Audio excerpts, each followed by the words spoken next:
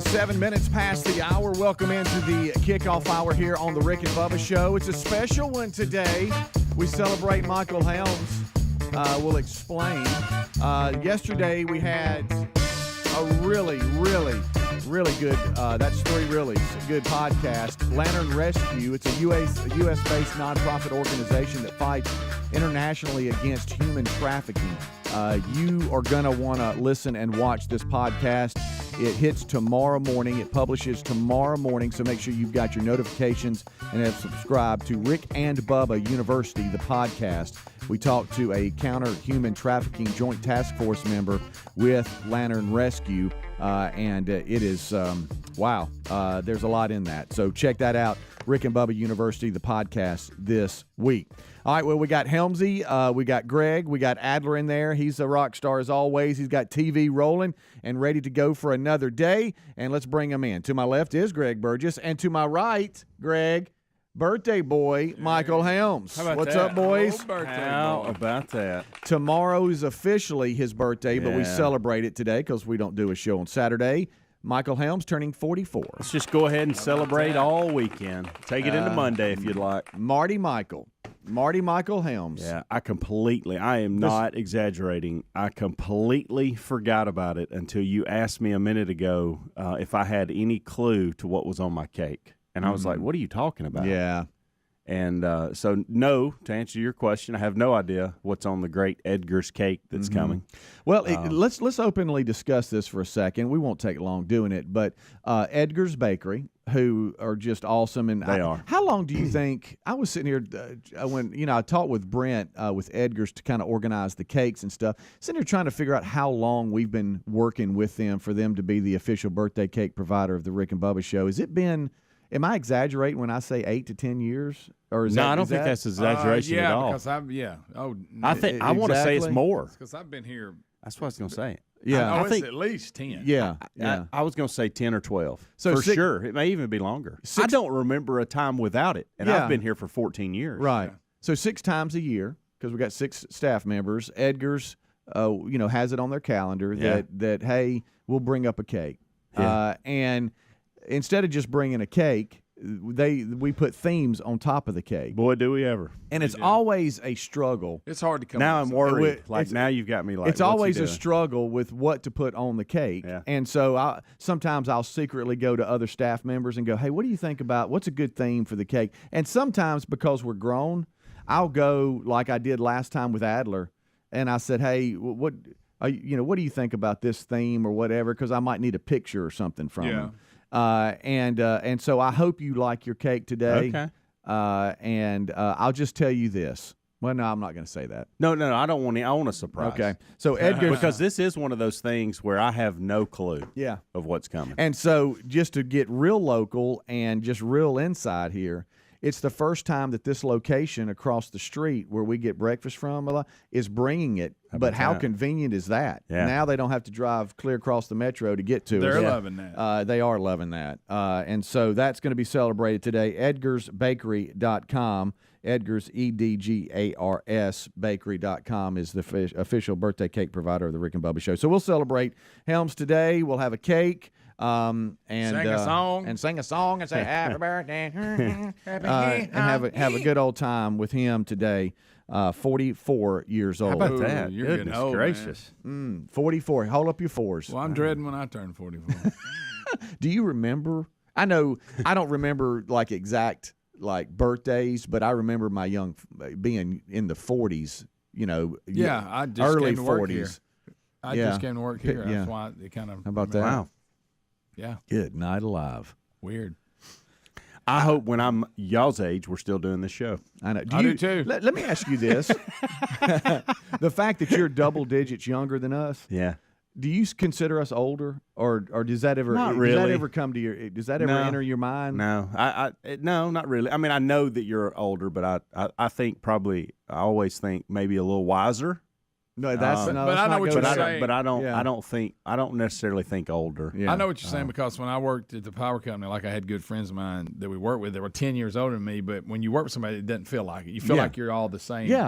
Group. I never. Growing up, if a guy's 10 years older than you, you had nothing in common. But once you hit a certain age, it's the way it was for me because I had a bunch of guys that I considered like my best buds, and they were all 10, 15 years older than I was. I agree with that. I never realize how young you are until about this time every year. Yeah. Oh, wow. That's really? Weatherspeak's been here 44 years. Good night. Look at that. All right. So we got a lot to break down. We are giving, and I think because I know how we feel about Winter Olympics and stuff, we're giving the Olympics absolutely nothing. I tried to watch a little of it. I just can't get into it. Apparently, we have the opening ceremonies. There's lots of controversy because, of course, Beijing is hosting. But it will officially begin with the opening ceremonies today, even though there's already some action. Oh, it was on TV last night. I completely forgot about it. I don't know the Summer Olympics. I kind of like that. And I want the staff to know I have thought about contacting Chris, our official Olympic update reporter. He did such a good job in the summer. But there's not been one discussion about the Olympics. Nobody here likes the Winter Olympics. Let's just call it. We don't acknowledge the Winter Olympics. Yeah, unless Adler, do you like the Winter Olympics? I'll be watching the opening ceremonies tonight with my wife. Yeah. All right. Also, Greg, that wasn't Chinese. Whatever you said earlier, those sounds that you made, you were just making ching chang chong songs. I thought that was his name. Ching chang. Were we not in China? Were we not in China last time? There was a Summer Olympics. I'm sorry. That was Tokyo. But there was a Summer Olympics in Beijing not that long ago as far as Olympic span. Wasn't it 2008? Yeah, something like that. Yeah, 2008. Matter of fact, the ceremony is going to be at the National Stadium known as the Bird's Nest. Yeah, I remember they built the Bird's Nest back in that one. The same stadium that hosted the opening and closing ceremonies in 2008. So they hosted the Summer Games then. That's right. So there it is. Let me tell you what you're going to get a lot in the opening ceremony. I know why you're watching. A lot of drums. Oh, they'll have I remember their last opening ceremony. Yeah, they'll have a good one. I know. You know why? Because if you don't perform, that you'll get punished. I wish Rock City was there. Yeah, and it's this weird. It's this rock and roll city. Yeah, get it right, pal. I've got to dial that in too. We are thinking about the vacation spot in Chattanooga, which I've been to. Yeah, and we may change the name to Ruby Falls. It's rock and roll, so we just need to remember the roll. We need the rock and roll. Spell out the word and. Rock and roll. Yes. Rock and roll. Not rock in it. So this is this weird thing that we always have to adjust to. During the show, the opening ceremonies will actually be live on all the NBC stuff, like NBC and Peacock and all that. And then tonight, Adler will sit down with Aaron and they'll watch the replay during prime time and all that. So that's how that's going to play I'm waiting out. for curling to start. Then will y'all give this anything? No, not really. I don't think I will either. I don't think so. Do y'all remember in 2008 when that dude was on the wire and he ran around the whole stadium? I do. That was pretty it's great. good. They'll have something good. I remember something cool happened. Yeah. I remember wishing that was you so badly. A lot of like communism is the best, that kind of stuff. The government it should control everything. It'll be great. It's gonna be awesome. It's gonna be fantastic. Okay. Rick and Bubba, Rick and Bubba.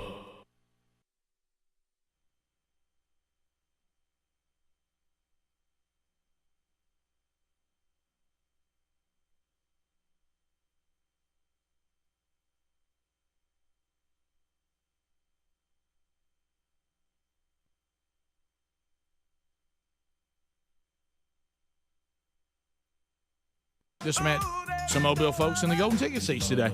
Hey, Jacob, what's going on, buddy?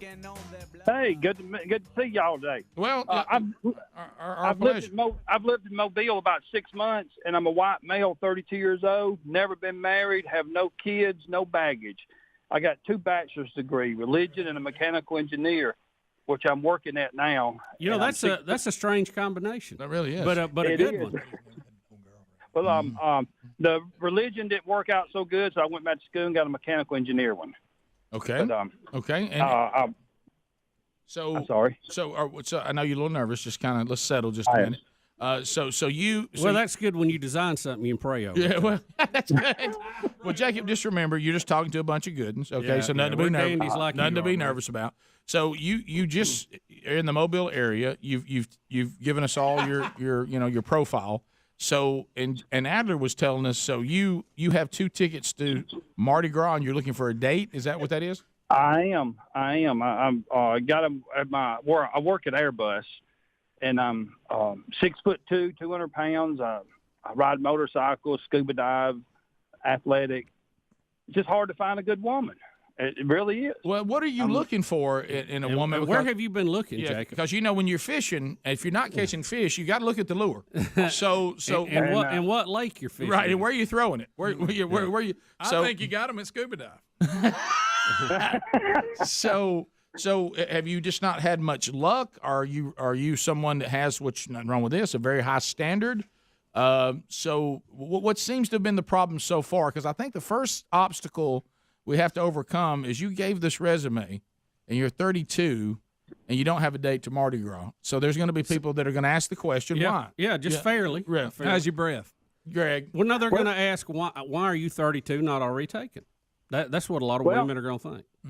I've had a few serious relationships, and none of them just were the right one. So I'm still looking for that right one. And like I said, I've got no kids, and I'm just hunting that right woman. And my standards were a little high. I don't smoke. I drink a beer every now and then, but and I just. So you're Methodist. Looking for that. Oh my God. That's a good one, Mo. All right, so I just trying to get on the resume. We're just trying to paint the picture. Here's the canvas. All right. So now you're the ones that still believe in God's standard for marriage, right? You hadn't gone the other way. Yes. All right. So let's talk about who should not apply.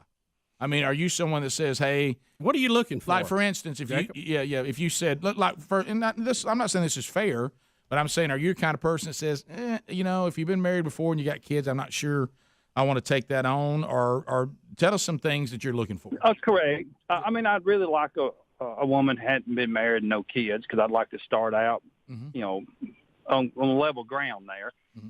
But so I've got that, and I'm going to try that for a while and see how that works. Okay.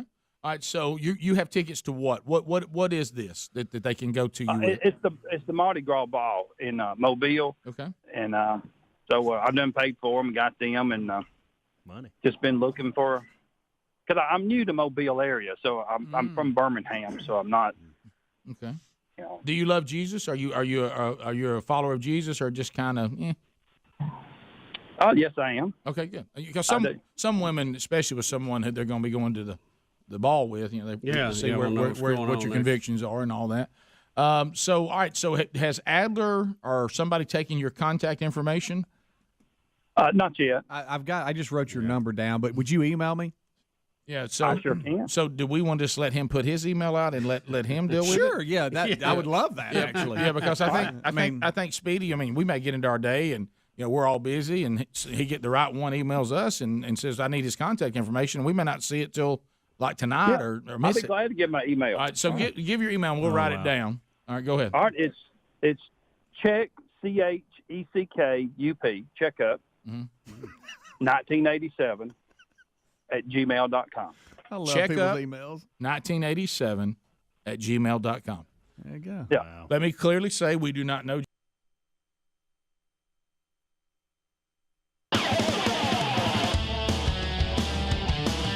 21 minutes past the hour. Thank you so much for tuning in to the Rick and Bubba Show. And yes, I've already gotten an email. I'm wearing the Joe Rogan headphones that Bubba got. I was just to be honest with you, I was too lazy to switch the headphones around, and Helmsey seems to like the one he's wearing. So we're just going to stay like it is. Please look at that shot right there. Oh, that looks good. That looks good. So we come back. A $100 million deal wearing those, like Rogan did. Yeah. We were talking about the Winter Olympics. We're giving it absolutely nothing as Beijing hosts the Winter Olympics. Larry, can I fix your headphones? I think you're making them look weird by having them all extended out. No, they're pushed in. That's as far as they go in? Yeah. They can go further, but not on his head. Yeah. There's if you loosen them up and try to do what you're talking about, they'll fall off his head. I mean, see, look, right here. They're all the way. They're all the way in. I guess I That's could do the that. design. I could do that, but I can't get them on. I mean, Wait, what are you talking about? You can't get them on. They're too tight. I mean, they're too you have high to on his extend head. it. Oh, they're above your ears. Yeah, They're above your ears. like this. To get them to your ears, they have to be that like way. me trying to wear a small long sleeve shirt. It's the angle. I wish you had just that and a small wrong. long sleeve. It's the design. It just seems like it's Megamind going on. It's for bullet-headed Thank people. you, buddy. You look like Megamind. Right, and I thank you for getting the shots that makes me look real bad. Well, I'll zoom in on you so everybody can see it. Well, real good. you know what? Thank you. But Larry the Leaf contacted me during the break. And He did. He said, LL. he said, hey, I'm with your dad. And he said, just to make sure you know, China is 14 hours ahead of us. 14 hours. 14 hours. If you got to, so that's why. You know, I'm disappointed. I thought your dad had written a poem for me for Oh my birthday. yeah, man. It's called Sorry The about Widow's that. Peak. He has been. He'll send me and my sister. Dad, be working on that if you don't mind. The Widow's Peak. One Michael Man, if I Helms. could have came in this morning and Greg Burgess read a poem for Mr. Wilbur, that'd have been something. Okay, well, hey, he might be able to spit one out. Let's here do in an hour or this. Let's two. do this. I got Let's a few little shoot rhymes. for 45. And next year, that's the only birthday wish I want. 45. I got some of them dirty rhymes people do. Do you really? What you got? There was a man, with those. Sure. Here lies the bones.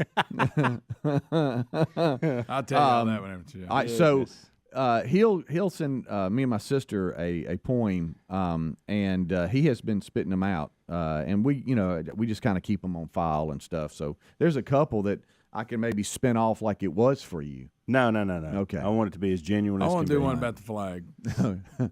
All right, so Helmsey, you had mentioned that I know you're thinking about it, and this is something we always talk about. Greg, you claim there's a wall, but I've noticed that we've kind of broken through the wall a little bit from time to time, where you won't discuss anything from the house. So I know if you had a story like this, you'd probably go, I ain't talking about it. But Helmsey claims he's got a story that has to do with his wife, and he's unsure if he should talk about it or not. Don't you agree? I think I'm going to use the excuse that it's my birthday. I would advise that you don't. And I care about. You're going to use that as an excuse? I'm going to use the excuse. It's my birthday. You know You're what? 44. It's, You're not. I You're not 10. I think the audience they'd love to hear this. Okay.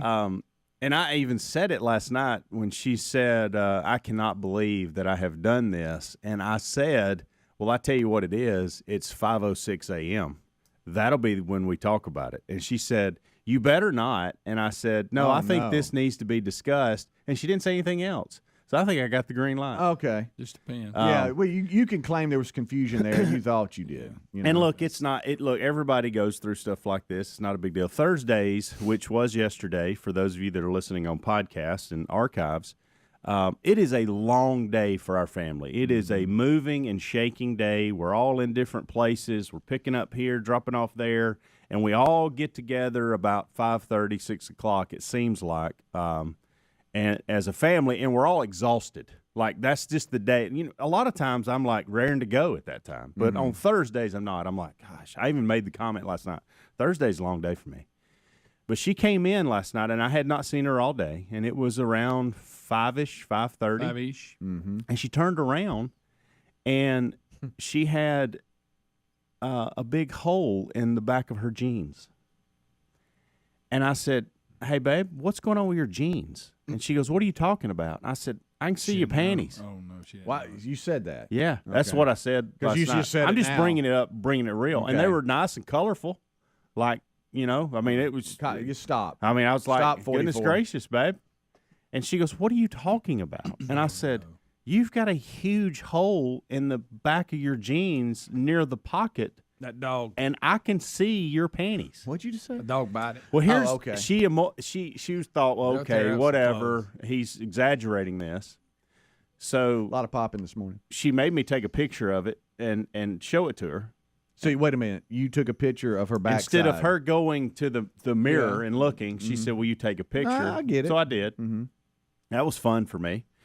And so, so when I showed her the picture, she immediately was like, I have gone all day You're with kidding. this.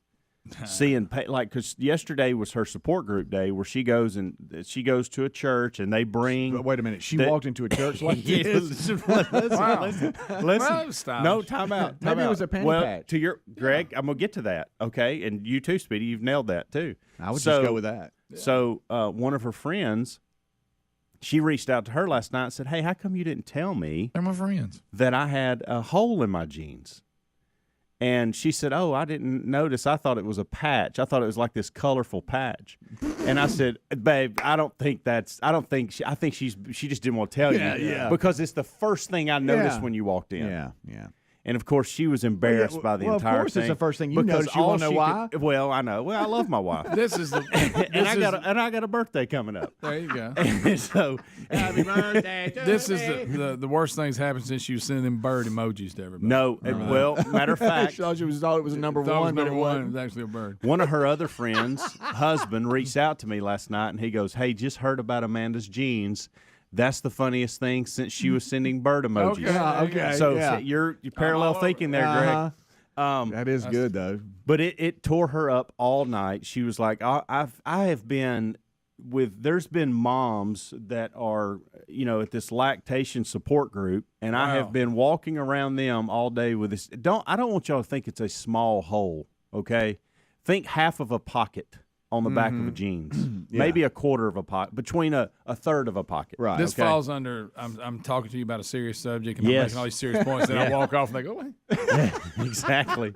And so, of course, she was destroyed by it. And I said, "How in the world did your pants get to that level?" Yeah, and I don't know. I don't. Sometimes by the pocket, it'll right there where it hooks up. Not only you that, don't have to put your hand down there. See right here. But these are those designer jeans too, where they have those little, and I guess it's just That's where it got was. caught in the wash or something. But Well, hopefully it was after she put them on, and she didn't put them on like that.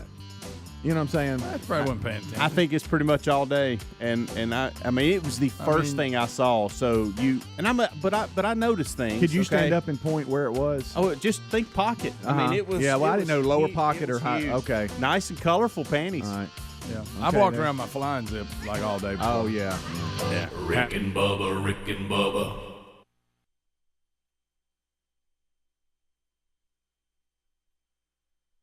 Jacob, we can only take him at his word. And I would say all of you out there that may be interested, just use the same precautions you would use involving anyone you've never met before.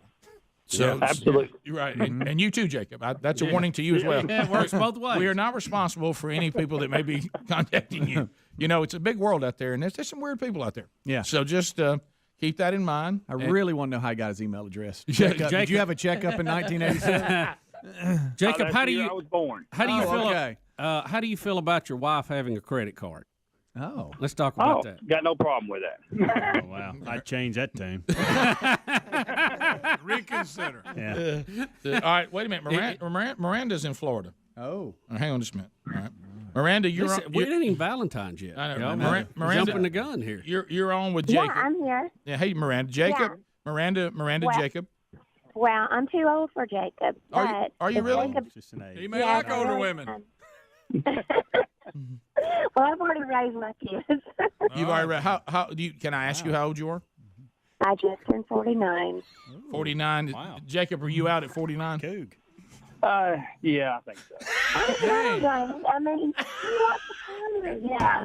But I thought, well, hey, if y'all are making Jacob out down in Mobile, Yeah. I mean, because it's very few and far between Yeah. for my age to find good men. Yeah. I mean, that's the truth. And I know men say that about women too, but Miranda, you need to date somebody that can get you a better cell phone. I saw a commercial for Silver Singles. You're not going to be able to hook up with anybody if they can't tell what time you said to be there. That's real. All right, Greg just said, have you tried the website Silver Singles? I saw a commercial for it. That's real. It's a real thing. Email checkup1987@gmail.com. Yeah, right. Well, she said, now he's already said she's too old. I for know, it. but you never know. All right, Miranda, what's your email address? Rick. That's it, the last one. What are you doing? Well, God love her, she called. I can't understand it if she said it. I know it, God love her. Miranda, can hey, you? is it my accent or my phone? Just the phone. Yeah. Do you think? Okay. Oh, yeah, that's your phone. No, we like your accent. We just can't hear it. Yeah. So what try to whisper it to us. I think you're overpowering the phone. Yeah, whisper to us. Yeah. Whisper my name. No, the email address. Well, my email address is my whole name, so I don't know that I want. No, you don't want to do that. Okay. All right, Miranda, how about this? For you, if people email us, and I'm going to put you on hold. We're going to get your information. What's wrong with you? And Speedy will take care of it. Thank you. Hey, Jacob, good luck out there, buddy. Hey, Jacob, you've got to let us know how it goes. Yeah, let us know. Jacob, we'll spread the word for you. Give us an update. Thank you. All right, buddy. Thank you. There you go. Okay. All right, okay, that's it. No more. It's turning into I don't know personal. who you are. It's turning into personal ad. Well, I honestly thought we had a little something. You had to check it out. I'm just clearly going for the entertainment value. But I think if it keeps going, it won't be entertaining anymore. So that's it. All right. It makes me long for the personal ad. I know. Well, you remember what happened. Bring that back. But you remember what happened. Well, Yeah, I can't do that. Well, why can't we? We could. Rick and Bubba.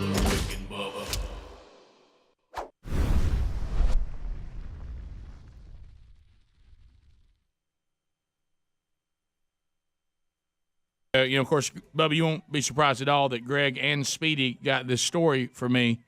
I did not know this. We're just trying to help, Rick. I question it. Did you know that this does not apply to everyone, but did you know that it says they think that 22 million Americas.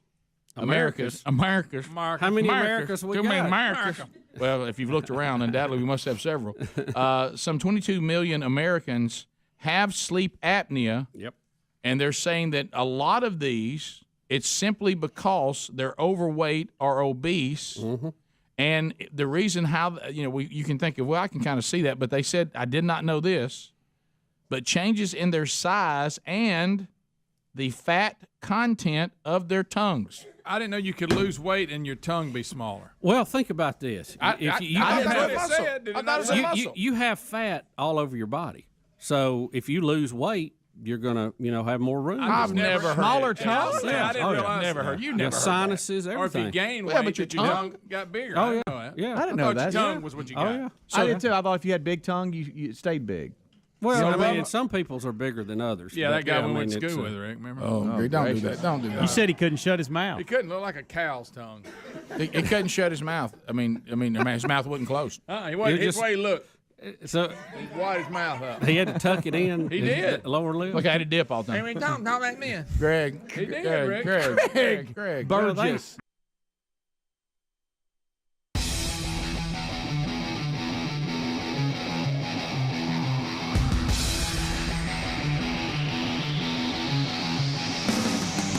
"25 minutes until top of the hour. Thank you for tuning in to the Rick and Bubba Show. It is the kickoff hour, and we are live celebrating one Michael Helms today. He officially turns 44 tomorrow. If you're listening live, that's going to be February the 5th. But we're celebrating it today because it's our last show of the week.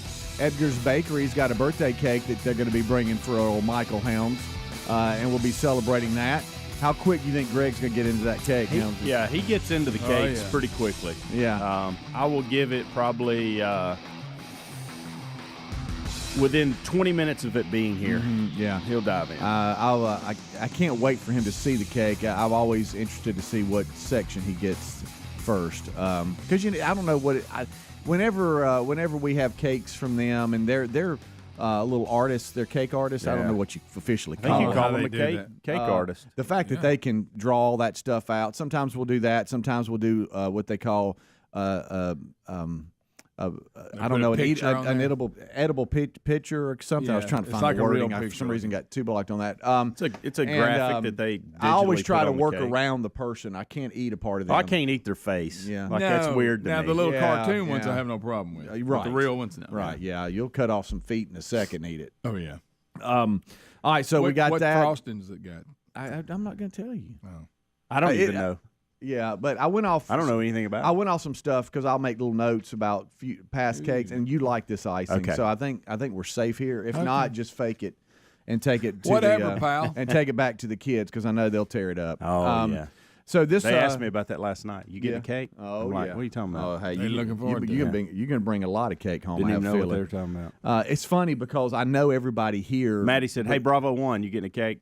Besides, by the way, we're so caught up in SEAL Team that she's now calling me Bravo 1, and I'm calling her Bravo 5. And she said last night, "Does that mean Coco is Bravo 6?" I said, "Yes, Coco's Bravo 6." And if none That's our of dog. if none of you know what we're talking about, it's kind of like how the see, staff. now y'all making me not want to watch. The staff here has numberings, so it's like Rick would be Bravo 1. Yeah. Well, in this hour, you would be 2. Bravo 1. Well, in this hour, because he's not on this mission. Well, but in the show, but I mean, it's just the show, so I'm still Bravo 3. You're Bravo 3 when all team members are together, but when here you got to be Bravo 1 here. You're Bravo DA, Greg, and that's a new one. But anyway, yes, you're Terry, Bravo 3, but on this particular 1 hour mission that has to be done, Bravo 1's not here. Okay, so you're Bravo 1. All right. Greg, you can take that up with Havoc. This is kind of funny.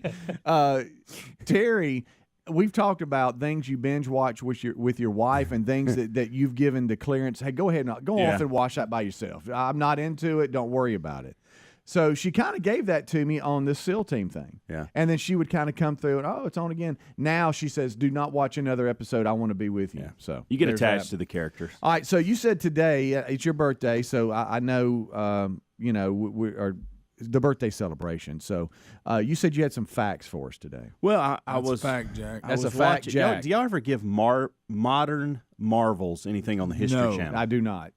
Well, I normally don't. I have gone by it before, but I have not stopped for long. That or Ancient Aliens. If I'm wanting to get, if I'm sleepy and I want to take a nap, I'll do that. Now, 1,000-Pound Sisters, yes. One of them's not doing good. Yeah, I know. I saw that. Oh wow. Oh, maybe who would have thought she had a health problem? Yeah. She ain't tipping scale, but it's 6. Go ahead. Happen to stop. I will stop at the History Channel a good bit, but I never watch Modern Marvels. That delivery right there. Really modern struggling. I don't know what that is. Really struggling saying Modern Marvels. Just say double M. What? I don't even know what that is. I think I have seen it on the guide. Well, see, I didn't either. And if it's more of this kind of stuff, I'm gonna have to start tuning in. It's modern and it's a marvel. Well, they were talking about cookies. Oh, I like cookies. Delicious cookies, and they were I'll tear a cookie up. It was basically the history and facts of different kinds of cookies. Caught my attention. I kind of stayed with it for a minute. Macadamians. Got to talking about animal crackers. Yeah.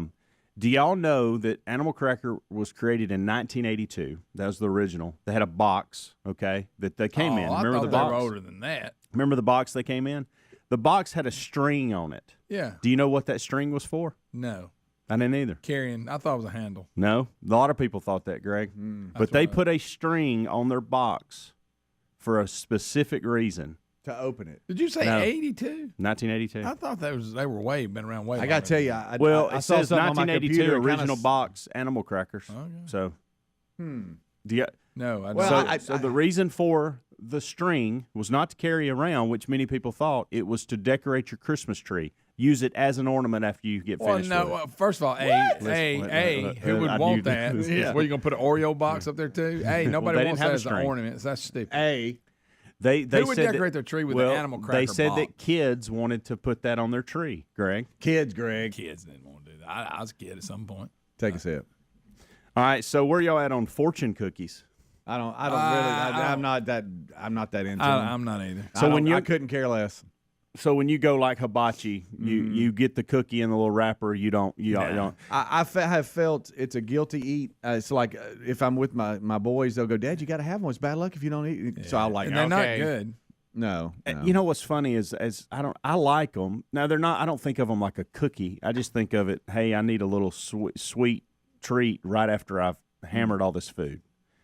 I ended up, and I enjoy reading what's on there. Of course, some of you getting silly with it. Yeah.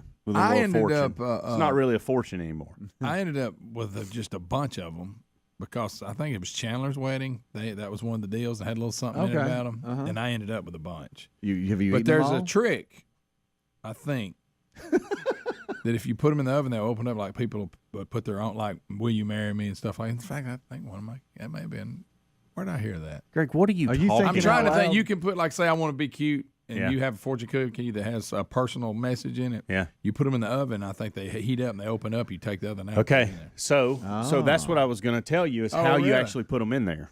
So this is a process. They come out when they're warm, and you only have merely seconds to get those in there. So they come off this. They did a whole thing. They come off the rack, and there's a lady sitting in that they showed.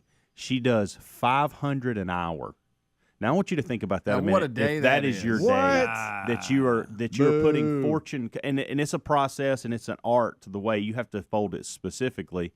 In those amount of I don't know, it was like 30 seconds to a minute before you had to have it done, or it was going to harden up and you mess the cookie up. Yeah. So you're saying you can actually put it back on heat and it'll unfold, and you can put your own enough to get it out and then put the other in. I don't know how that works, but it makes sense because that's what's happening here. Is it's coming out hot and you have to fold it. You have to put it in there and then fold it a particular way, and then in seconds it's pretty cool. But I couldn't imagine. I thought so. You sit there, and I don't know how many. Think about those little pieces of paper. I don't know how many hours a day that she's doing this, but she's doing 500 cookies per hour. Yeah, I mean, couldn't do it per hour. Oh no, 500 per hour. That's crazy. And those little hands. That's a lot. Those little hands were just working. Can't we get a robot to do that?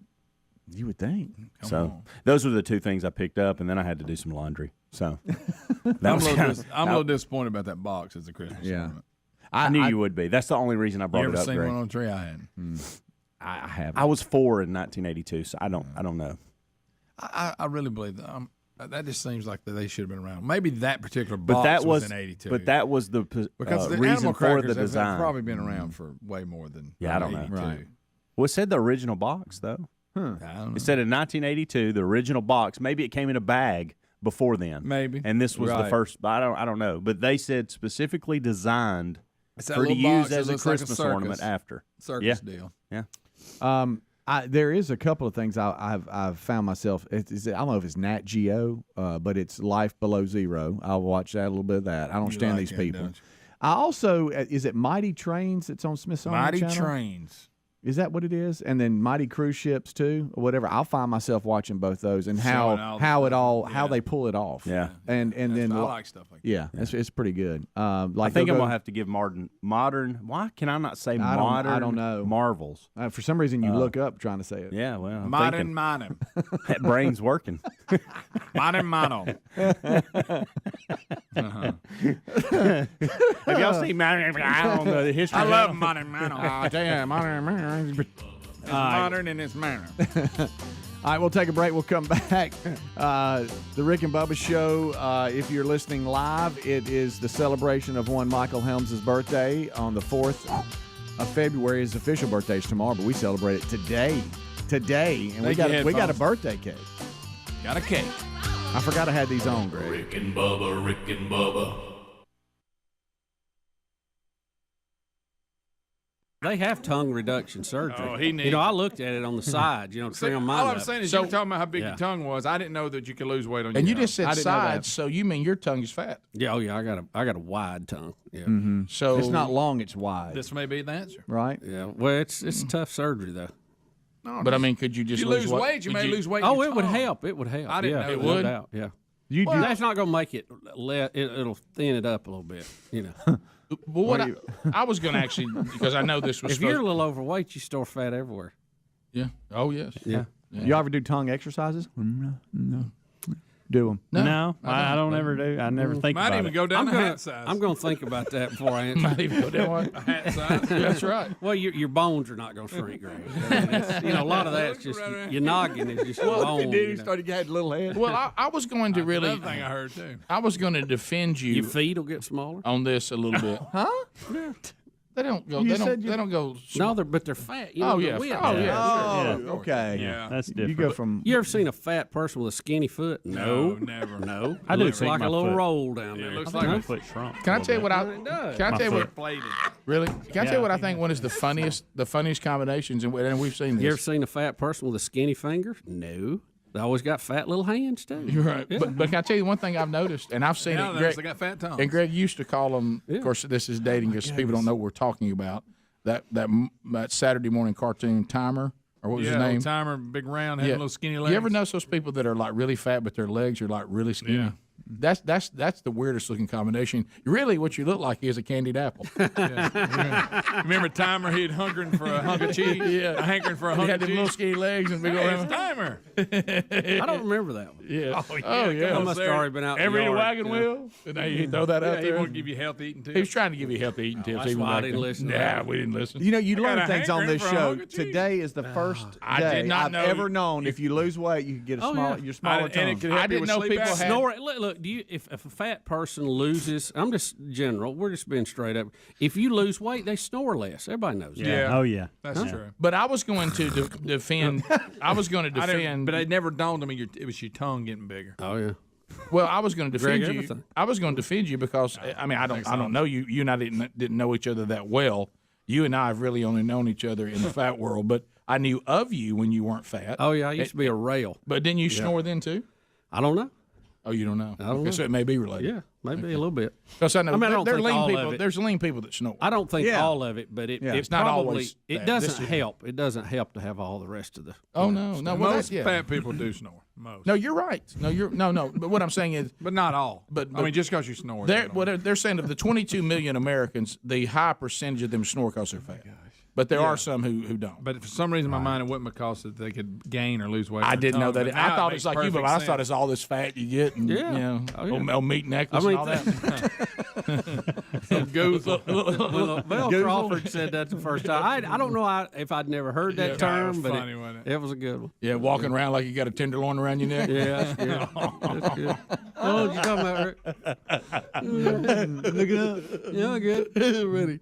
So I didn't know you could that. change the size of your tongue by losing weight. I had no idea. Yeah. And cure sleep apnea. Yeah, good. Open it up. Get a little more. Isn't that what all these things are trying to do? Open up that passage. Yeah, absolutely. Yeah. I mean, nothing like sleeping with an air hose down your mouth, you know? Yeah. I was flipping on the computer. You get these pop-ups, and they got some plastic ring you put in your nose like a bull, and it's supposed to make you stop snoring. Who wants anything? Like I'd rather snore. I know. You clip that big ring in your nose. Picture that. We'll do anything, won't we? I mean, if you, especially somebody can tie it. So, you know, if I throw a little something like that in there. What you call You mean your performance? Yeah, you can sell anything you want to if you throw performance. Wow, you can sell it. Hey, Billy, why are you standing your head in the corner? Well, I heard this commercial. You won't believe. My neck's hurting, but wow, my performance. Yeah. I bought this pad I lay on the floor and stand on my head. They told me the key was the pad I bought. All right, when we come back, we'll take your phone calls, 866-WE-BE-BIG. All 10 lines are available, and you can be with us. Also, don't forget that that you can go to rickandbubba.com. If you, we're going to, before we leave this hour, say hello to the golden ticket seats. You can book those by going to rickandbubba.com, clicking on contact. Now, they are free, but you always need to reserve them. And sometimes you get what you pay for. You certainly do. Remember, it is free, so if you're disappointed in the show, it didn't cost you anything.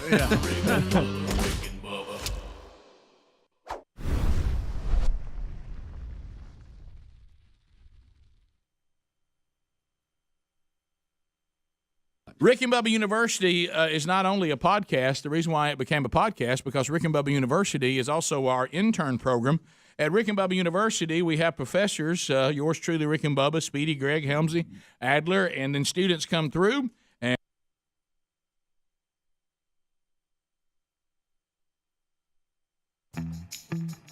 10 minutes till top of the hour. Welcome in. Kickoff hour is live. Rick and Bubba join us next hour for the main show. Celebrating Helmsey's 44th birthday today, Edgar's Bakery will be bringing us a birthday cake. Also, don't forget RBU this week. You don't want to miss this one. We talked to a counter-human trafficking joint task force member of Lantern, Rescue. It's a U.S.-based nonprofit organization that fights internationally against human trafficking, and you do not want to miss that. It will publish Saturday morning, so make sure you've got your notifications set and are subscribed to Rick and Bubba University, the podcast. This portion of the show brought to you by our friends at CordBuddy.com. Who doesn't love Travis Perry? Travis. The founder and creator of Cord Buddy, him and his team, they're based right out of Dothan, Alabama. We love Dothan. What's up, Dothan? And right now, you need to check chordbuddy.com out because if you want to start learning how to play the guitar, you can do that for less than $50. Learn from the system voted #1. It's a cool invention as Chord Buddy will literally have you and your family or friends playing music the very first day. It's kind of like, training wheels on a bicycle. As you continue to get better and improve, you just remove the chord-making buttons. It's very, very simple. They've done a great job.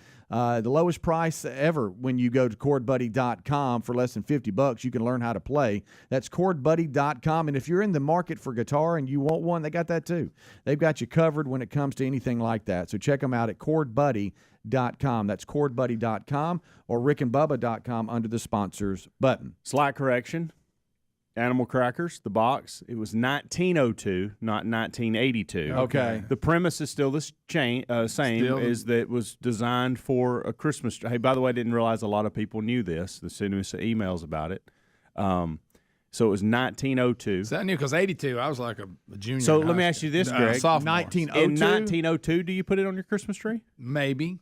That's I think that's back when you don't have a lot to put on. That's an 80-year difference. So you don't have a lot to put on there. No, you don't. I think so. Probably makes more sense then. And I think they brought it back, according to this, one of these people, back in 1992. They brought that back, that concept back, but in 1902.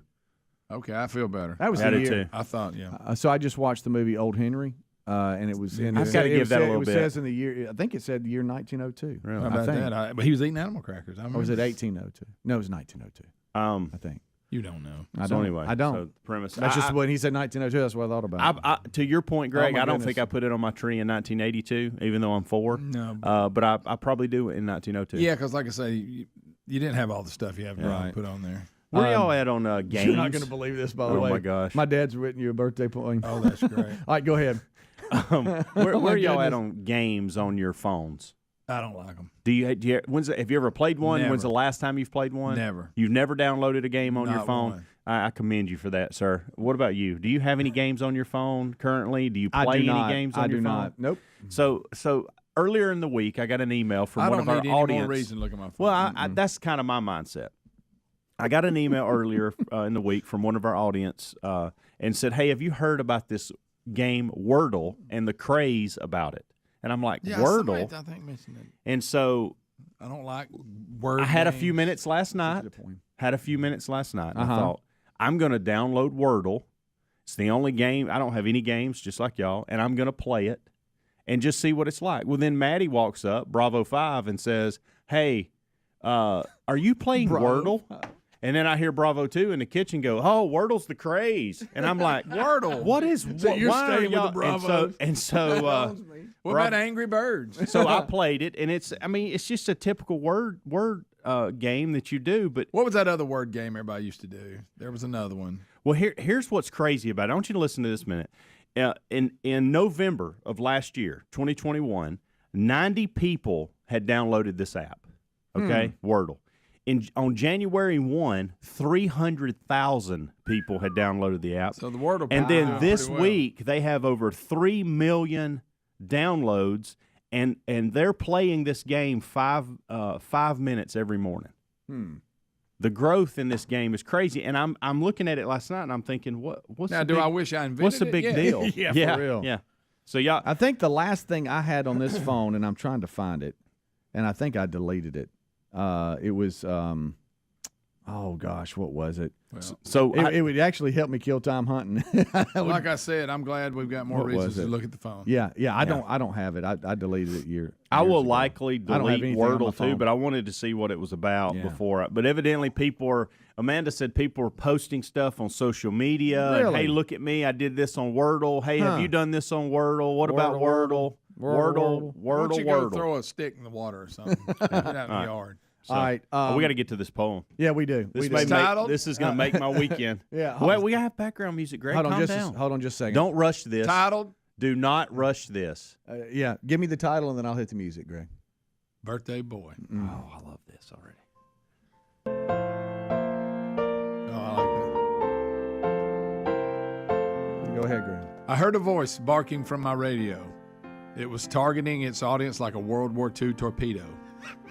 Who is this guy, I thought, who is such a bore?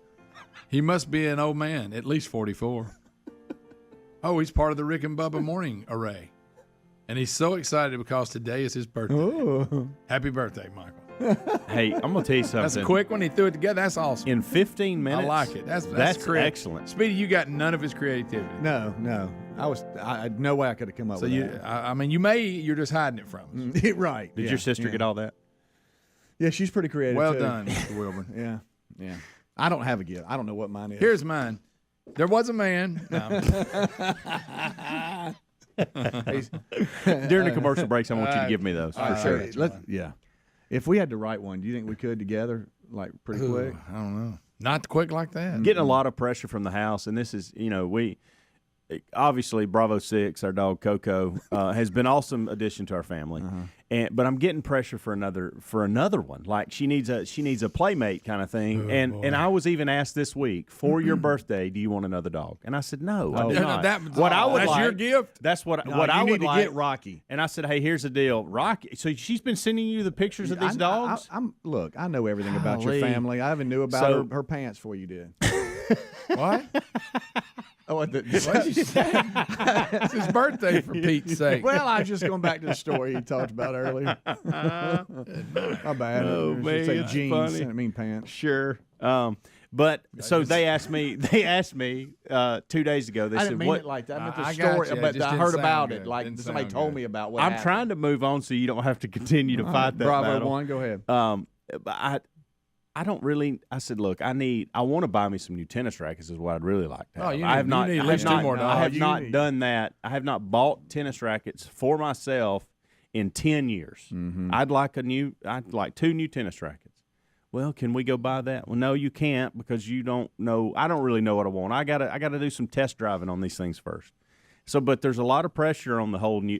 Hey, well, what if we do the tennis rackets later? You just get that, but we'll get another dog for your birthday. I'm like, no, For your birthday. Yep. That's what I like. It's for your birthday. Yeah, Right. I know. Very adamant about it. Yeah. Adler, I Nobody don't know, else wants I don't this know if for you can get this picture up within 25 seconds. Probably not. I've just texted it to you. I'm sorry if not. Don't worry about it. This will be their new dog that's coming their way. And look, I think you just need to go ahead and do it. Coco clearly needs a friend, and you just need to bite the bullet and do it. Gracious. That's what I think. I have been hearing this. I've been getting pictures from Bravo 3 Right. and Bravo 4. Well, I think you just need to let it happen, and for your birthday, y'all get another dog. No. For your birthday. Or maybe it's a Valentine's Day present for her.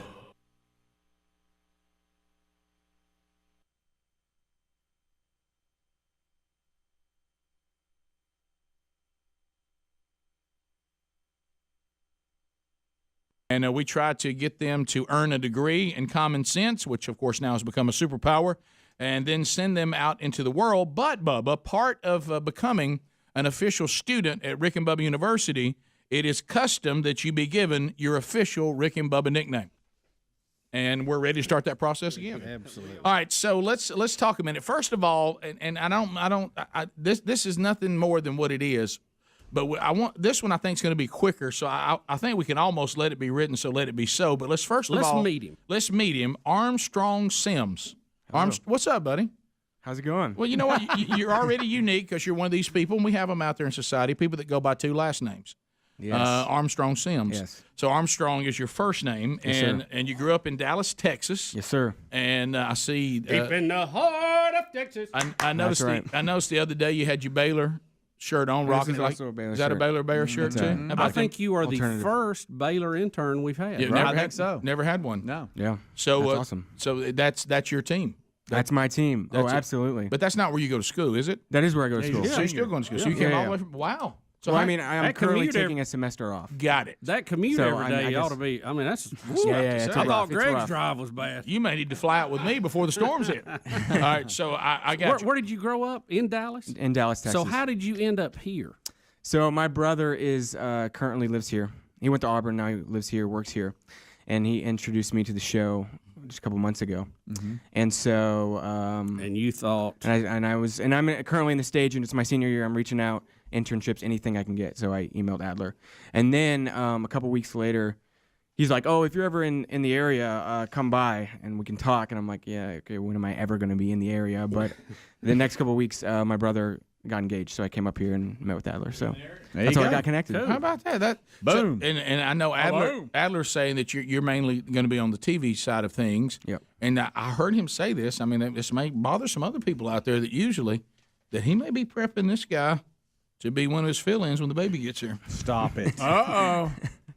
Stop it. That's what they said. As we said, conversation was yesterday. Well, there's some that come through that are more ready to hit the front line than others. Correct. And I think that's a great compliment to you. Now, Bubba and I think that we're going to go ahead. By the way, what do you think of the show since you were only really 2 months in? Well, you're 60 days worth of this. Yes, so it's funny. My brother sent me the show. He sent me when y'all were doing a Beth Mowins alert. Oh yes, for Baylor. Right. And I was devastated. But I was like, this is hilarious. Yeah. And so I started listening, and like the very first episode I listened to, someone had sent in a list of top 50 Rick and Bubba moments, and y'all were like, you all just read a name, just like title of the segment, and y'all would just start dying laughing. And I'm like, I have no idea what's going on. No point of reference. Yeah. No point of reference. We're bad about that. I'm catching on. We hoped it would push you to iTunes to actually go listen to it. What now? Yeah. Go listen to that. I'll tell you what, I got to go get that one. Yeah, I did a couple of them. I went on YouTube and looked up. I found Lou Holtz on YouTube. It's hilarious. Yeah, no doubt about it. So really, Beth Mowins and Lou Holtz impressions is what brought you to the show. That's correct. Okay. That's correct. All right, must be a big sports guy. You never know. You never know what it's going to be. You don't know what pitch we're throwing. We hear some of the strangest And we things. hear some of these strangest things. But I'm looking here before we move, because Bubba and I, we think we're going to nickname you pretty quick. Yeah. Because it's pretty simple. But Bubba hasn't even called me by my real name once. Who hasn't? Bubba. Well, I have a problem, and I admit it, and I think it's a defect. Okay, Yeah. so No, I'm it's not okay. proud of it. Right. But I will nickname people, and I will call them that no matter what. Even if us as a show give them, I go back to the nickname I gave, and I can't get out of it. Can I say this too? Which always is very interesting about I probably need to take a test on that. your various quirks.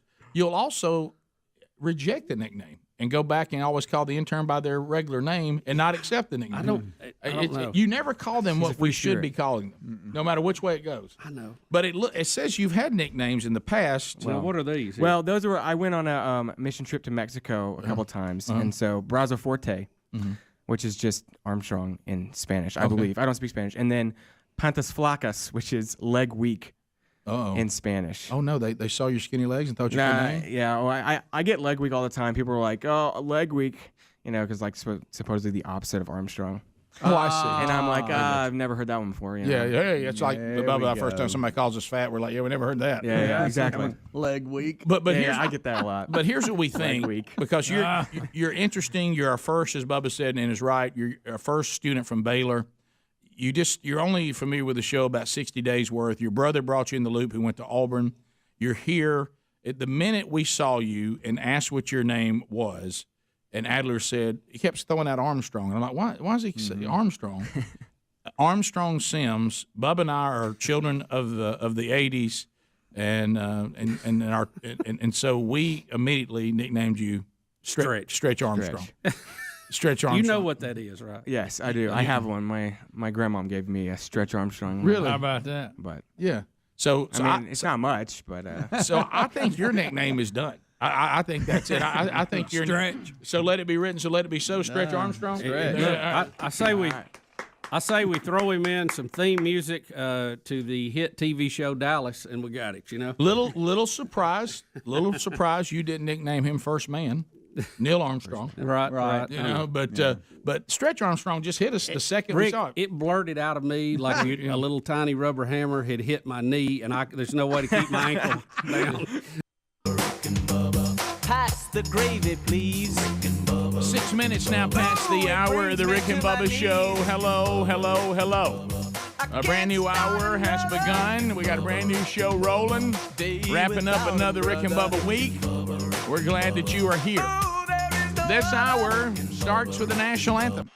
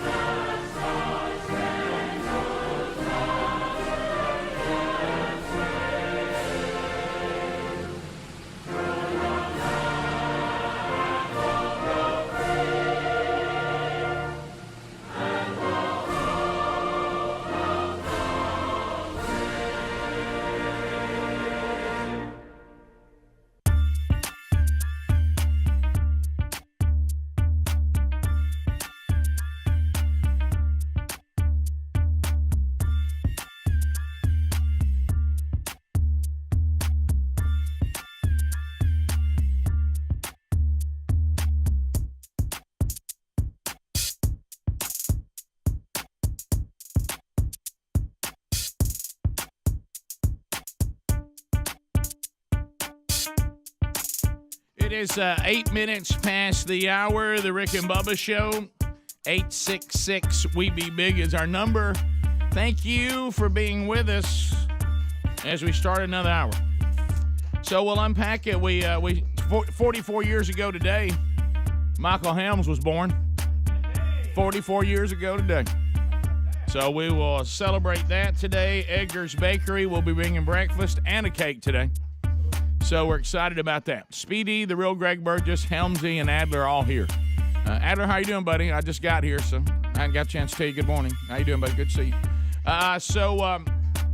We'll roll through the show, unpack the stories, take your phone calls. There he sits. Let's get the whole team on the field. I'm talking about the Silver Tongue one, the man with a golden voice, Professional Lunch Eaters Man of the Year, the inventor of pizza and a cup, Shakespeare's worst nightmare, and a master at a King's English. Ladies and gentlemen, put your hands together for Bill Bubba Bussey!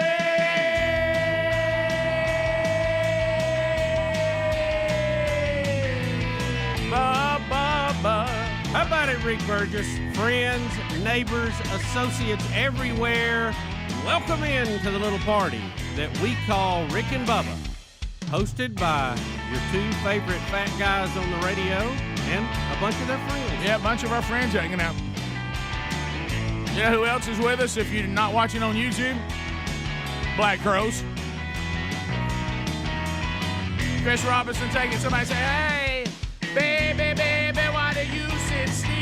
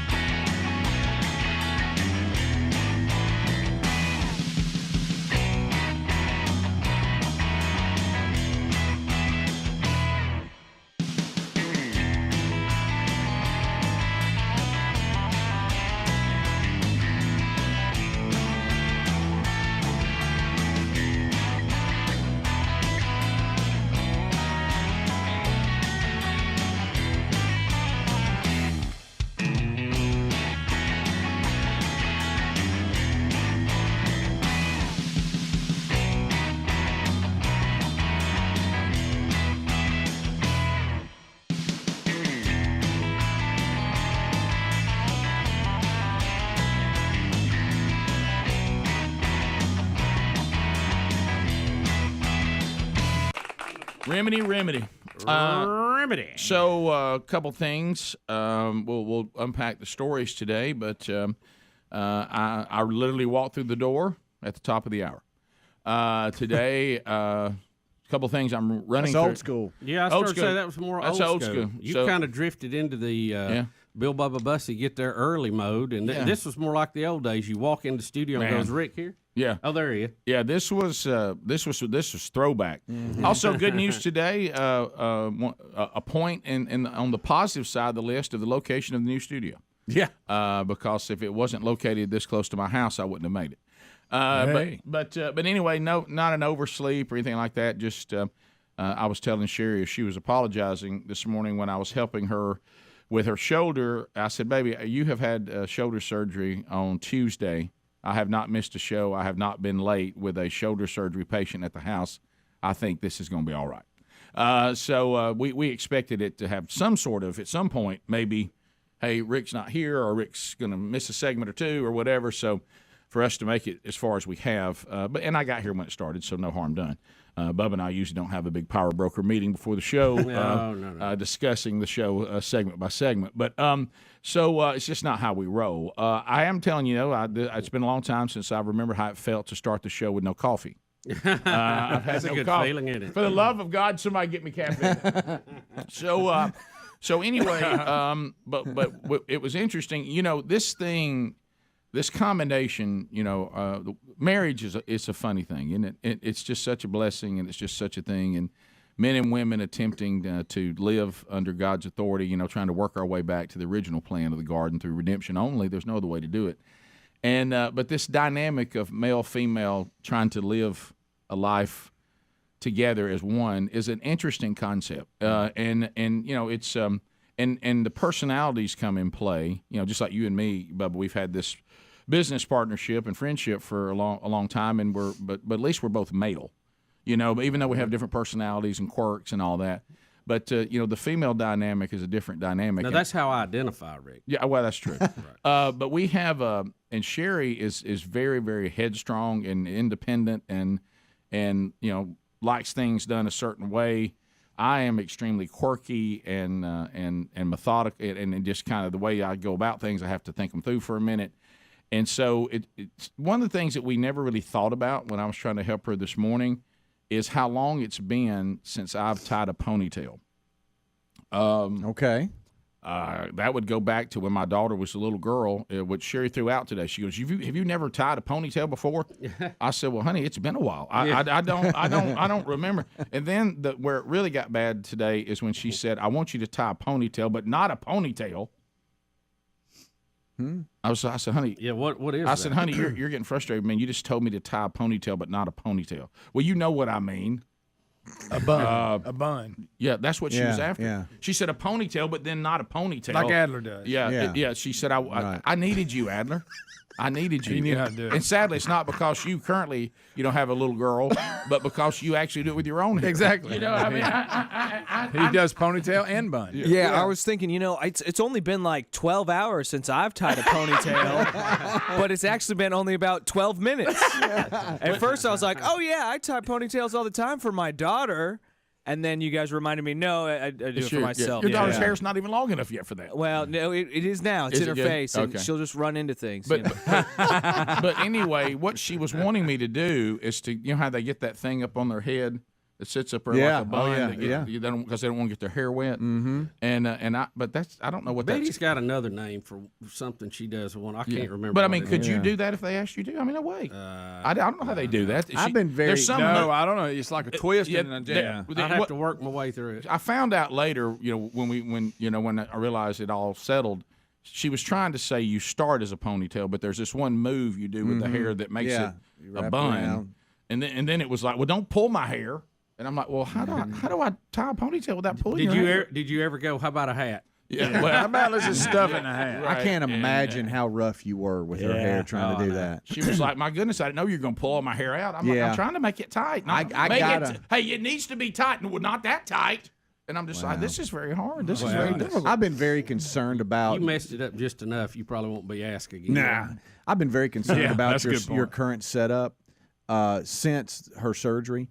Because as you coming out of surgery, if you're a patient, whoever is with you is the one hearing the instructions, what needs to happen, the care, because the patient's out of it. That's not good. And I was concerned that, so Rick was listening to all that. At what point did you stop listening to instructions? Well, I'll tell you this. I had a bag full of Band-Aid type things this morning, and I was supposed to change them and clean this and change that. And Sherry was knocked out, and she heard more than Rick did. Yeah. I've been concerned about that, Rick.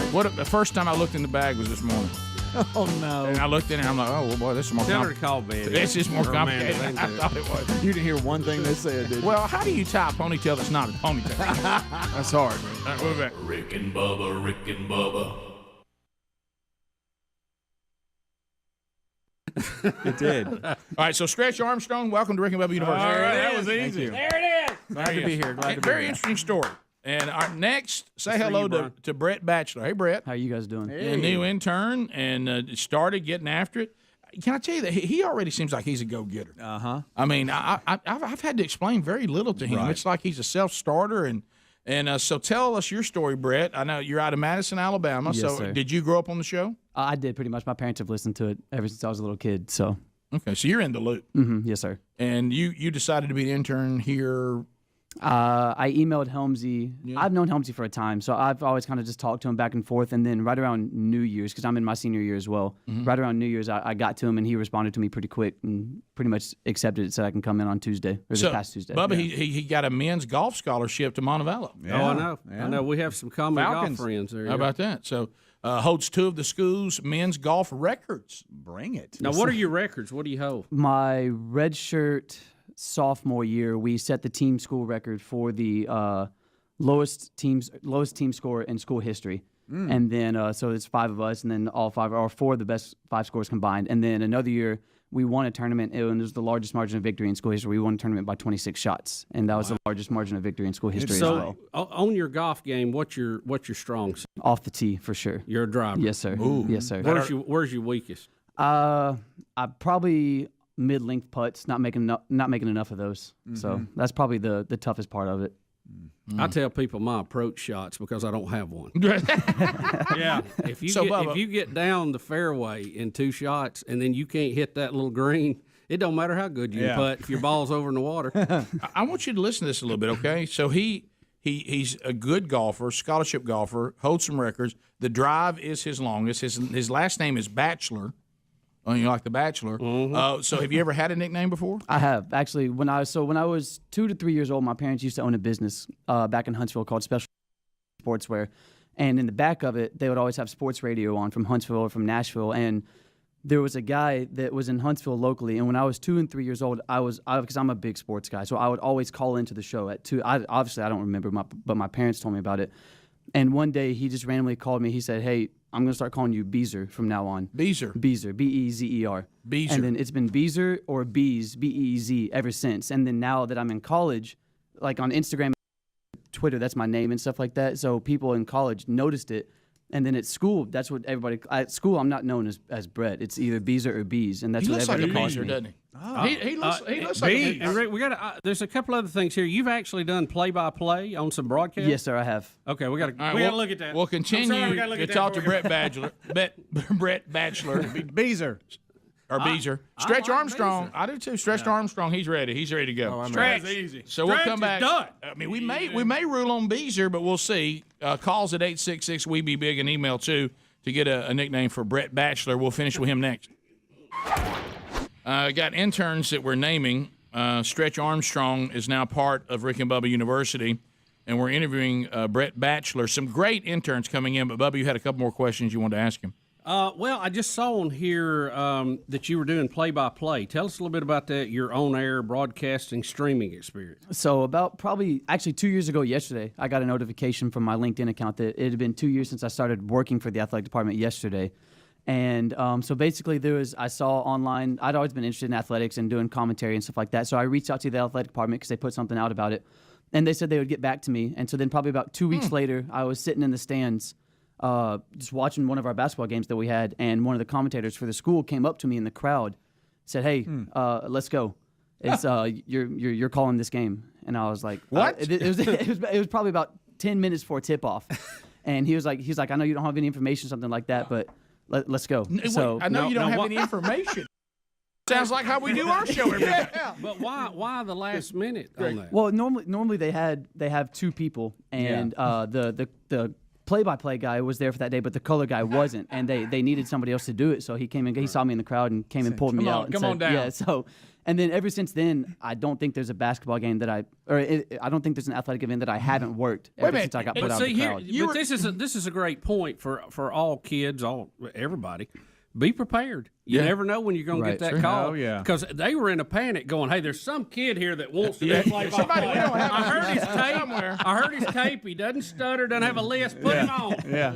That's good. All right, so there's been some great intern names that have come in with your golf, mainly around the golf, which we would have thought. So we have Beezer, or Bubba wanted to do the Beezer. And then we Here we go. 21 minutes past the hour of the Rick and Bubba Show. 866-WE-BE-BIG is the number. Coming up this weekend, Rick and Bubba University, the podcast.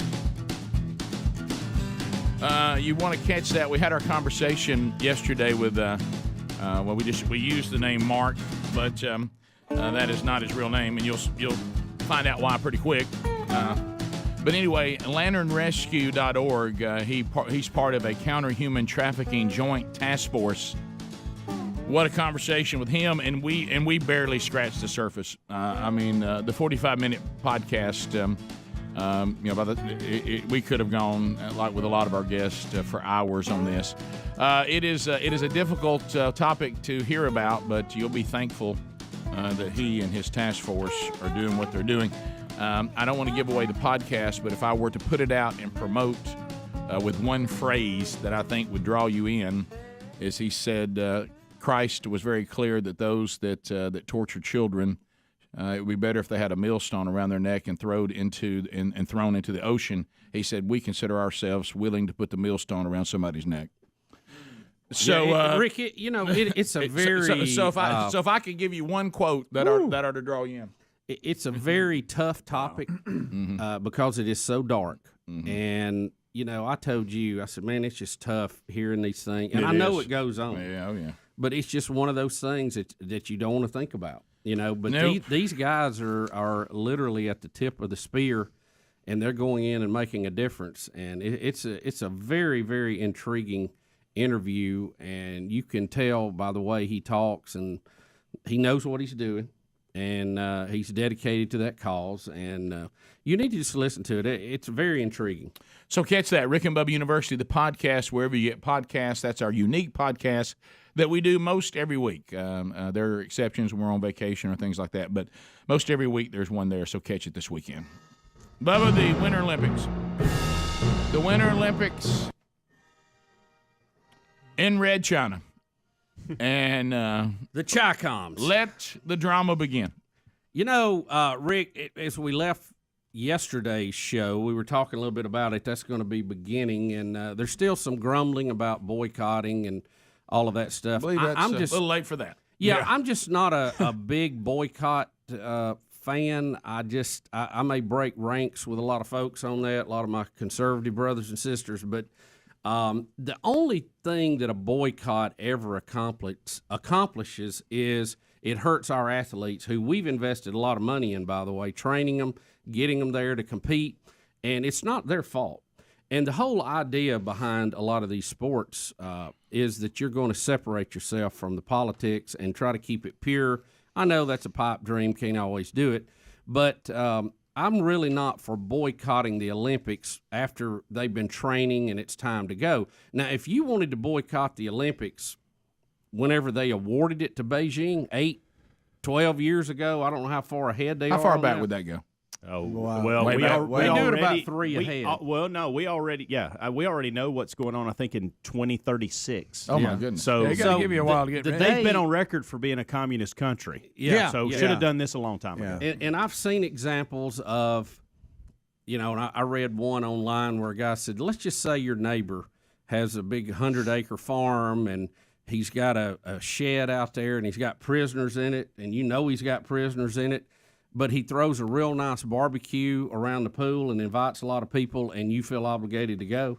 Yeah. And I understand what you're saying. Exactly. But if you're going to boycott the Olympics, you needed to do it when it was awarded to them to begin with. Well, how about 2008 when they hosted the Summer Olympics? Maybe go, okay, after this, we're done. Yeah, because let me tell you, in 2008, when we went to that, they had political prisoners then. Yeah. They were torturing people then. They were human right abuses then. I don't know why now that the athletes are on the plane headed that way, where all of a sudden we got a conscience. Well, you know why? Because all we're doing is trying to do political volleying with it. None of this is sincere, like you said. If it was sincere, and I'm with you. I totally agree with your view on it, because boycotts in general are extremely difficult because it's hard to be consistent. In the fallen world, and I just don't. I mean, we're all hypocritical to a point because it's difficult not to be. Right. You know what I mean? But I like to minimize my hypocrisy as much as I can. And and so I when you run into those worlds, and then what this does, okay, then what happens to the athletes? You boycotted us, so we boycott you. And then, you boycotted them, then we boycott you. Well, if you boycotted me for boycotting them, then I boycott you. Right. And before you know it, everybody's boycotting. The world is supposed to be playing games and athletic events against each other, and that's lost. Guys, every time we decided to have an Olympics, we decided that governments that grotesquely disagree with each other would come together and play some games. Yeah. I mean, the citizens of other countries. It's kind of like the Democrats and Republicans having a softball or baseball game. Right. I mean, they don't like each other. They disagree politically 180 degrees, most of them. Yeah, it's But only they been set that recently. aside, Yeah, it's only been recently that people fired on them while they were practicing. Right. Yeah, normally they didn't have to dodge. No, they didn't. They didn't. That's a new thing. Yeah, playing shortstop's a little more difficult than it used to be. Okay? It is. So no doubt. But I don't see that. What I prefer, because I lived through the boycott in 1970. When was it that Jimmy Carter boycotted the Russians? 76? No, 76 was in Montreal. Montreal. It wouldn't have been 80. 80. It was 80. Was it 80? Yeah, it was 80.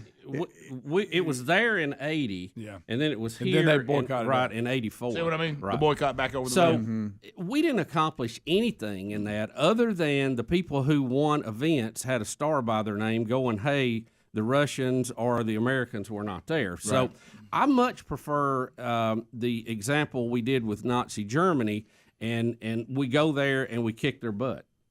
That's what I prefer. Yeah, if there was ever time to boycott, you would have thought it would have been the Nazis. Yeah, the Jesse Owens model, I prefer where you go in and you prove or you disprove some of the propaganda that some of these people are barking out. So that's just my 2 cents. That's a good movie on it. too, by the way. It is. I really like that. The Olympics have only been canceled due to World War I in 1960. And then World War II in 1940 and 1944, and then postponed in 2020 in pandemic. 2020 Tokyo. Do you remember when they kept calling it 2020 when it was 2021? Yeah, it's too weird to me. Yeah. I thought somebody's got the graphic mixed up. Something's wrong. Right. Yeah, but I really prefer to keep the sports pure if you can. But I know that's probably a pipe dream. It is. But again, it's just so hard to be consistent. Oh, I know. Yeah, bottom of the hour, more Rick and Bubba coming up right after this. Rick and Bubba, Rick and Bubba.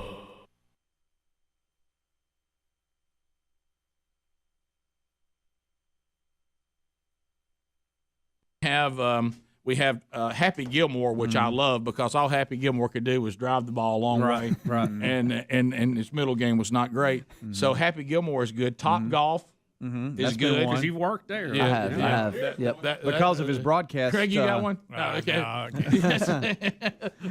We've also got, because Y'all of know his which one. broadcast, Brett Mowens instead of. No, I wouldn't do that to you. No. I couldn't do that to you. We wouldn't do that to anybody. Yeah, we maybe like, one day you and I can call a game together. And because he's Maybe strong. maybe on his final day, y'all can work together as a broadcast. Send team. it down to Rocky. Here's Stretch Armstrong. Hey, Stretch Yard. Somebody get a timeout. So anyway, because he's strong off the tee, it's tee box. A lot of that, because that's where that's where you tee off from. So you got the Weezer, or the Beezer, I should say. People are saying play Weezer if you. Yeah, if Bubba said he didn't want Beezer, the Beezer, which is good. Well, You want the Beezer? I like the Beezer. Yeah. Let's go to the Beezer. All right, on the phones right now, the Beezer. Okay. I like All it. right, He's got a great feel of it. So and no B's, just go Beezer, right? Because she was named. Yeah, I don't both. like the short He was- B's thing. Okay. I don't Yeah, like I like the. All right, so we got the Beezer, we got Happy Gilmore. You like Top Golf for sure? I love Top Golf. Okay. Yeah. All right. And Brett Mowens. No, don't do Brett Mowens. A lot of top. That's my brother Brett Mowens is going color. There's for been Beth. There's been a lot of top. Yeah, top I'm a rope. lady, but I can hang in there with the guys. So anyway, a lot of top ropes have come in. of course. All right, let's go with this. Let's go with the Beezer. All right. Let's go with Happy Gilmore. All right. Let's go with Top Golf. Anybody like anything other than that? Those three I are got pretty one good. I like T-Box. Sounds like a rapper.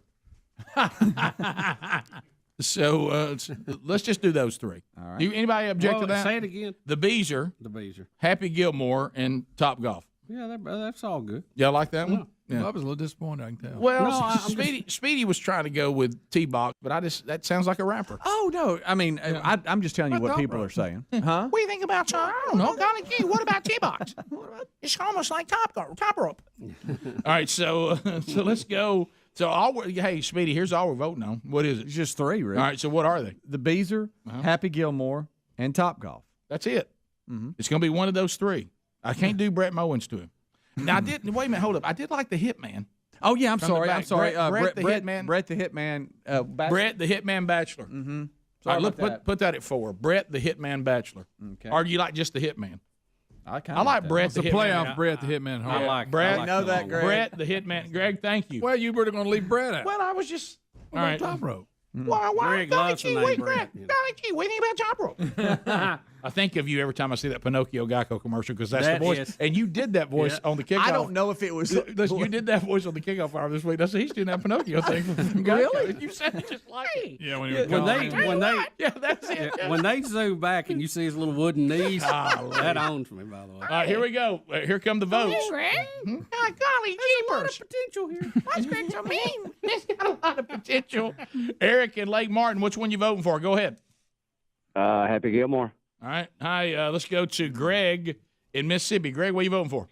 Happy Gilmore. Johnny in Alabama, which one you voting for? I'm going since he's so good off the tee, long balls.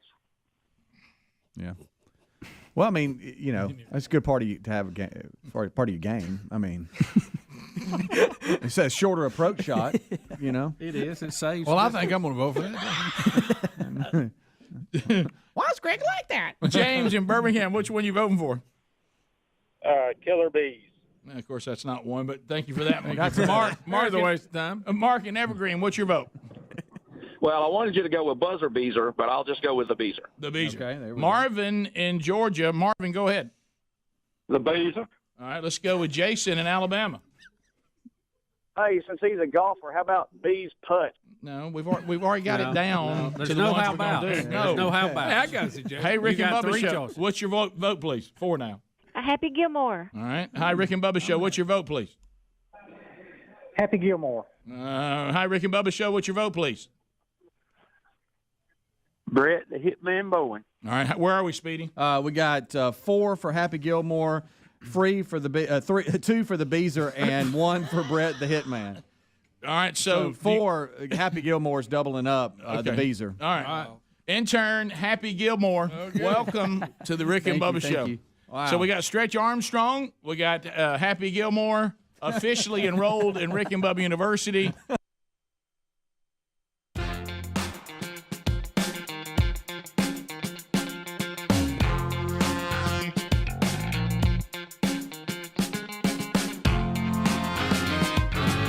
And 35 minutes past the hour of the Rick and Bubba Show.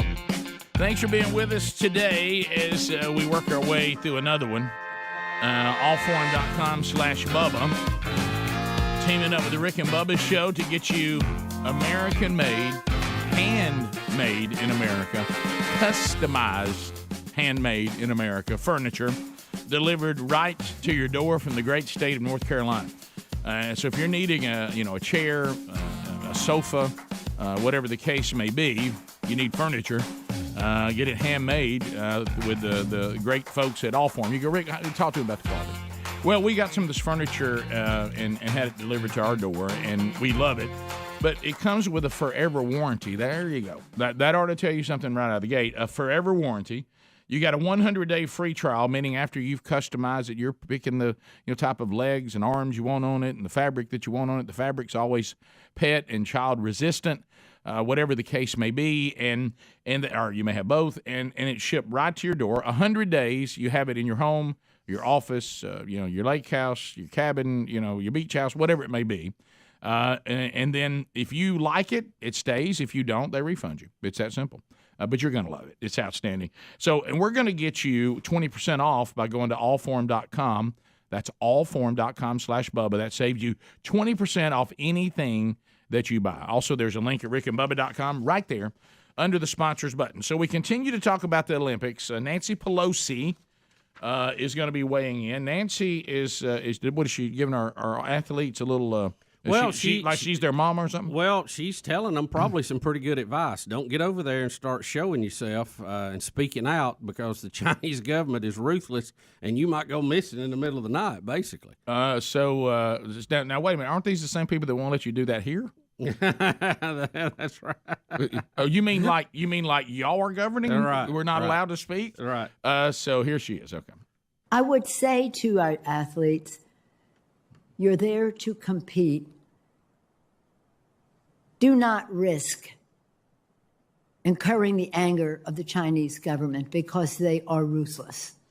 I know there is a temptation on the part of some to speak out while they are there. I respect that, but I also worry about what the Chinese government might do. Okay. Well, I mean, that's probably there's very few. That's probably things, good advice. There's very few things that I would say, and I know I can't even hardly, make it come out of my mouth. Things that I would agree with Nancy Pelosi on, but I may agree with her on that one. Well, yeah, but isn't it interesting to hear from the modern day left telling people that it's China that won't let you speak out? Right. Yeah, they're ruthless. You talk about like y'all are when y'all destroy our lives, take our jobs, and kick us off social media. Yeah, you got to watch them, right? Yeah, right. Tell you one thing. It's kind of, and she goes, here's what I'm talking about. Like when you tried to say something on YouTube the other day and we made sure that nobody saw it. It's like that in China, only worse.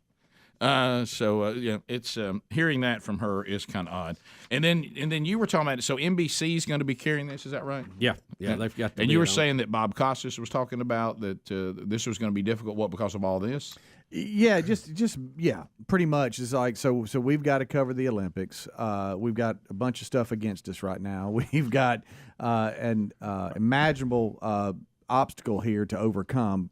The fact that it's in Beijing, everybody's mad about it. They want to protest. We've got to go there and do a great job and try to bring that home to everybody. So it's just a lot of drama, controversy, and logistical problems he says they're having to work through. Well, I mean, NBC knew what they were doing when they bidded for the Olympics. Yeah. And, they know it very well. Could have been in a communist country. I don't know if they had the contract before the location was picked or not, but what this is. This is kind of run. I mean, first off, the Winter Olympics have nowhere close to the following the Summer Olympics have, and I don't know. Did they buy them in a package? Do you know what the deal is on it? But you know what he's doing. He's trying to make us think that they're going to persevere through all this difficulty. Here we go, journalists once again going into danger and difficulty. The job we do. Do you remember the job that we do? Do you remember a few years ago? I don't know if it was the Winter Olympics summer when he got the pink eye. And was still on the air, and he had the reddest eye. It looked like somebody punched him. Yes. Now this got his fella. It was very uncomfortable trying to watch that. So he went on to say that there's a couple of things. Spectators, there'll be a lack of them because of the Chinese COVID-19 restrictions.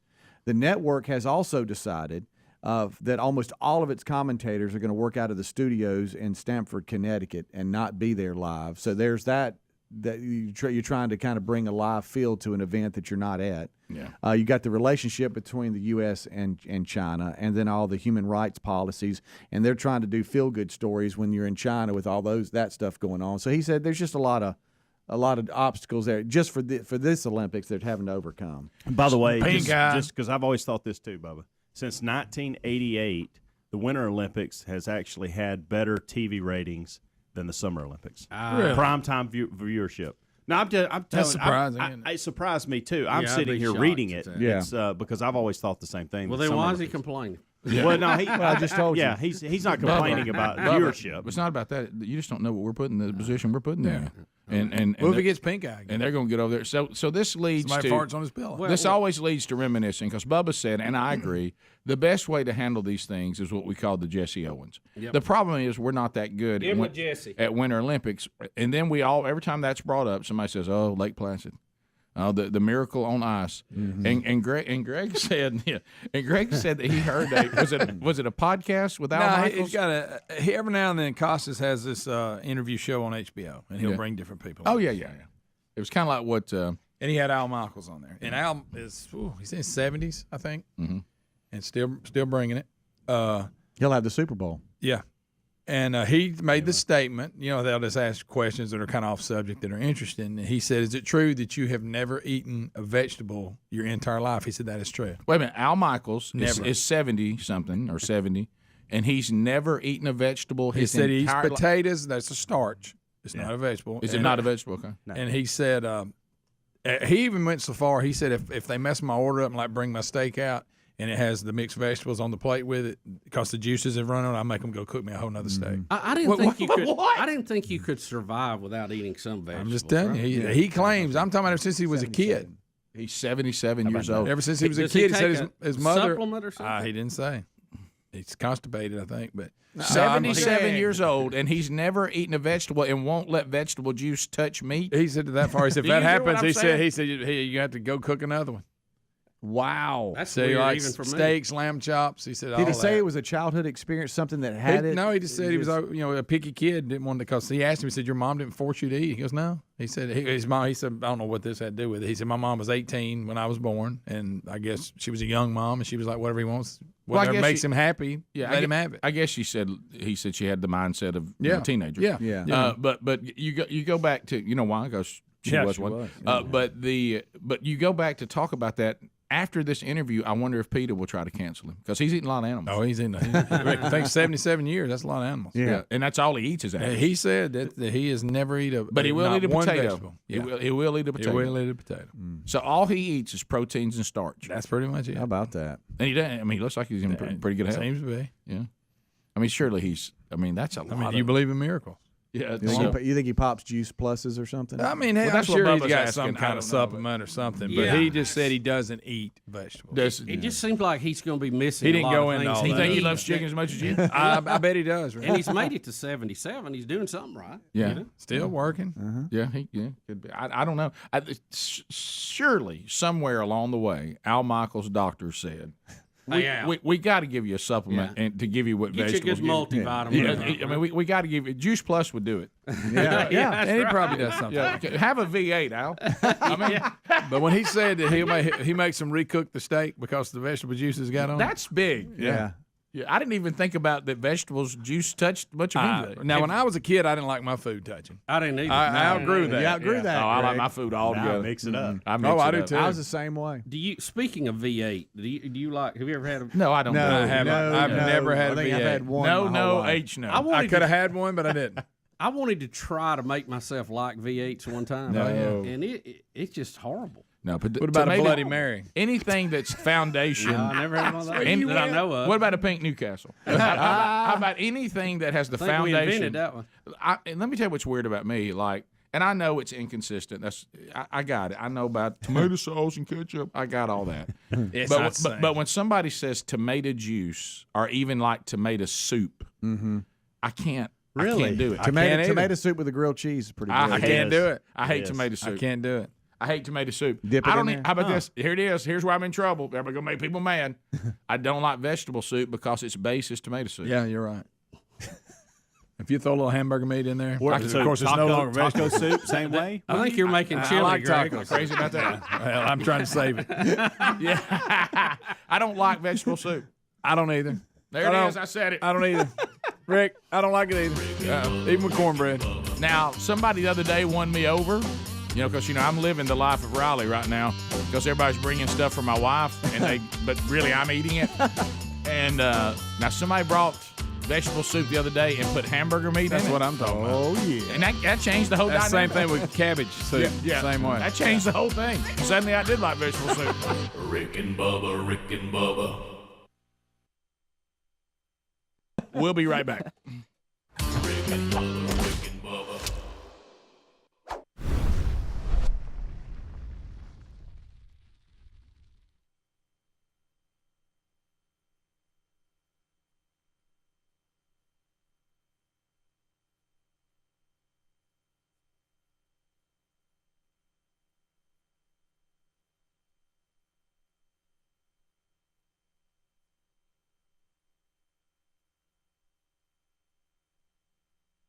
So let's go to Pete in Alabama. Oh, Pistol Pete, standing by, Bubs. How about it, Pete? Hey, Pete, how you doing, buddy? Welcome to the program. Thank you. I'm just here to confirm to all the non-believers, 35 years of living in Lillian, Alabama. I cross over into Pensacola, across Burrito Bay. There is Bigfoot out there. 3 sightings in 35 years. Pensacola area from Bower Road was one. Down there by the state park, the second and the third, all the woods way to back. The first sighting close to Mobile Highway when it was more wooded. He's very elusive. All the sightings were very violent. He has got a blood-curdling growl. Okay. Let me ask you this. Helms gave you a timeout. We're not trolling though. Pete. Okay. You scared me because Bubba looked at me like, "Are you going to I throw just it?" wanted to be And I sure. saw your hand on a button, so I thought, "Oh God." It was just a normal phone segment. Trust me, when I saw Pete's topic, I wasn't trolling. So Pete, you said all three episodes were violent. Was that the term you used? Absolutely. Now, what do you mean by that? the blood curdling. Okay, I ran out of fuel once on Bower Road. Me and my wife. I had a broken leg. My wife was at that time. Well, I had 3 of my children. When she was 350 pounds. Ooh. And I no was wonder with her Bigfoot's for coming 14 in. years. Well, she had a crutch and I had a crutch, and we kept swinging at it. That was a young male, I'm sure. He was the Wait a smallest minute. of them all. So you Wait a minute. You and your wife had a physical altercation with a young Bigfoot. A young male? Yes, on Bower Road. Yeah, we ran out of fuel in a 77 Olds Delta 88. And we lived on Viking at the time, which is down there. Details. All right, Pete. Let me walk with you again. Stay with me, okay? Because it's our problem. You're not the problem. We're trying to follow and digest all this information. You're telling us that in an incident, you and your wife, you had a broken leg. Your wife was at the time 350. She also had a crutch, and that then when you ran out of fuel, you were trying to do something about the fuel, and then you encountered more than one Bigfoot, but one of them, one Bigfoot. No, only one Bigfoot. And this Bigfoot we encountered on Bower Road was a young male. And you think it's a young male because? He was young. Okay, he didn't have the last Bigfoot I seen had tits like a dog. It was a female. There was no doubt about it. You got okay. Unbelievable. I don't think you can say that. No, but who cares? Okay, had breasts like a dog. How about that? Yeah, that's better. Better. I don't know why it's better, but it is. And what size it dog? came all the way up to us. She took one of my crutches, my wife did, and helped me swinging the crutch, both of us, at the juvenile Bigfoot. Stop again. Who was helping you swing at the young juvenile? A female Bigfoot was helping? No, his wife. No, Big Mom. No, my wife. I had a broken leg. My wife, she was swinging one of the crutches. I got you. Okay, so the female Bigfoot was a completely different day, different encounter. Yeah, I had 3 encounters in 35 years. Okay, I'd like to stick on y'all slinging this crutch. All right, so when you is this swung, encounter one? this is young male. Okay. All right, this is not is a female young male. who has breasts like a dog. All right, let's talk about this. So the male, when you started swinging the crutches, his reaction was what? Just to back up and to keep coming back and screaming at us. Screaming. Can you describe the you, scream? Thank you. You were on the side of the road because you ran out of gas? I have never in my life heard anything like this screaming. It was a horrible screech. Can you The female has try actually to? the most blood curdling growl I ever heard. Well, isn't that the case? All right, let's go back to this. Can you try to give us something that sounds like it, and then I'll give you some choice. Say it again. Do it again. One more time. Okay, so there's a little bit of mule in there. It sounds like Right. but much more severe. One more time. I want to listen.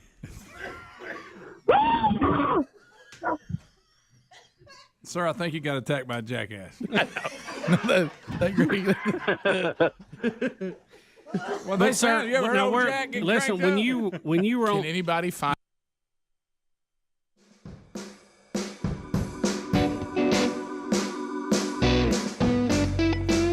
It's 9 minutes to the top of the hour in the Rick and Bubba Show.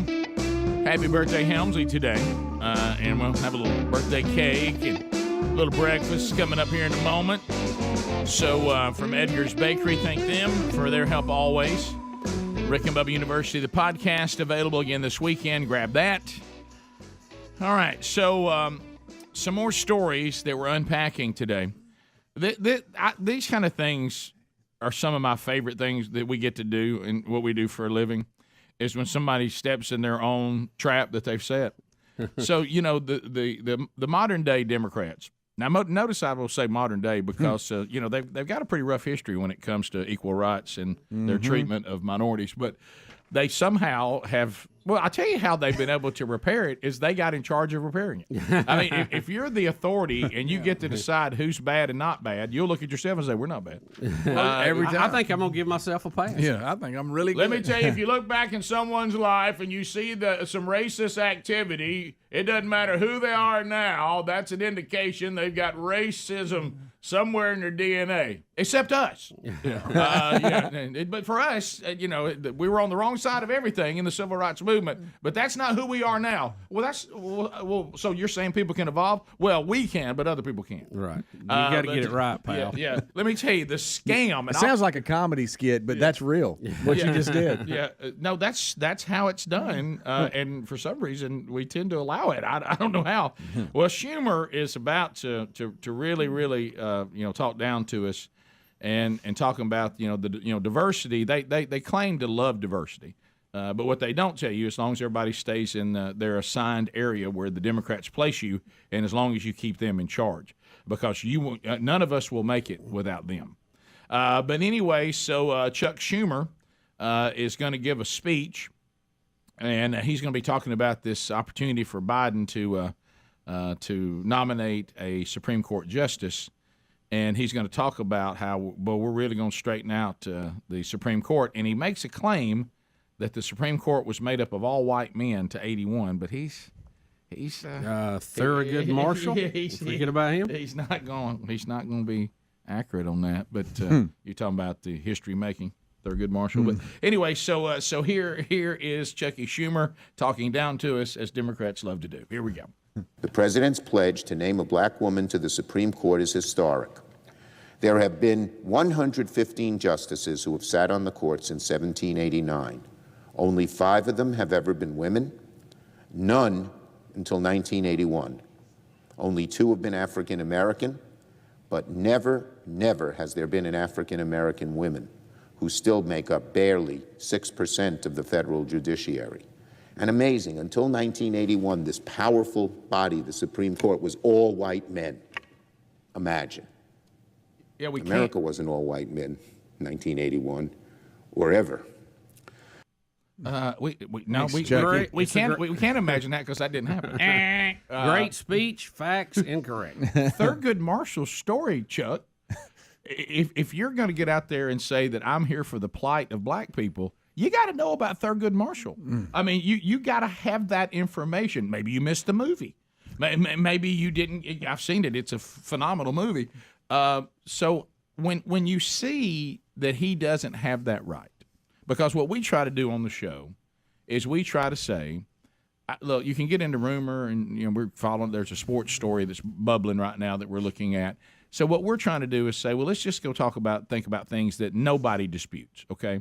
So it is true that Thurgood Marshall was historic, and that happened long before 1981. Okay? Yeah, he was appointed in 1967. Yeah, so Thurgood Marshall is a fact. Okay, that's not somebody. Well, now one time I think, wasn't Thurgood Marshall black? No, he factually is black, and he factually was on the Supreme Court in the 60s, and Schumer tells us that there's never been any. It's been all white men up to 81. Well, that's not factually correct.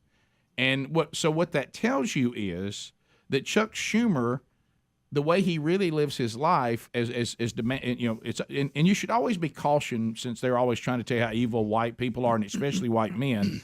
And the people who are telling you that when they're white people and they're white men, I'd be cautious of that, because. Basically, if you'll listen, they're still saying that they have to do things for you because you can't do them yourself. And so he overlooks Thurgood Marshall. Why do you think that is? So then he can't really be sincere that he's for the plight of black people. Because if he was for the plight of black people versus just pandering and the thing that has to get old at some point, patronizing black people. How do you not know Thurgood Marshall? Rick, I'll tell you. You have to know that. How this went down. He probably had one of his interns or staffers write his speech, and they were probably of the age that they did not remember Thurgood Marshall. One, you either made a mistake and left him out, or you did it on purpose. Well, I don't think they would do it on purpose. I think they were just sloppy with their speech writing, and he didn't catch it. Right, and you see my point. But if I would, and he's the leader of the Democrats in the United States Senate. Yeah. He's got to be a little sharper than that. Yeah. Look, when we mess up, we're a bunch of good ones. We try to correct it, and we try to be as accurate as we can. But look at his level, and you miss that. Yeah. That is embarrassing. By the way, if you haven't seen that in the movie, it's a great movie on the story and the life of Thurgood Marshall. But here's the thing: he's going to claim that he's always been down with the cause.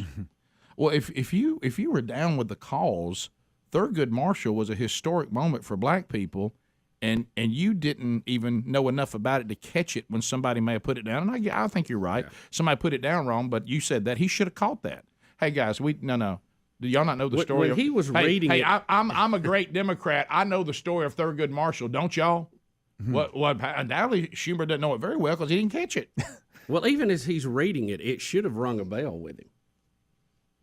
Well, I'll tell you one thing: the Democrats of that day probably didn't want Thurgood Marshall to be on the Supreme Court. If you look at how they lived, wow. But again, the Democrats get to change who they are, but nobody else does. I'm here to tell you they've never changed. They've just changed their tactics. Here is my take on Biden. When I don't really like the fact that he says out loud, "I want a female black woman to be on the court."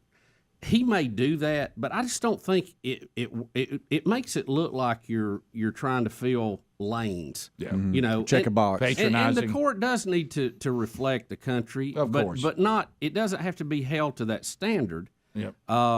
Because if you do, we're going to have so many seats that are for our Latino population, so many whites. I don't want to play the numbers game with the Supreme Court. You know who I want? The most qualified people to be on the court. And you will still have diversity if you do that. Elections have consequences. The Democrats are going to get to put their people in there just like the Republicans did. And you hope they get in there and then put politics aside and follow the law. Well, sadly, that's not always the case. But they're quoting Reagan. I don't know if you've seen the interviews and all the talk. Well, Ronald Reagan said he was going to put a female on there. He did. I don't think Reagan was right in doing it either. Don't go into it saying you have to fill this lane. No. Say you're going to get the most qualified, and then do what you want to do. But you don't have to put it that way, because when you put it in that context, I think it cheapens the whole deal. Just put whoever you want on there and say this was the most qualified, best choice. Rick and Bubba, Rick and Bubba.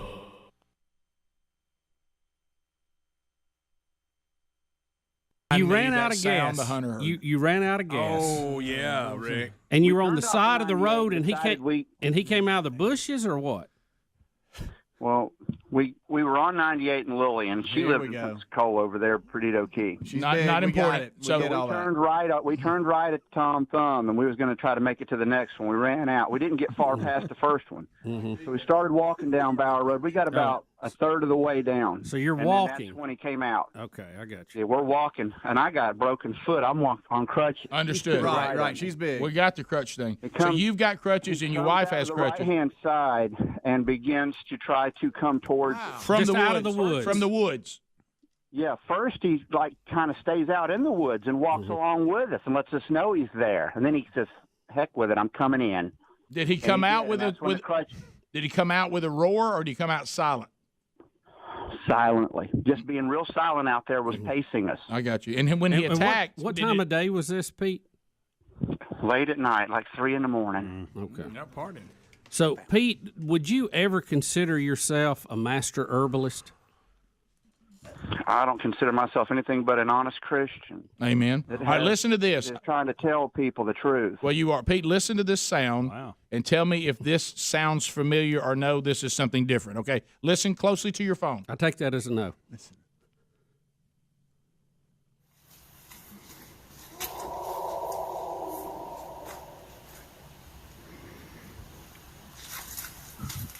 Can you hear that, Pete?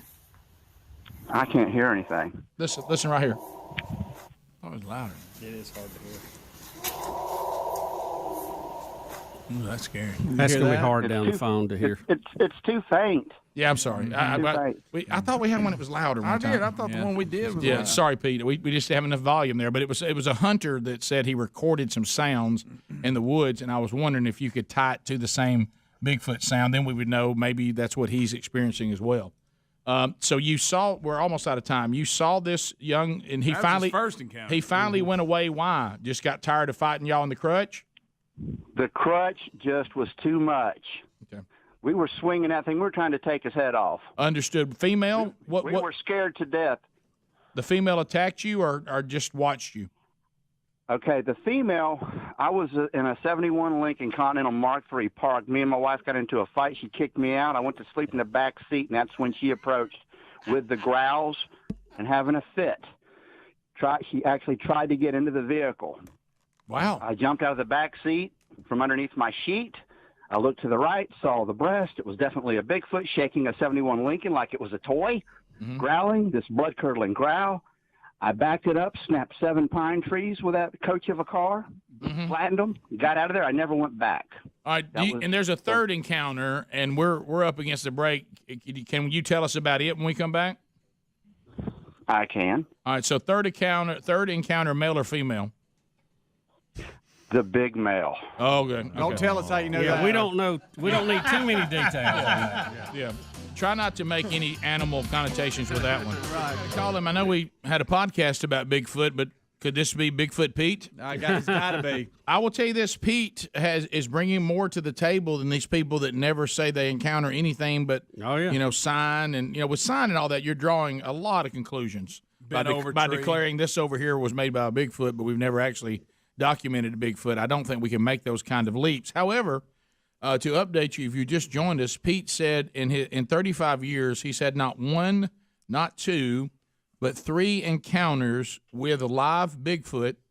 One, they ran out of gas. He and his wife were trying to get to where fuel was located, and what he describes as a young male followed them in the wood line, stepped out, went after them. They were able to fend him off with crutches. Then, secondly, another encounter where he and his wife had an argument that led to him sleeping in the back seat of their 71 large automobile, and a female came up on the car, shook it violently, and he hightailed it out of there, knocking over saplings with the large automobile.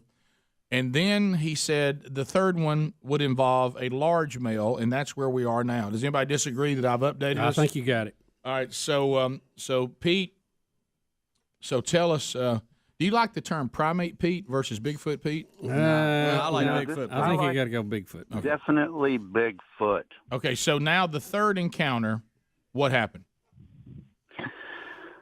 My mother went juking with a friend of hers, and I got stuck babysitting. I get to this house. I notice all the windows are open. Thank goodness. I had an unction, just a feeling. Lock all the windows.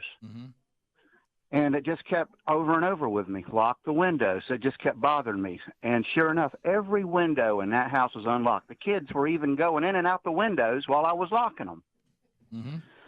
So I lock all the windows, and after a while, I went ahead and got the woman had 3 little girls. I put all the little girls to sleep. Later, I'm in the master bedroom. There's nothing. I'm so bored to death. I'm playing with the old kit of the build a log cabin out of the wooden blocks. When suddenly I feel like something is wrong. There's something's looking at me or just something weird. So I turn around and I look, and there at the window, staring in the window, is the big male, the humongous gorilla head with the big square chiclet horse teeth, the gargantuan eyes, the biggest head I've ever seen.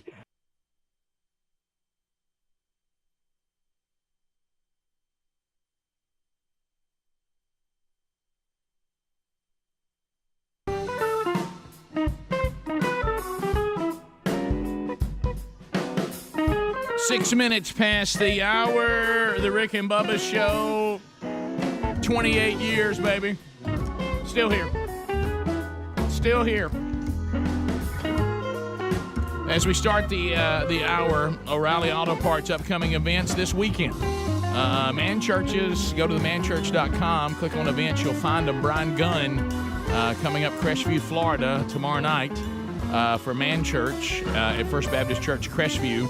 Sunday night, Mark Garnett, Enon Baptist Church, Morris, Alabama. So catch those 2 Man Churches coming up this weekend. Think O'Reilly Auto Parts for all your car care needs. Get guaranteed low prices and excellent customer service from the professional parts people. Our partners at O'Reilly Auto Parts. Speedy, the real Greg Burgess, Helmsey, Eddie Van Adler, all here.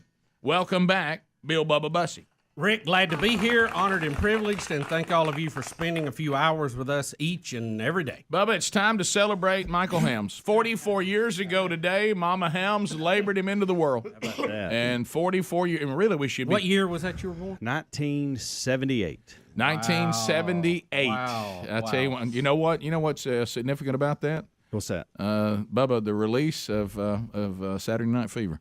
The soundtrack. Was it really? Right there, 77, 78. Remember? Right, you don't remember 78? The Bee Gees one time had the top 3 on the American Top 40. Rick, that soundtrack it seemed like half of the top 20. Right. You know. Yeah. I am at that stage where I completely forgot about this, other than the fact that I knew I had one coming up because I'm getting a lot of pressure at the house for another pet. Oh my goodness! And they were throwing those things like, "Hey, for your birthday, we should do that." Oh, like it's a gift to you. Like it's a gift to me. And so I had taken some. I went as far with it is I had taken. Is that the cake, by the way? Oh yeah. Have you what in the world? That is so good. How did you get that picture? Okay, now I get it. So, okay. Wow, you look like that. So Happy I get. birthday Oh, my to gracious. you. Happy birthday to you. Happy birthday, dear Helmsy. That's funny. Happy birthday to you. I'm sorry, but the look on your face and with your dog, you just need your life partner in there behind you. It would look perfect. Can I tell you what Does it not look like that? Here we are with our puppy. Let me tell you what that looks like. That looks like the cover of a men's health magazine. Okay, this makes perfect sense now. Of course, Amanda lied to me, but that's fine.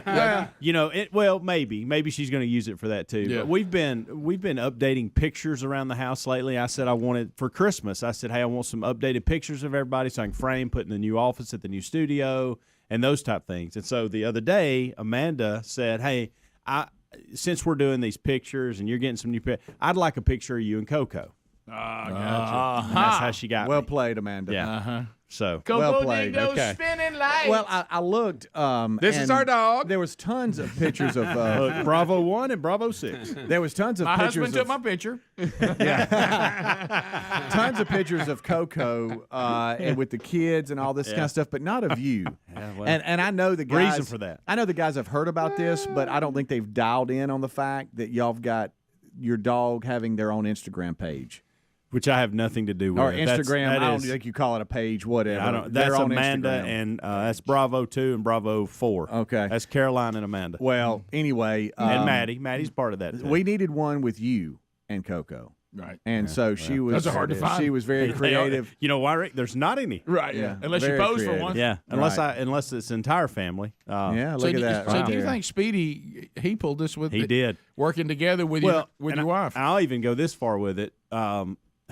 I guess yesterday I had brought somebody gave us a big bin of cookie fix. Yeah, like last week or right, whatever. right. There were a couple left. So Caroline loves cookie fix. Okay. And so I thought, well, I'm going to surprise her. And so she was all into the cookies, and she said this. She said, hey, y'all get any cakes? You need to bring it home.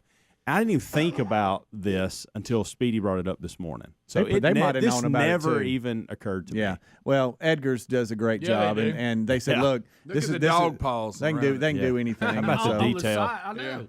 That is amazing. That is awesome. Thank you, guys. Coco dig those spinning lights. Speedy, tell me when your birthday is again. Am I wrong? Do I have this right? It feels this way. This is the first time we've done First it in birthday here. in this in the studio. No Name Yeah. Studio. It's another trivia question. Yeah, Are there we it writing is. all these down? Who had the first birthday in the No Name Studio? That's right. Michael 44. Helms. Michael Helms. 44. I've noticed that Greg's he's sizing up the birthday cake. Have you decided what part you're eating?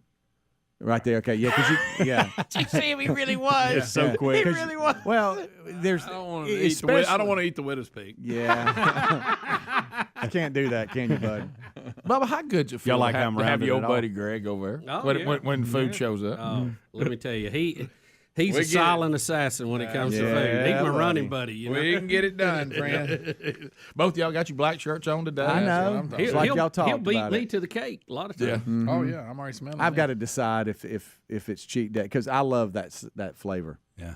I got to decide because once I go in, I don't know how to stop. That's my problem. I see where you were going to cut yours from. You talking magic hands? Yeah. Hey, Magic. So when you Magic Mike, I see where you're going to cut. I can see what section I'm not in. So did you? Speedy wants the shoulders and back, doesn't he? So when's the new dog coming? Stop. Yeah, when's that. Rocky Stop all coming? that has legitimately been a topic of discussion. So much so that they've been pictures sent to me from everybody in our family going, "Hey, what about this one? What about So this they one?" think it's a done deal. Oh, foregone conclusion. This would be a great birthday gift. And for you know it I'm is. like, You can't. They're undefeatable. like I'd when it like comes. actually, guys. You know what I'd like? Y'all ask me all the time what I want, and I never tell you anything. I'd like some new tennis rackets. That's what I'd like. Yeah, but how about that? Yeah, Well, you wouldn't enjoy that as much. as There's the no dog. there's no greater force on this planet than if your children get their mama to draft with them. Oh, and it's going on. Oh my goodness! And Now I'll give Braden credit. Braden's like, I don't want anything to do with this because it means I got to help with another dog, and I'm not ready for that. How many you got now? Smart, just one. Just that's the pet. You right try there. to introduce a new one now, she ain't gonna like it. How about this? If you brought them in together, she would. Talking It with- causes I hope they're stress. listening to you. It causes stress to the other dog. Yeah. Now Yeah. if they come together, then they don't All know right, the difference. so through this process, Amanda sent me the picture of the one y'all are looking at, the blue Merle Australian Shepherd. What'd Yeah. you just say? It's Merle. it's a blue Merle. It's a type of Australian Shepherd. You wouldn't know this. You I'm don't sorry. know. Yeah, I'm out of the Australian. These two were the other ones. We wanted a blue merle to begin with. Now, hey, they like them. Yes, they like them a do. lot. Yes, they do. What's The the only great about a breed- blue Merle? The only breed I like is just dog. Yeah, That's my favorite. And Adler showed I'll it. name it Merle. I actually had a friend named Blue Merle. Right, right. And this is a try here that you've Correct. got. All right. Yes. So Adler showed a picture of it to end the kickoff hour of the one y'all are looking at. And so she said, I need your help drafting with me, that Coco needs See, a she's buddy. brought Speedy She's in on even that. gone to that's the not point where fair. she said, we won't name it Rocco, we'll name it Bravo. And so it'd be Bravo. See, look at that. Yeah, I did that got me a little Huh? bit. Okay. Okay. So they don't do that. Bravo and Coco. Look, there's Rocky. What kind of dog is this now that you have? A mini Australian Shepherd. Yeah. Mini Australian. It's mini, so how mini. big will it get? 20 or 30 My pounds. my mini breeder lied. I've got full size. Yeah, you do. Yeah. So by the what way. is it? Is it a pretty good natured dog? Yeah. Talk about the. It is the mine best. Well? Oh, yes. Very, very well. Does it bite a herd, does it lot. herd your It may be kids the- up? Does it herd your kids up in the corner of Yeah. the room and hold them there? Now, look. Look at that. Right, you turn that down. Huh? That's blue. Look behind you, Rick. I see it. Blue Merle. No, look And behind you. I want to I see it right here. No, I want you to see it bigger right there because I know how you love this. that ain't nothing but a hassle. Yeah. That's You all talking that about is. Bravo? That's all it is. Hey, you know what? If all they would remain is pictures, they'd be great. That's good. What's the difference? One look like this, not a blue Merle. Colors and eyes. You got a red Merle, blue Merle, all that. Oh Lord! Picture us as a kid To walking up to our your daddy wanting a question, blue Merle. Bubba, and I I have. got two dogs. I can't say. Hey, much. to your question, Yeah, and yeah. I Y'all and got I- lap, can't- you can't say anything. y'all You got got lap big. dogs. We all What got are y'all big. talking about? I don't have a whole lot to compare to. I haven't had smart dogs. I don't think, and this is the smartest dog I've ever had. Yeah, it's a different. It's a different deal. It's either real smart or your other I'll dog say for real this. dog. Can it add? I'll say this. Because of that, all relative. because of its behavior, I've enjoyed it a lot more. Yeah. Yeah. Be careful. It's I just know. crazy I talk. will, and this Stay is- in or stay You're out? one chewed up couch in. from a different opinion. Yeah, you are. And can I tell you this? Now, being straight up, no joking here. Okay, I'm dropping all jokes because you know that's my nature. This happens so many times to people. They get one good dog, and they think the second one will be just Well, see, like and it. I know that. Now, Rick. that's Hey, facts. you're Hey, preaching to the hey, choir hey, here, friend. And let me just look in these eyes. You talking about Can diamond you- in the rough right here? Yeah, can you see through my glasses? Yes. Okay. This next dog will be as crazy as an outhouse. It's gonna be rabbit. your. It's gonna be your Leo. right. Do buddy. and Coco's not going to like that. Hey, don't do No, this. No, look. Don't do I'm this. I'm with you on this, Rick. Yeah. I'm with You you ain't on gonna this. like Rick, Rick, look at me. He's getting the dog. I know he is. No, and it's going to be bad. Where you? How No. far you got to drive to get it? Oh, it's a good ways. We probably passed But I mean, how 16 far? Where you breeders, going? 3 hours in Tennessee. That's where I got that one. How much cash? Oh, we're not going to talk about that. You don't want to know Too that. much in How it. much? We're not going to talk about What's that. it I wrong? mean, You I don't talk want to about know. You don't want to know it. I don't want to deal with the email today. But What- you can go What that down one to the run? Humane Society and get you one. What that one run? Yeah. If you want, if you I'll want tell you in the stimmer, break. That's a stimulus check right there. Rick and Bubba, Rick and Bubba.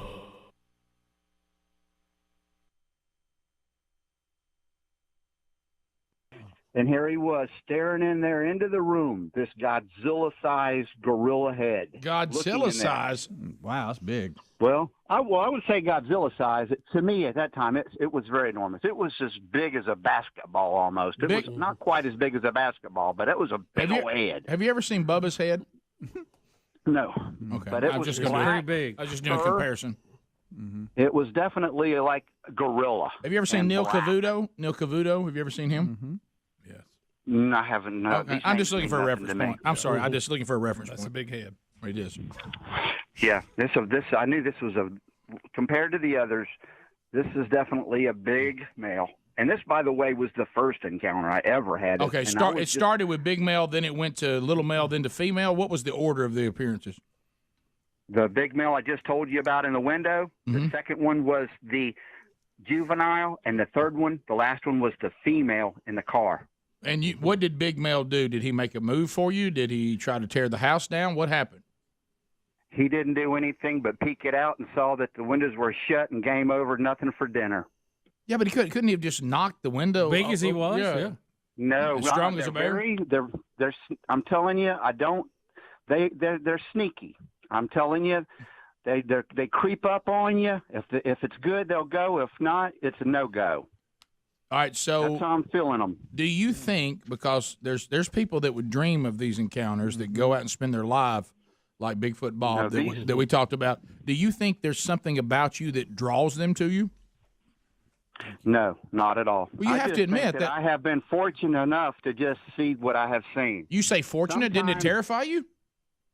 Well, I'm fortunate enough to let the others know the truth. And that's the fortunate part, is that somebody can tell you, look, they're real. They're out there, and watch yourself. So that's your message today. They're real, they're out there, so watch yourself. Yeah, they ain't friendly. They're not. They ain't there. They're not friendly, no. I think they're hungry.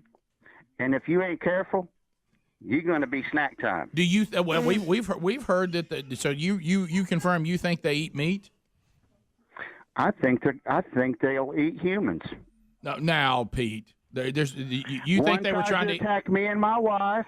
One tried to get in my car, and the other one was coming in for the kids in the window. Add it up.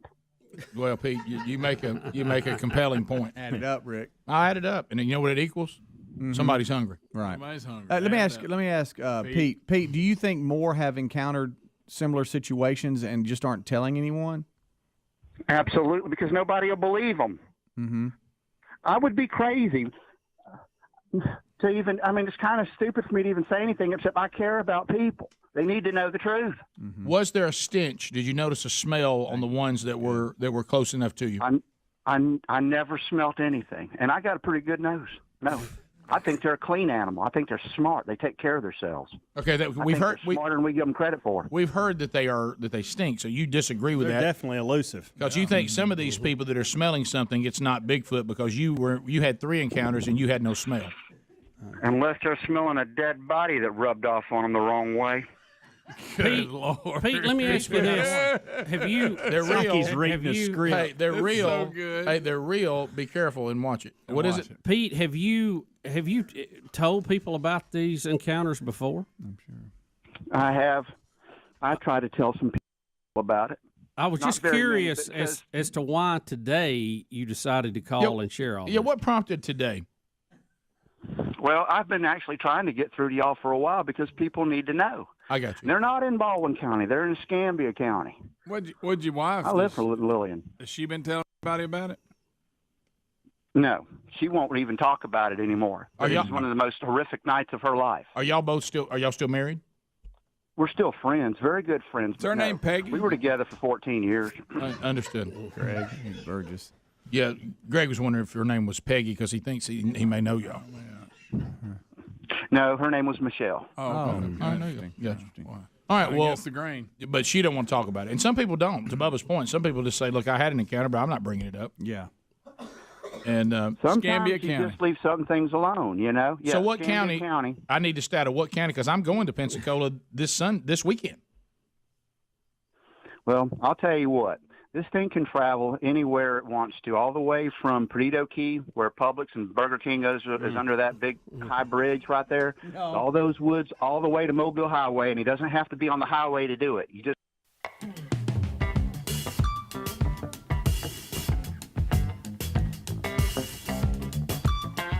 22 minutes now past the hour of the Rick and Bubba Show. Happy birthday, Helmsey. Thank you, Eggers, for the cake and for breakfast today. And let the celebration begin.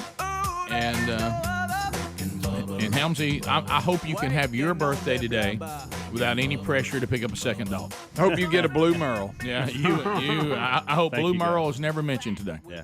And I'd name it Blue Merle because it's your birthday. It's not anybody else's birthday.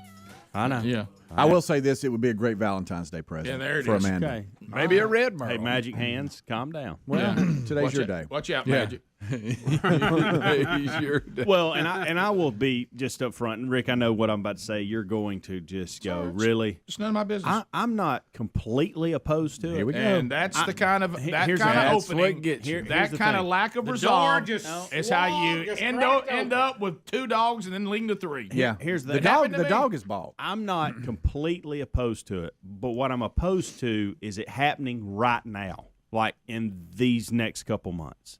I need to get through the next few months. Mm-hmm. See, nobody looks at ledgers and balance sheets around our house. They just think, hey, Right. new dog. Right. They just think it magically happens. Right. You could go But to I the don't. pound. I don't need that right now. Rick, do that again. Yeah, you could go to the pound. I knew. Okay. They got them down there 15 Oh, bucks. hey, I'm gonna hear that all day. Yeah. That's why I didn't give the price.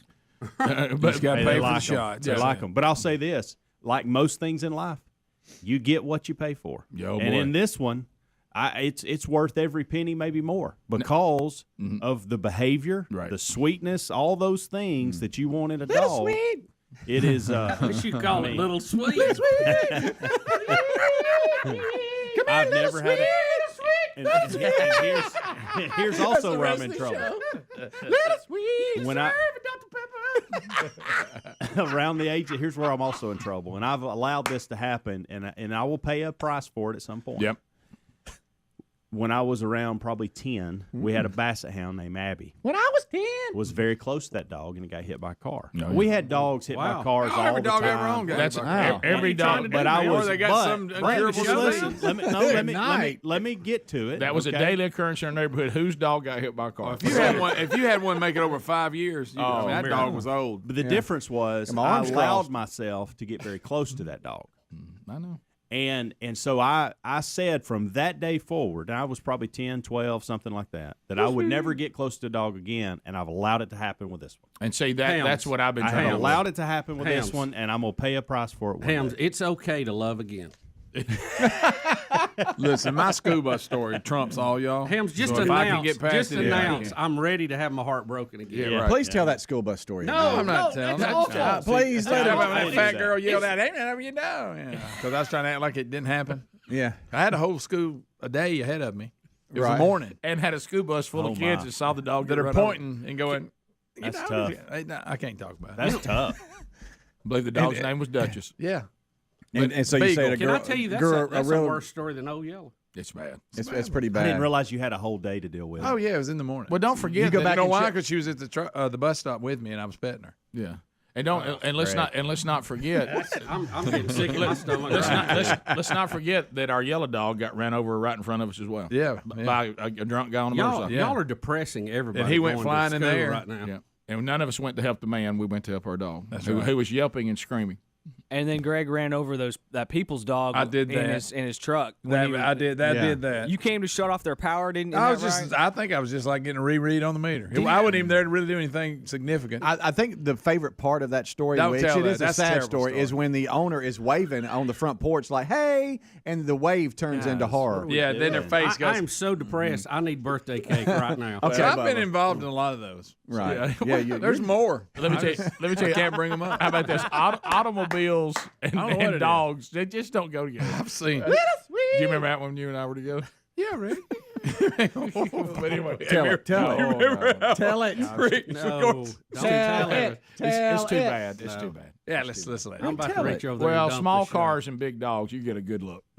But anyway, so that was a lot of dog. That was a lot of dog. But can I anyway, go thought back it to was the? a Can deer. I go back to the We school made eye bus? contact. Thought at it was one a point. deer. we made eye contact at one point. Can I go back to the school bus? Did no one want to stop and go back out and check on the dog? that old, back in those days, nobody cared about Everybody, stuff like that's that. So did they know for sure? They said the city will come by and scoop it up. All right, so Helms, you didn't have to say that part, sir. Let me warn you. How old were you? I was like, I had to be third grade or less because I was going to Trinity. Did you cry? You know, I was all right. I didn't like it. You know, it kind of shows you, we are the things that make us up. We are the parts the sum of our parts. Oh, yeah, sure we are. You kind of understand Greg a little more now. You do, yeah. Every dog growing up And the fact either Rick got ran stole over, everything you had as a kid. or died of some horrible disease. Yeah, If they made it to 5, like I said, we had that dog. That's something. They wouldn't get attached to dogs. I had to put my neighbor's cat in a box on their front step. Huh? You had to? I was leaving You really didn't my have to. house, and it wasn't me. I didn't hit the cat. I was leaving my house, and I get about 2 houses down in the middle of the street. There's a cat, and I'm like, And you took it back to him? Well, I mean, I wasn't going to just leave it there, so I put it in a box. I'd have hit the gas. And left him a note. I know you would have. And then they came home later, and then they came to my house, and they're like, hey, we found the cat. And it was the husband and the wife. And I was like, I'm so sorry, you guys. And it was done. I was over. I was clear. And then I was like, you guys will get another one to replace it. And the guy shot me a look. He was like, hey, thanks, buddy. Now we got to get a new one. I know. Why would you do that to another man? Why would you do that? And I'm going to tell you this right now. You stick probably together on thought this you were kind of doing a stuff. good deed, but I think they probably thought he really hit it and killed it and brought it to us, and now he's saying he didn't. They kind of gave me a look, and I kind of have a look about me, Yeah. You guys know what I'm Little talking sweet. about. Yeah, a little sweet look. And it was done and clear, and I think they didn't suspect me anymore. And I was like, "It's okay, you guys. He was 18-year-old cat. I know it's been a big part of y'all's life for a long time. So you're talking too much. You'll get another one." And the guy talking shot too me a much. look. Dr. You've Phil? never been I in know. sales, have you? No. So you There's a think- time just to be quiet. So he thinks the thing to do is to scoop this accident up off the road, put it in a box, and put it on their porch so they can come home and look in the box and be horrified. And then tell him a story. Right. He's trying to help. I'd Greg. have just kept Now, if They I had weren't home. if I had seen you, usually with your normal presentation, Right. I would have said, "So was it too old and rotting for you to eat it? What happened? Why'd you bring it back?" Oh, Right. wow. You know, Right, I mean, yeah, you know, right. Good night. Well, you would have thought he was, having a He tough looked time. homeless. Might need something. Yeah. I tried to have the note first so that they didn't just we got a package Oh, on that's our good. front step. That you wrote You're a good note. writing notes, especially when you accuse people of stuff. Yeah. Thanks, Greg. Thanks for bringing that up again, buddy. Yeah, if you- every time. If you put it in the Amazon box and didn't leave a note, that's cruel. No, that is gross. No, I put it in the Hello Fresh box. Hey. Sorry, all cat owners email Adler. All right, we'll come back. We'll take phone calls at 866 We Be Big. Hang in there. Rick and Bubba.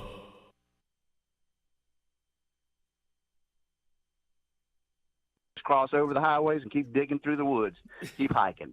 That's what he does. Do you think some people think supernatural? Some people think these are maybe time travelers or aliens. You just think it's an animal, a very sophisticated animal. I think it's a Bigfoot. That's what they are. Well, I got that, but I mean, What category do you think that falls into? Just a rather large, elusive animal, or what? I think a very large, elusive man-eater. Oh, okay, got it. So What is his next move, Pete? Yeah, Pete. Do you he wants to be a town crier? Yeah, I mean, I need to is let that the it? world know, or will you continue to try to encounter them? Or are you trying to avoid them? I don't want nothing to do with it, but I do believe I could actually probably capture him. I know the lurking areas. The big one? I know that area. If I you mean, were it's not that big of an area. If we went where he's at. If we went to catch one of the three, which one would you be more likely to try to go after? Which one are you most afraid of? That female or the male were the closest together in that vicinity. Which one was most aggressive? The male. The big male one? on Bower Road. Oh, that was the one that walked next to you and your wife and went after y'all. Now the female sounded pretty about. That one actually. She wasn't nothing to mess with. Thank God I locked my door. She tried to get in. They're smart. I'm telling you, the door knobs were clicking and the car was shaking. Pete, will 71 Lincoln. you try to kill it or capture it? What's your plan? Capture it. Okay. A living dog is better than a dead lion, baby. Okay, I got to know where are you gonna take Bigfoot when you catch another it? bumper sticker. Are you gonna take it to the Humane Society? Where are you taking it? I'm going to take it to a zoo with one heck of a cage. Okay. All right. Needs to be took care of, fed, well fed, and then if they can find a female to catch as well, put in there and breed them, and then they can have babies, and then maybe who knows, we can find out what we can do with them. So you're all in for capturing and studying and learning more at the zoo. Okay. Well, Pete, thanks. Absolutely. Don't kill it. Don't kill it. We need to domesticate it. Pete, well, what? Let it pass, Pete. Yeah. How'd you get to work today, Rick? Well, I rode on the shoulders of my Bigfoot. Yeah. Oh, that'd be awesome. All right, Pete, thanks, buddy. Be careful out there, Pete. Rick and Bubba.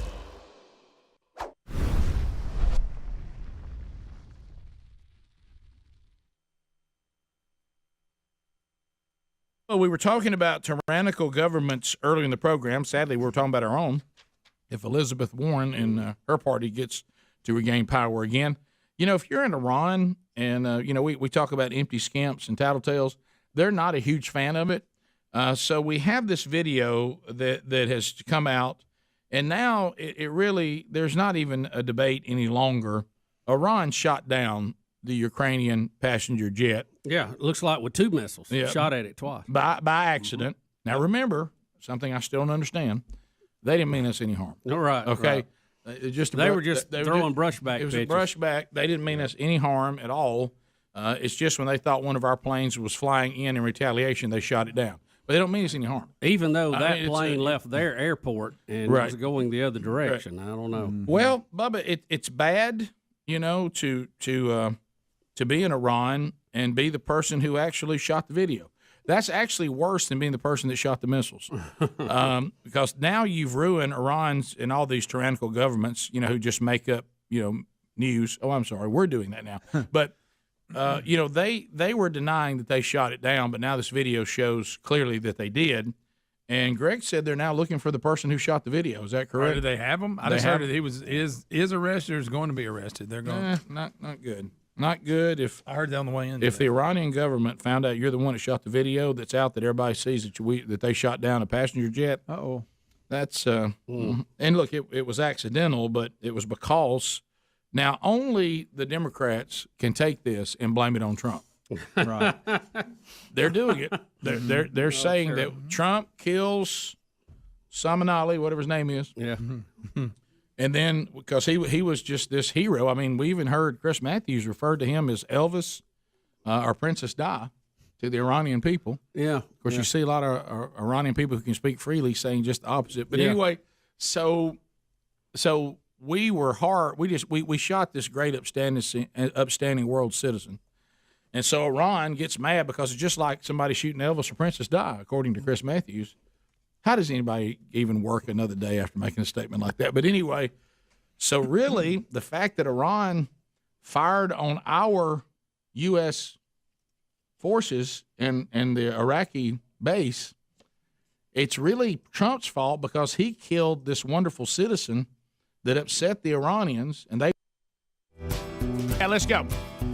35 minutes past the hour. You got the Rick and Bubba Show. 866 We Be Big is our number. And we thank you for being with us today. Phone calls are coming in now at the number that I just gave you. So, Bubba, it looks like for Helmsey's birthday out of Sweet Home, Alabama, it looks like that Miss Kay. May be standing by. So let's hear from Miss Kay. I know she's busy this time of year. Miss Kay, how are you today? Good morning, Richard. Good morning, Bill. Good morning, Speedy. Mr. Birthday Boy, Mr. Helmsey, Mr. Allen, Mr. Greg. It's a wonderful day in the state of Alabama because it's Mr. Helmsey's birthday. You are correct, Miss Kay. Anything you want to tell the birthday boy? Well, I just wanted to say I heard you talking about your blue blue Merle. Not your blue Gila, your blue Merle. When I heard it, I kept thinking, is he talking about something that's got some ice cubes and something slide down to the end of the top of a bar? It sounds like a drink to me. Yeah, well, Miss Kay, and you would know. It did kind of sound like one. Right, yeah. Yes, I'll take a blue Merle on the rocks. Well, how is it? I know you're out there campaigning. How's it going? Oh my goodness, I'm just so busy all the time. You know, have you been seeing any of my commercials? I'm wearing my red pantsuit. Oh, I know. yeah. I know. You're Oh, looking good. It pops Looking off the good. screen, right off the screen. I tell you, it's almost like a 3D kind of thing looking at you. But if I'm wearing red, you know, you better cross your T's and dot your I's because I'm coming for you. You mean business when you get that red on, don't you? That's right. That's means You better believe it. That and my fire engine red lipstick, and I'm good to go. Oh yeah. It's there's a lot going on in the state of Alabama. But were you doing any kind of proclamation today for Helms, or this just a personal call? Well, it's just a personal call, and I hate to say it's a meaningless shout out, but that's what it is. And I just wanted to give Mr. Helmsey a big old happy birthday, and he's 44 and 6 more years, and he'll be signing up for that little procedure for his undercarriage, if you know what I mean. Yes, yes, yes. Like James Spann yesterday. Yes. It's almost like a winter blizzard down there. You better prepare. Yeah. Well, that's great. Well, Miss Kay, so good to hear from you. Well, thank you so much. It's good to talk with you guys, and I'm proud of you and your new no name studio. And I'd love to drop by sometime, but you know I'm just busy all the time. I understand. Anytime you're in the neighborhood, we'd love to have you. That's right. Come on up. Well, I'll just drop by sometime and give you a wave. Okay, thank you, Miss Kay. God bless you. Sweet home Alabama. We ought to plant a magnolia tree outside just for her. Thank you, Miss Kay. Yeah, Miss Kay. She's so sweet. A blue myrtle on the rocks. Yeah, how about that? That just sounds like it does. It does. Let's go to Amanda, Z93 out of Gadsden. Amanda, go ahead. I'm afraid I got your family's piece in this. I kind of have a funny cat story. I was coming home one night and newly married. My husband was out of town though, and I lived close to my husband's family. And I was going down the road and it was pouring down rain, and I saw my cat dead in the road. And I was tore up. I go back home. I call my mother-in-law. Well, she sends my brother-in-law out to help me with the cat. So he goes and scoops the cat off the road, buries it in my backyard in the pouring down rain for me. I'm tore up, crying, upset, you know. Next morning, I wake up, walk outside, and my cat's walking across the yard. He had buried somebody else's cat in my backyard. Oh, wow. But so it was. I mean, for a minute, did you think pet cemetery or what? Oh, my gosh. Yes, I did. I was like, it's a miracle. It's a miracle. It's alive, because I was tore up. I prayed all night. Oh, I'm so sad about this cat. And then I woke up the next day and it's walking across my yard. Yeah. You probably heard the cat story that happened to me. We talked about it many times when I gave a cat away because we found out, by the way, after 2 surgeries, that Sherry was just simply allergic to cats. Right. Her tonsils had been taken out, her adenoids had been removed, and come to find out she was just allergic to cats. Oh, no. And the cat went in a carrying case, substantial distance from my home, and came back. Found her way all the way back and was sitting in the driveway like, hey, did you try to get rid of me? How many miles, you think? Let's see. Who's good at this kind of stuff? So I'll give you the numbers. So if you went from the Crest to Heatherwood, I mean, it's not a tremendous amount of, maybe 3, 4 miles. I'd say 3 miles. Yeah. But 3, some 4 pretty, miles. some Maybe pretty 3 busy miles. roads to get across. Yeah. Well, and the fact that it went in a carrying case. It's not like it was taken there, or walked over to the new house and then just simply walked back. That's amazing. I don't know how they can do that. And But I don't boy, think that our science knows how they can do that. I'll never forget the look on that cat's face. It scared me to death. Sitting in my driveway, looking at me like, "Did you try to get Are rid of you me?" sure it was the same cat? Oh yeah. Wow. Yeah. That's good. I mean, you hear those stories how they do that. I mean, some of them are big time distances. I don't know how they do it. Yeah. Now, when I have left houses before, a lot of times the cats prefer to stay at that house. Yeah. They like the environment they're in. Not so big on change. The next family just inherits the cat. So, Helmsey, I just want to warn you because this is where you are. So, I got talked into a golden retriever puppy. Yep. Okay. This was back in about. Well, they'll chew. This was in the 2004, 2005, right in there. Yeah. Before I knew it, okay. Now this is what you have to listen to. Okay. Before I knew it, I had 2 golden retrievers, a King Charles Spaniel, Springer Spaniel, and a cat. That one move of giving in to, well, we're only going to have one dog. Open the door, didn't it? Led to, before I knew it, I was Noah. Are you talking about gateway pet? Yeah, I basically had a small zoo. Yeah. And the amount of waste that these animals can produce, I looked at my wife, I said, so now I have a backyard full of waste and in one of the bathrooms, a plastic container full of waste. Yeah. What has happened to our lives? And so just these gateway pets, you got to be careful. I got an encouraging text from my wife a minute ago. She said, hey, I just want to give you a heads up. I'm actually agreeing with you on that it shouldn't happen now. Okay. So I've at least bought a little time. Boy, that's big. I bought a little time. Did she get her some new pants? Bubba, thank you for bringing that up. See, I don't think she was up the kickoff hour and never heard mind. that this morning. Sorry. So now she's hearing it probably for the first time. Can I with the tell you- kids, by the way. Can on I the way tell to you, I Cockle. was laughing pretty hard. Yeah. No, it's fine. She's good with it. Let's go to Braden out of the great state of Alabama. What are you talking about? Braden, go ahead. Hey, buddy. Hey, buddy. Hey, y'all talking about the dogs being hit, and one of my friends growing up had a great Pyrenees, one of them big white dogs. Oh, yeah. And I remember we was playing out in the yard one day, and there was an 18-wheeler going by.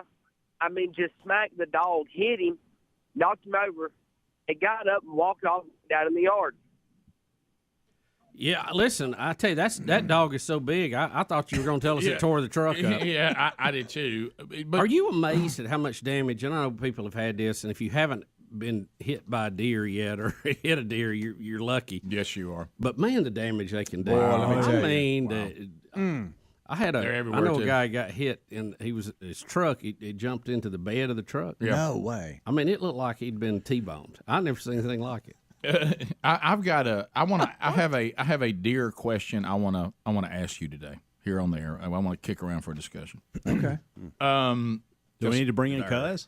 No. Well, maybe I hate to say it. I brought Chuck Sykes into a conversation within my marriage, and I didn't think I would Within ever, your marriage? I didn't think Chuck Sykes would ever be brought into any kind of marriage discussion. Yeah. What? I mean, I'm at one point where I'm prepared to like say, well, look, you can just call Chuck Sykes. Okay. By the way, Chuck and I have the same dog. Yeah, but I don't know that Chuck wants to be brought in that. Yeah. But I think that hopefully, and I think he is listening because he talked about what a great dog you had. So I'll discuss this today, Chuck, and maybe you can just text me because I admit that I know what's going on here. That I'm out on a limb a little bit. Yeah, I got you. But I feel pretty good about, at one point I was asked if I was a biologist. Yeah. And I had to reply no, but I said, but what I'm saying just seems to make sense to me. Yeah. Right. I think it's just logical from what I do know about deer. Well, we'll tell you what we think. Uh-huh. Okay. Doesn't necessarily mean we're right, but we'll tell you what we think. Debbie, welcome to Rick and Bubba. Hey, Hey, I Debbie. have a question. I've been listening for several years, but I would like to kind of know the history of the show. Like, I know Rick and Greg, but like, did you and Bubba know each other ahead of time? Speedy, when Don one was there, did you have like interviews with people, or did you know each other ahead of time? And also, what happened to Butt Naked Friday? Wow. Well, Jesus happened to Butt Naked Friday. He took that away, and really pretty quick. The more people in the studio, it became a problem. Right. It was. Bubba and I knew each other kind of. I mean, we weren't really good friends, but we certainly knew each other. His cousins played football with Greg and me. He went to a school about 12 miles north of where I went to school. He was, big, and so we knew each other. And then we got into college and had a Spanish class together. Yeah, start hanging out. And then start hanging out. And God bless that teacher who, we said this on the show this week, she has a policy that she will not answer questions about Rick and Bubba any longer. A policy. She literally has a policy. Well, that was said in a report on TV one time. And, I don't know directly. So we both knew we were into radio, Bubba more engineering, me more on the air, and we just kind of kept in touch over the years. And eventually Bubba found his way engineering at a station where he talked to them about hiring me. And since we knew each other, I started talking to him on the air, and we kind of developed into this show. And Speedy, we met Speedy at K98. I had met him down in Oxford when I was on the station there by myself. Brought him up to Q104 because we had that relationship prior. That's where we got to know each other. Right. He also went to Jacksonville State. And then Don Juan was an intern that turned into part of the show. Yeah, I think he was intern number 3. Yeah. And so that's kind of how the foundation started. And a great place to go would be Rick and Bubba University, our podcast, weekly podcast, because we've interviewed Don Juan, different staff members, really all the staff members, right? And on the story of how it all happened. Yeah. And then after that, the other guys. Greg's my brother. That one's easy. Yeah. And then Bubba introduced me to Helms. I introduced Bubba to Adler. And we just started adding folks. Adler was an intern too. Yeah, he was. Yeah, Adler was an intern too. That's right. Yeah. All right, we'll be right back. Rick and Bubba, Rick and Bubba. They fired on us, not meaning us any harm, of course. Right. And then, even though they were firing missiles, it didn't even go where they were supposed to, meaning they didn't know where they were going to go. Yeah. But they meant us no harm. Pretty high failure We rate. hid. We had a heads up. They didn't mean us any harm.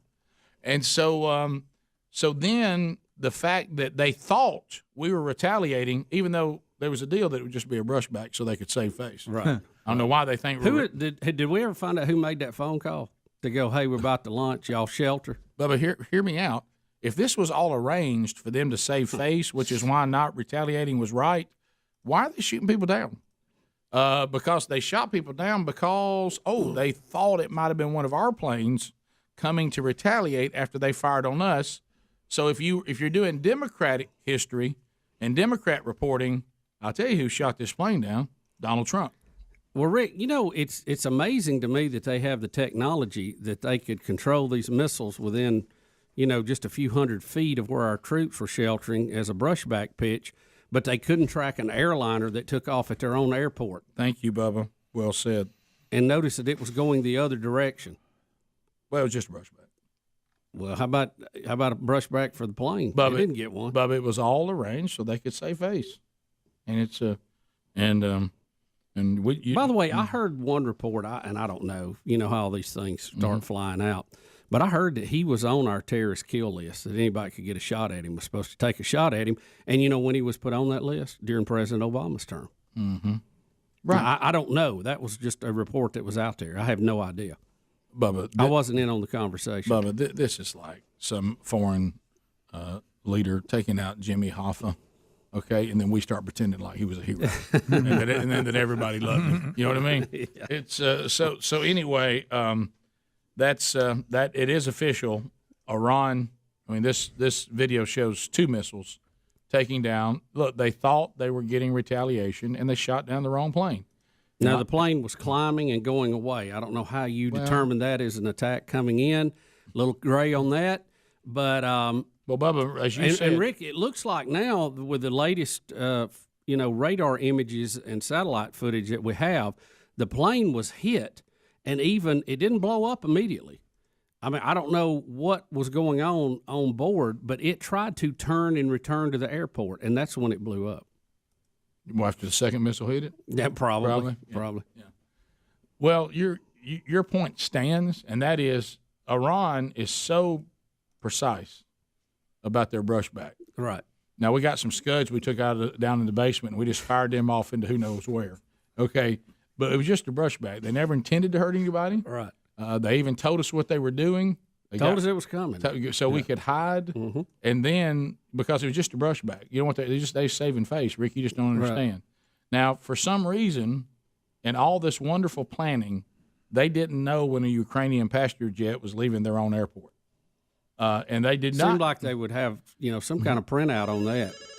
There they are calling right now. They have the ability to do a brushback, and they have the ability to make sure no American troops were harmed because they never intended that. Right. They didn't want a war. You know what they want to do? Well, I don't know. Maybe they did. Now, we were told by some people they did, some they didn't. Don't forget that moment when we were told that we don't give them the war they want, but what they did, they never intended us to wage war on them. Well, if they needed a war, then they would have tried to kill people so it would start a war, and then that way their people would concentrate on us and not concentrate on overthrowing their government, which we've been told by Iranian people they do. You know how you can did they want a war, or did they want a war or not want a war? Apparently, I'm going to go with wanted one because they shot down a plane they thought was coming in. Okay, and which means they thought they might be at war. So I mean, I'm just working through this. I'm a C student from Calhoun County, Alabama, but I think you can throw stuff on the table, and even my old goofy self can figure it out. I think I got it. But maybe you got a lot of people with their finger on the trigger and ain't got a clue what's going on. Yeah. So anyway, but the other point is, if you're the video shooter, Iran either has him or is looking for him. Or they're looking for him, and you don't want to be in that situation. There's more footage coming out today. You see that launch. It's that other was kind of out in the country, it looked like, but this other was a shot from a security camera, I think. Shows the missiles. Rick and Bubba.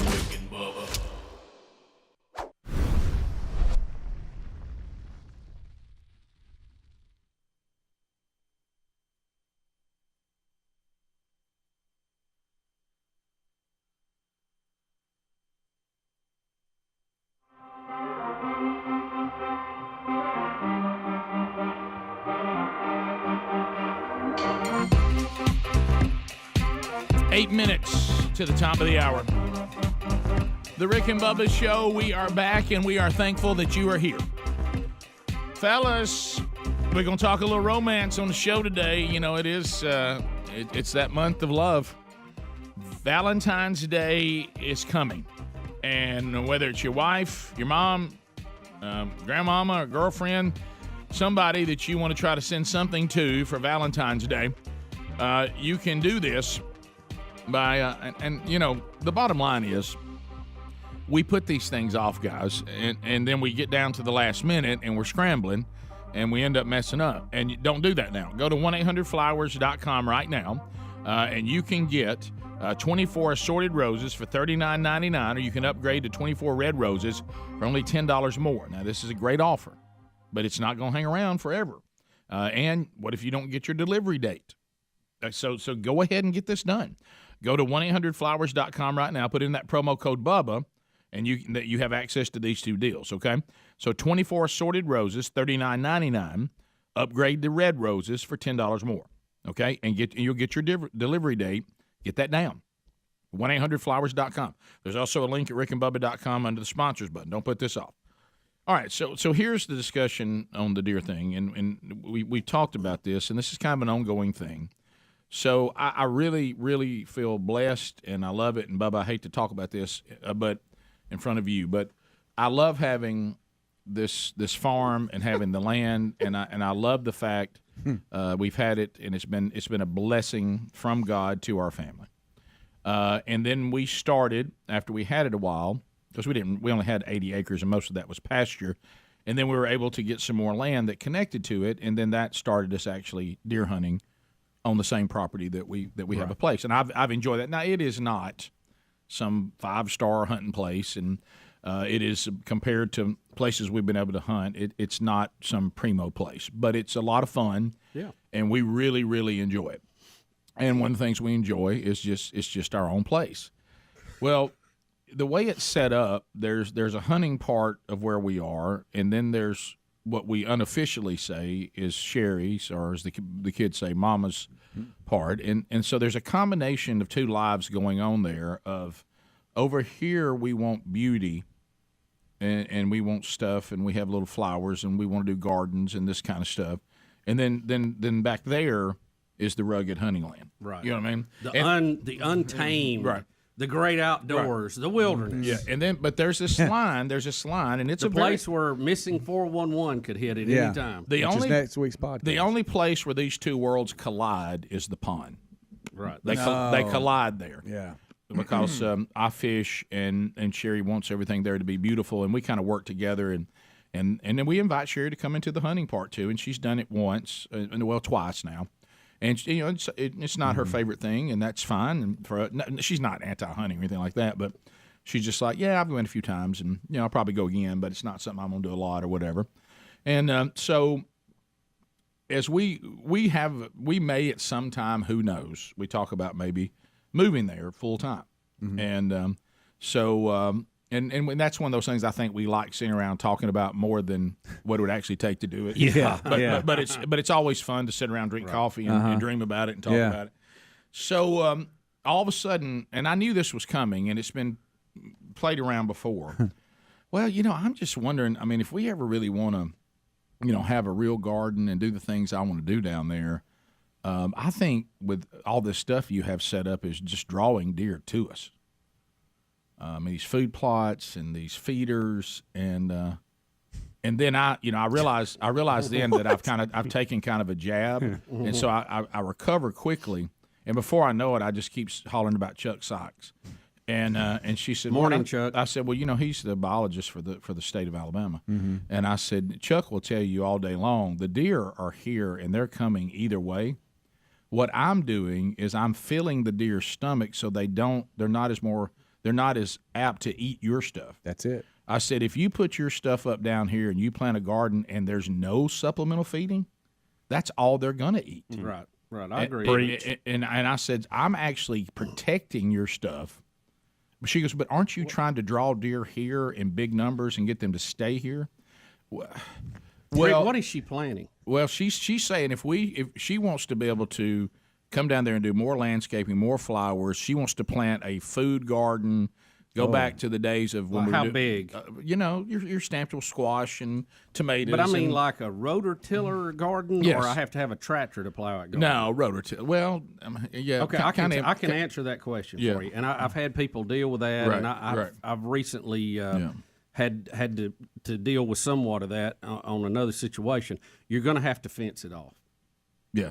I mean, there's no stopping. You're going to have to fence it off if you want to keep them out of it. But the big point I got here, because I said that, the big point is food plots, nothing changes that situation. Right. You're going to have to fence it whether we have hunting stuff over here. Yes. Correct. Yeah. The deer, the deer aren't going to go, well, there's no feeders and no food plots. We're not going over there. Yeah. The deer, there's natural food. I said there's bedding areas, and she pulled an example of somebody. She goes, well, I noticed over there they don't really have a problem. I said, babe, they don't have bedding area around where they are. We've got bedding area everywhere. The deer are going to be here either way. I'm protecting your part of everything, the stuff you like and the stuff I like that we don't want the deer to eat. I'm doing my job protecting them. I'm protecting all this by supplemental feeding. I think what you're doing, Rick, is almost will end up being neutral in this, because the deer are there. It doesn't matter if you're bringing them or not, but they're going to eat they're nomadic. They don't like to eat in one place. Right. That's why they'll go from field to field to field. I mean, if you had a corn feeder in one field, why wouldn't they just sit there all day and eat? Well, right. They get nervous. They like to roam. They're nomadic. But how do you like the fact if that stuff's not there, they're really going to come eat everything? I don't know that it would be a Bubba game breaker either way. But what you're going to have, like I say, I think it's a neutral issue, just me personally. Yeah. But you're going to have to put a fence or a shock wire up, or both, around the garden you're wanting to keep them out of, or they're going to be in it. No matter what. Doesn't matter whether we're hunting. No matter what. And plus, I'm killing deer. I'm shooting deer, too. Right. Yeah. I think I'm helping. Rick and Bubba.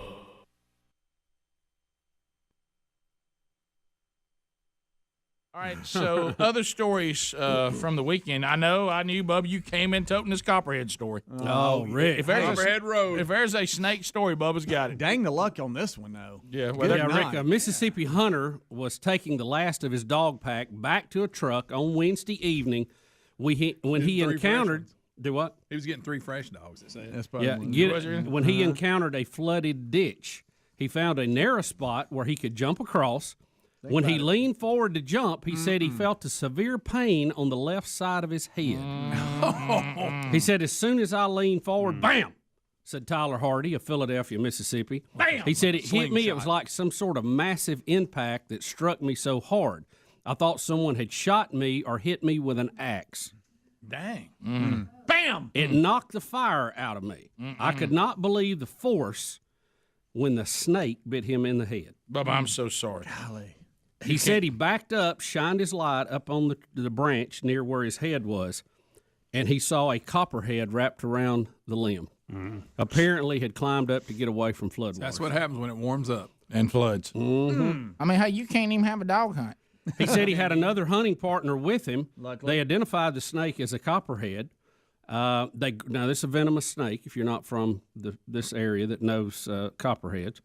They grabbed the dog, loaded her, and got the gear in the truck. Hell, the dog. They took a couple of minutes, they said. I'm out of there. It said Hardy was already feeling the effects of the bite. He said it was about 4 inches above his ear. He said it was a severe burning. He said, and it was spreading. It started spreading rapidly and swelling. Hey, buddy, he said. you've been hit in the head. Who cares about the dogs? That's what I'm saying. I mean, hey, I'll come back and get sissy later. Hey, look, if a snake bit me in the leg, okay, Get me out of here. But I just got bit in the head. Yeah, that's right there at your brain. Amazingly, the two hunters didn't panic. He said he called his wife on the way to the hospital. They also called the hospital so that the emergency team could be prepared when he got there. Said once he got there, he got 5 vials of anti-venom and then was airlifted to the University of Mississippi Medical Center in Jackson. Wow, they had a plan, and they. I bet that head swole up. Hey, hey, Copperhead done popped me. Go ahead and get Sissy. Get her in the box. Hey, get her in the box. Call my wife, and let's go ahead and get the hospital ready. So when I get there, they got the anti-venom. Yeah, I think it's good to call ahead. He said, and this is his own words, he said, I was struggling before I got the anti-venom, but now I feel a lot better. You know why you were struggling? Because you've been bit by a poisonous snake in the head. He said, as of now, all I have is throbbing and a goose egg on my head. I feel like I have been on a 5-day drunk, but other than that, I'm fine. Dang. Oh, man, I bet you. So he thought it was a hatchet. What do you think? There were Indians out there in the woods still? Well, when you know, I thought it might have been a hatchet. when you're not expecting Hey, I think it might be a hatchet. There's still some of them Indians out here that ain't conformed yet. Hey, there's a hatchet. You'd say it got me. But you know, you're not Hey, it got me. expecting It might be a hatchet. Man got bit by a snake, guys. Yeah. He's nearly died. He's good. Yeah, that's true. He's got a big old head. Hey, the way he's handling it gives me. Don't you know his head's swollen? He's handing out a green light. You're He's right. fun. You got to admit, that's kind of a rare situation. Copperhead's not known for climbing trees usually. I know. Hey, Bubba, it got me. Oh, man. What When you're not, what was it? I don't know. It might be a hatchet. Can't be a copperhead. It's in a tree. let me ask you this: where is that going down? Copperheads don't climb up in trees. Where is that going down his neck? Why is it? It looks like stitches. Hey, Greg, I've been hit by a tiny Indian.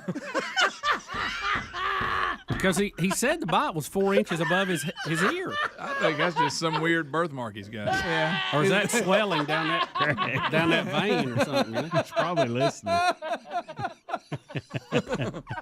Could have been. Hey, it's that Indian from Night at the Museum. You got to watch him Forge Creeks. Sit on the limb. I'm picturing it. Now, Look Rick, around. There's a casino somewhere. Okay. All right. I'll watch it. he did go on to say that he was going to be sure to invest in some snake boots and maybe a snake hat. I just say, how about a Boots wasn't going to happen. snake toboggan? Yeah. But at least they didn't run around in circles panicking. They had they stayed calm. Y'all know Think what's going to about happen. it. You know how Bubba loves his snake chaff. Now he's going to wear a motorcycle helmet. Bubba, I'd wear astronaut suit if I I'm going to talk to the merch department. We're going to do a Ricky Bubba hunting hat, and it'll flap down and cover your ears with snake protector, like the boots.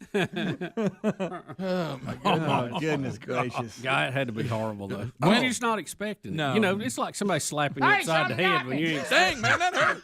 Something got me. Grab the dog. He said he got. What was his buddy's name?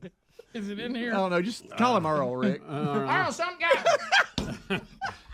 Michael. Hey, something in this bush over here. Ricky got upset when Michael tried to suck the poison out. Back off. Hey, Michael, stop it. You're going to give me a hickey. Look, all right, that's not necessary. Gwyneth said she knows him. Okay. Gwyneth out of Mississippi. Gwyneth, straight up, you know this person? Well, I know his mom. And yes, we have Indians here in Philadelphia, Mississippi. Well, I know they hit me with a hatchet. I knew it. Them Choctaws.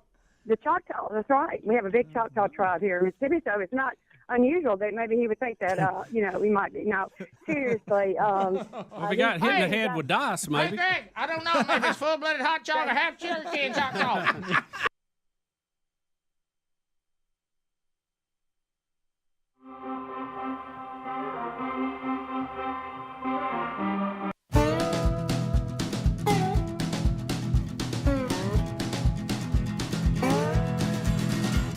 Six minutes past the hour of the Rick and Bubba Show.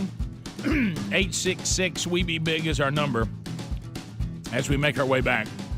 And don't forget Rick and Bubba University, the podcast coming up this weekend.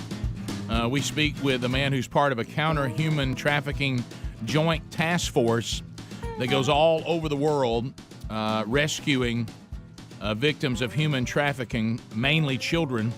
LanternRescue.org is the ministry, and we'll chat with him in a difficult but important conversation this weekend on Rick and Bubba University, the podcast. Welcome back, Bill Bubba Bussey. Rick, I am glad to be here, and thank all of you for letting us do what we do. 28 years now? 28 big ones. All right, I got a text from the state biologist, and Bubba, he said that what we're saying is all correct. Says no matter what the situation is, it will not be impacted one way or the other, whether we're hunting or not hunting. She's going to have a fence around anything she doesn't want deer to eat. And because usually if you're planting stuff for beauty or you're planting stuff for food, they're going to be fertilized and watered to the extreme. And he said, buddy, that just draws them in. Oh, yeah. Yeah, they smell like wet dirt. Buddy. Now, what he didn't say is what I think he still meant.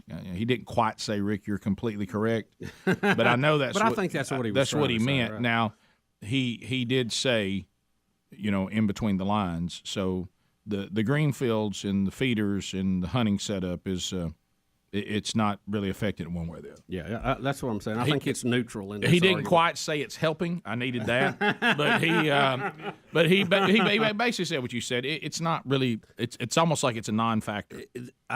The rule of thumb that I have seen before, and this is just me again.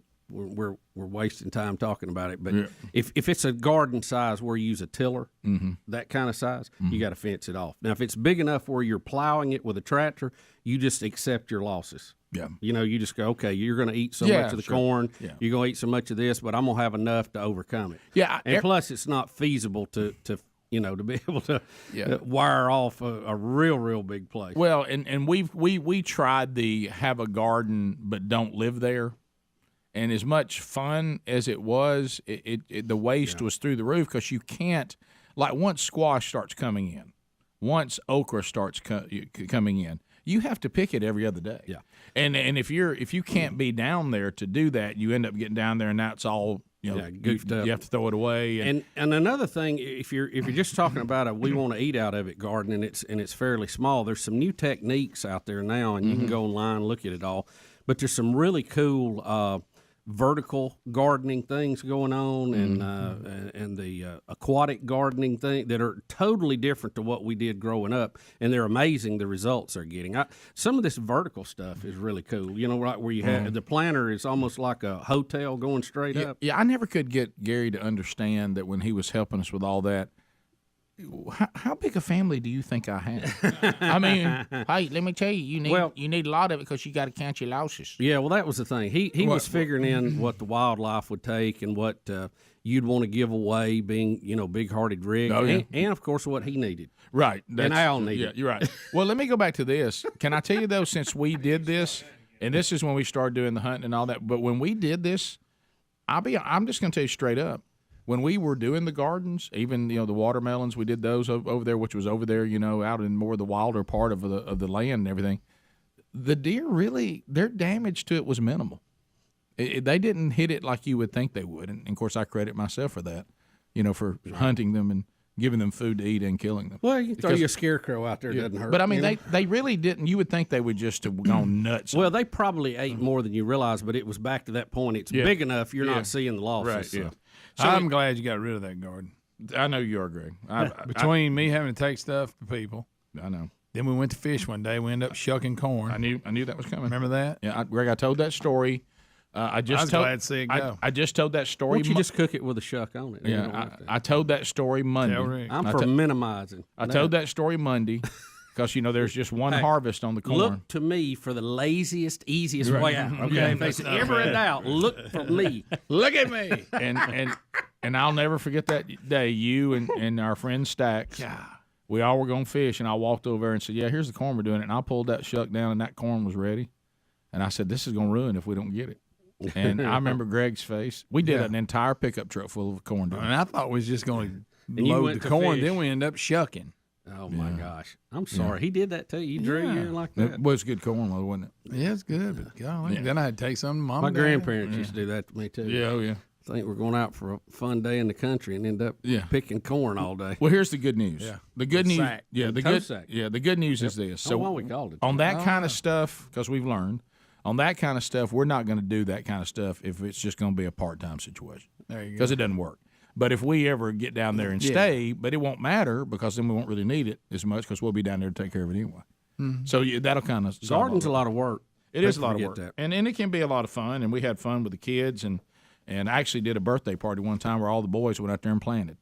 And Well, I bet they love that. They did. That's almost as good as that fishing trip I had. Yeah, right. Well, see, that's the thing. When I was growing up, I would spend my spring break, Yeah. with my grandparents, and it was corn planting season. Yeah.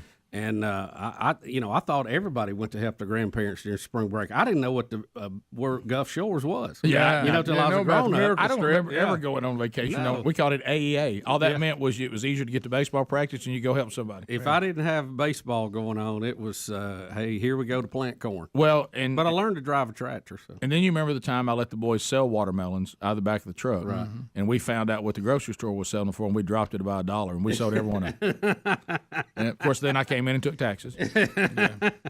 They were like, "Dad, what is this?" I said, "This is the real world." So it's a lot of fun, Yeah, and I'm show just you commission. I'm thankful today, and that the biologist for the state of Alabama has said that I'm right about this, and there's nothing to be concerned about. So that these two worlds can live in harmony, and the hunting world does not affect the beautified world one way or the other. I feel like singing Ebony and Ivory right now. Yeah, and live together in perfect harmony, side by side on my piano, keyboard. Oh Lord, why don't we? So anyway, Classic. yeah, Yeah, it's it is fun, and I'm trying to right now to be the good nurse at home, and these discussions we're talking about all this kind of stuff, and today one of the things I can tell the nurse at home is not working for you. Like today, I got in trouble about trying to tie the hair up the right way for her to get a shower, and I replaced all the bandages and did the waterproof, then take the waterproof off and put the Band-Aids back on. But we kind of ran aground when it came time. I was like, well, I guess I need to wash you. And she was like, no, I have a free arm. And I said, well, I said, I thought I need to get in there with you. She goes, is that why you're in your underwear? And I said, well, yeah, I thought I needed to get in there with you. Servant's heart. Yeah, and I said, I'm just trying to be selfless. Yeah. Mm-hmm. And she goes, I don't need you to get in the shower. And I said, well, can you even do that with your left hand? And I said, because I'm here, both hands ready to go. Yeah. And then I started left and a right. Then I started showing what my approach would be. Yeah. And she said, if you don't get out of here in the next 5 minutes. And I said, well, let me just make sure everything's okay before I leave. Yeah. And she I thought that's what you do. Isn't that what nurses Rick, do? That's that way. When you got a patient, Yeah. huh? And that a way to care. Well, I mean, it's not about me, right? We all agree to that. I want to be sure that I'm being selfless in this process. Thank you, Rick. I'll speak on Sherry's behalf. Right. Thank you. She said, you don't even have a washcloth. I said, I didn't think I needed one.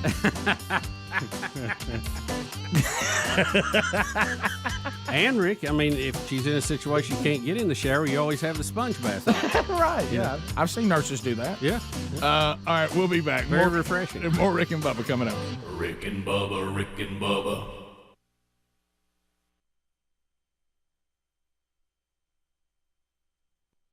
But it got me. Hey, it might have been a Chippewa.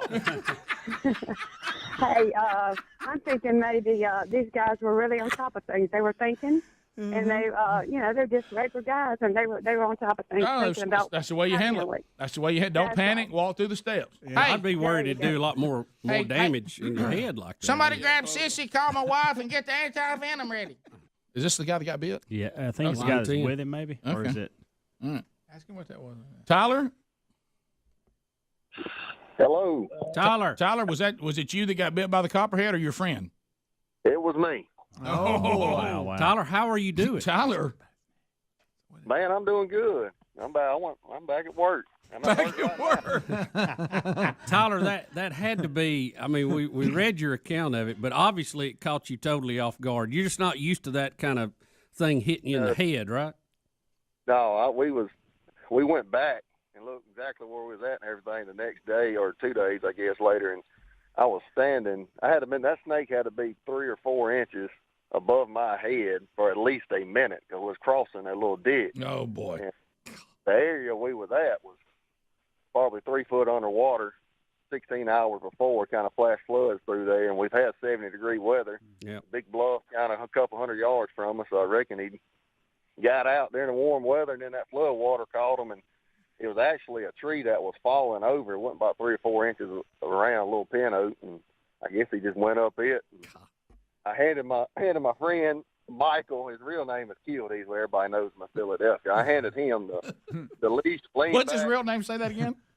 Kildy. Everybody knows him by Kildy. The little bird. Does he have little skinny legs and a big? I knew y'all was wanting a better name than Michael. That's it. Hey, Kildy, you got me. There's choice words in there, but that's about the phrase it was.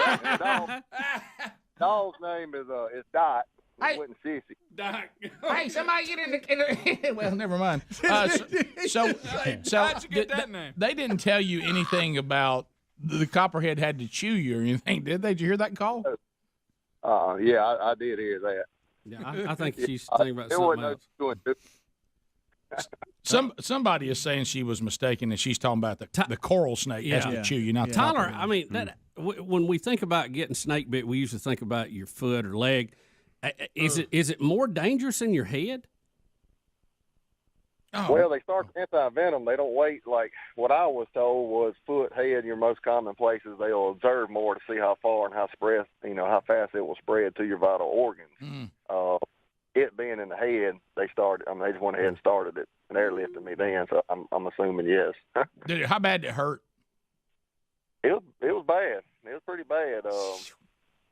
But now once they started anti-venom, I mean within an hour of that, I started feeling better right then. A lot of pain, a lot of pressure, a lot of throbbing. Yeah. Wow. I'm glad you're okay, brother. Well, that's national news. How about this? That's just a foul for a copperhead to be climbing like that. That's not fair. You got a great story. You and Kildee's got one to tell. Tyler, thanks for calling. We're glad you're doing good. All right, thank you. All right, buddy. I'll see you. He's back at work. He's back at work. See, that's our people right there. Absolutely. You get bit in the head over the weekend, you're back at work. We'll be Let back. nothing slow you up. We'll continue with your phone calls. Right after this. Hang in there. Rick and Bubba.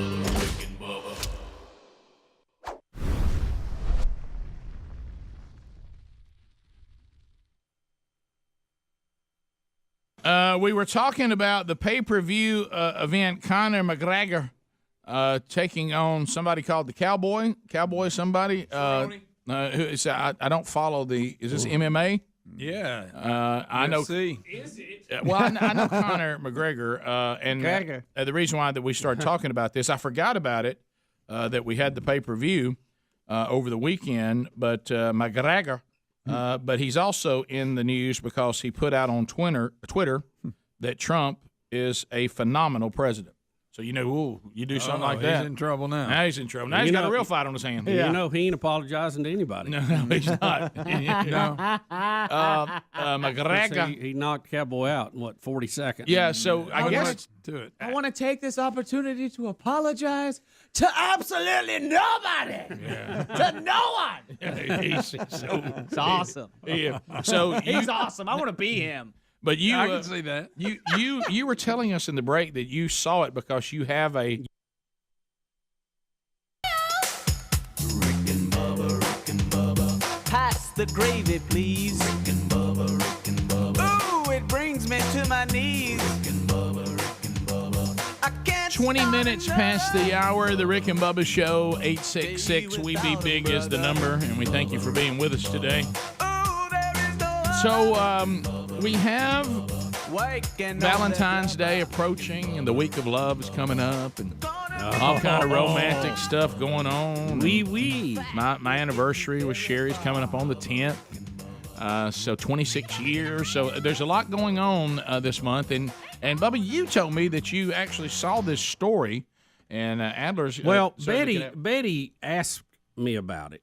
She said, "Did you hear about this?" And she started trying to tell me about it.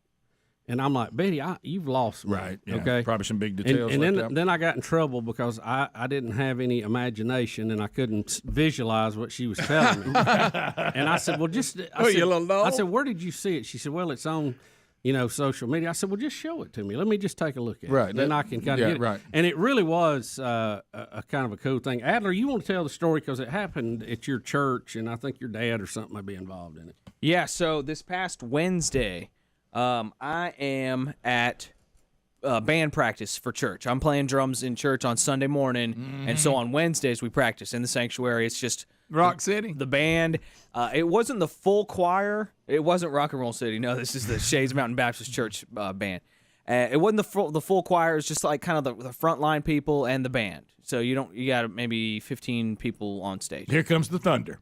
And we're rocking out. We're playing this song, and at the end of the song has a chorus that goes, no one is better than you. No one is better than you. Anyways, and that's it's a super fun song, super cool song. Yeah. And for some reason, we just kept repeating the chorus at the end. I'm like, okay, I guess we're going to still keep playing. And I'm in a drum cage. I have a hard time seeing kind of everything going on in the room. And afterwards, I realized what happened. And I'll show some video here. A gentleman... Let's see. There we go. And some of us didn't know what was going on either. A lot of us didn't know what was going on. Okay. Is this him? There's a dude standing in the middle of the sanctuary. Now he has his back to the stage where they're singing, so it's obviously he's not watching the performance. He's looking for somebody. Now here comes a woman. And then a woman comes out, and they start talking. They're holding hands. They're hugging. Easy. And I realize that there's a dude proposing. Wow. In the middle of the sanctuary, right then and right there. Oh, wow. And the song is, there's no one better than you. There's nothing better than you. It's pretty amazing. I'm not really a sucker for this kind of stuff, but I got to admit, this got me. And you don't know anything about this. Oh, no. my goodness. And there he goes. Obviously, somebody in the band did. He drops down to one knee. No, so none of us knew it was happening. This guy, in fact, he was going to go to another landmark here in town. And because of the rain and because of construction going on, he couldn't go to I think it was like this cool pavilion. Yeah, she was going to meet him at the location. He had to call and tell her to meet him at a different location. Yes. Which was the church. Yeah. Because they both went there. And he didn't know there was choir practice. So he didn't know there was choir practice going on. This dude's initial plan fell through because of rain and construction. And so he's just like, we'll just go to the church. And then he hears worship songs coming down the hallway. And he's like, well, this is perfect. I'll do that. So he goes, we're playing this song. And he just goes up to the stage and just flashes a ring box to one of the singers. Security. Yeah, to one of the singers. And so the singer just looks at my dad and he's like, keep going. And so we just repeated the end of that chorus. It was perfect timing, and they got engaged, and they're actually members of the church. And it was just well, that was my next question. This wasn't people just walking into the nearest church, was it? They actually yeah. No, they were just I think they met there and had gone there for. I think you missed a great opportunity for a drum solo. I really should have, like a really nice one. Double bass, double time. And so if he could have seen that, you realize how much of your life you spend in a cage? I do. Wow, behind glass. I'm the bubble boy, you guys. I am the bubble boy. You're like an attraction. And the boy in the plastic bubble. Yo, I didn't even realize any of this was going on. I'm like, why are we repeating this chorus so many times? But then I look up and there's two people kind of locking lips, if you know what I'm saying. I was like, oh, somebody just got married. Get a room. All right, engaged. Yeah. But engaged. Yeah, sorry. So married. So let me get this right. So Bubba was telling me there, like I said, there's this pavilion that's back close to the Broadcast Plaza and Teleport. I think that's what it was. From what I and he took went from the there, story. and it was under construction and pouring rain. Yeah. So he pivoted to meet me at the church. Yeah. But then when he goes in the church, he realized, oh my goodness, they got choir practice going on. So at some point in there, he shows the box to somebody on the praise team. And Somebody's says, singing. He just walks up there and flashes it, so they know he's not a mad gunman or something. He flashes the rocks and he goes, "Can y'all sing that again? Can y'all keep going? Oh, There's yeah. a woman Weak about to voice. walk in here." Lupin, give me a drum solo. Because that's not there. Yeah. So it worked out pretty great, you guys. You know, That was cool. That was cool. It's almost like God orchestrates things sometimes in our lives. I don't know. That's crazy talk. I know, but Yeah. it's pretty neat, pretty awesome. Yeah. Well, that's there's your Valentine's story. Yeah. And then we had to That was share. neat, wasn't And then it? we had to share. Of course, my dad was like, "Oh, let's turn this into a sharing moment." You know how Michael Adler is. Oh, y'all had to share? And so we all told our engagement stories. Michael Adler. And so my dad was like, It's a sharing experience. my dad was like, "Well, I proposed to Linda. I was in the middle of my senior recital at college, singing on stage. They were doing a duet, and at the high note, my dad busted the ring out. The whole room knew. the high note. The whole room knew it was going to happen, but my mom didn't know it was going to happen, so she was kind of mad, and she was trying to sing a high note at the time, you know. Right. And then my dad was like, "Why don't you tell your story? Why don't you tell?" I was like, "I don't want to tell my story. I don't have a good story," and so I told the story. I don't even have a Picture good him in story. the drum kit. Picture him in the drum In the cage. cage. Yeah, Well, yeah. just like he is right now. I don't have a good story right now. I don't have a good story, but I did get to. It gave me a chance to talk about how I got up at like 6 a.m. on Christmas morning, and I started driving over to my girlfriend's at the time's house, and it was raining and it was dark, and I was like, no one wants to wake up at 6:30 in the rain in the dark, even if it's for a good reason. Like, and so I almost got to our house, turned around, went home, and just like sat in my room nervously for like an hour. And then went back over there and Picture him proposed. sitting in there.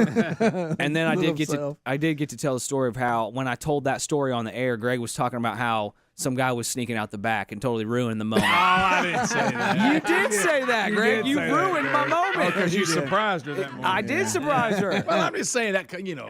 He's here. He's here. What are you saying, Greg? What exactly It's are you not saying saying? that happened I think in he y'all's said the back situation. door was standing wide open. Well, it's Chris. That was Santa Claus. Yeah, okay, I guys. thought friendly Henry might have been there. Yeah. There's why? Why, Greg? And then we have given scenario. proposals gone bad, like at the grocery store. and stuff. Why, Speedy? Why? We've got Attention, everyone. We've got a romantic story going here. How about when they say no? We don't want to talk about disasters right now after this beautiful story. Yeah. Yeah, it's a beautiful story, Greg. Well, how about we was. can have I a don't day for remember saying disasters that. if you want one. I bet the audience has some disasters that we don't know about. We've heard some dandies over the years. I've seen some horrible I crash don't and think I burns. said Some of the stuff people called in that happened. Oh my goodness.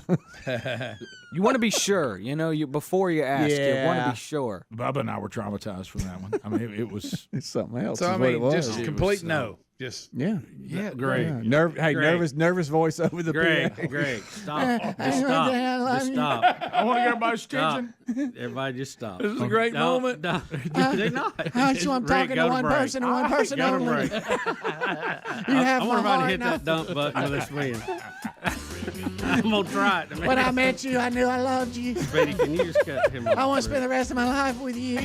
What? You don't? Oh, yeah. If you'll please walk up from produce to the front. Why are you Take continuing to my buy? hand. Why are you continuing to buy groceries? Yeah. Look, can't we put all that in one day? I said I instead loved of now? you. Please stop speeding. You're awful. He's out of control. We'll be right back.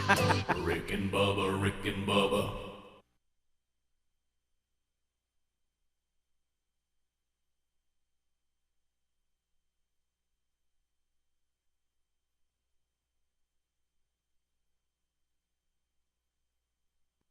So it's time for us to move into. We move different topics now. We'll move into our always played sports talk segment, and we kick around a little sports. But this has got some intrigue though because the fight's involved, and we bring in Big 12 basketball expert Stretch Armstrong. Hello. Go Baylor. Yeah, go Baylor. We're all about Baylor. See, this fight really helps everyone else in the Big 12, including Baylor. Oh, really? Okay. So because Kansas players are definitely going to get suspended, and that helps everyone. It was kind of crazy. It was at the end of the game. Kansas had a big blowout win, and I think we've got the footage of it. Yeah. So, totally so out the of setup Speedy told us is it's a blowout, so now everybody's getting a little chippy, little chip. And if I'm not mistaken, we get a breakaway layup, and Kansas blocks it. Correct. Yeah, Kansas State. Yeah, go ahead. Oh, Kansas State was Kansas was killing them. Seconds going out, and so Kansas is just dribbling out the ball, just to be nice. Like they always do at the end of games, they're killing them. And so Kansas State player just steals the ball while Kansas is trying to just dribble out the clock, let the game in. And so the Kansas State player steals the ball, tries to go for a layup. So Kansas guy goes and just rejects it and then stands over him. Yeah, and then that's when then it all happened from there. It's come out of this, and then we're going to go to the up close, which is what Rick wants. He is going to want more of what we're about to show here. I want to see. Yeah. I want to feel like I'm right in the middle of it. Yeah, all right. I think I'm in. I've got it. I'm in. Whoa, there he is. Is that the guy that got slammed? Yeah. And then we get a little stomping And he going gets here. thrown over. Yeah. And there's a lady just screaming, "Stop! We're stop!" gonna have some She needs to get out of the way. Yeah, it's so bad that male cheerleaders are trying to hold everybody back. Yeah, You hit him with a megaphone. Yeah. How about everybody stand up? good. How about everybody has stood up and hollered? Yeah. So that's good fun. I don't know the rules. Is the clearing the bench thing? I mean, neither team's going to have any players left. No, for a little while. No, they're not going to suspend everyone. They're just going to watch the video and suspend specific. And this picture right here, actually, that's not a good one. That one's going viral, and that's Silvio De Sousa. What's he got? It's a chair. This It's a guy, stool. This guy was suspended last season for receiving payments from Kansas, and so now he's eligible this season. But now he's just going to miss the rest of this season. Oh my God! It's a coach's stool. Because if anybody, if we talk about caught in action, let's see it again. It wasn't me. Okay, look here, son. What's that you're holding? No, Don't you learn you got a second chance, and this is how you got a 30-point blowout, and you're gonna stand over a guy and then get in a fight throwing a stool. Well, he's upset. He don't have as much money as he had last year. Yeah. He might be suspended without pay, maybe even. I might. Look at you. I don't know. Look at you That's a good one. Getting a dig in there. Yeah. So we there's the stool again. Yeah. It's that just turned into It was a mess, wasn't it? Yeah. So are you excited about Baylor being number one? Oh, so excited. Our team is so good. We have one of the deepest backcourts I've ever seen, like eight guards that could be starters. It's weird to hear their name at the top when it comes to basketball, but they're there. Yeah. I think Baylor's really on the uptick on all their sports. Yeah. Oh, yeah. Seems like over the past decade, they've really moved up. Man, look a little close at them. You're gonna have to You can have too much success. Yeah. May have to get a little gander. Yeah. We were all big football fans during SMU's run. Okay? Please look at that angle. Oh, now we really got it. Look, I don't care whatever. Look, that guy is gone. There's no way they're going to let him keep playing. Even his own fan is trying to stop it. I don't know. Big 12 loves Kansas. They might give him a pass. Well, did you hear that? Oh, he took a shot. Big 12 is really, really just coddles Kansas, Really? In basketball, they coddle them? Oh, yeah. Well, you can't have get a call. And you have to. The refs are actually they're so terrible when they play in Allen Fieldhouse. It's like an actual thing. I'm not just saying that as a biased Baylor.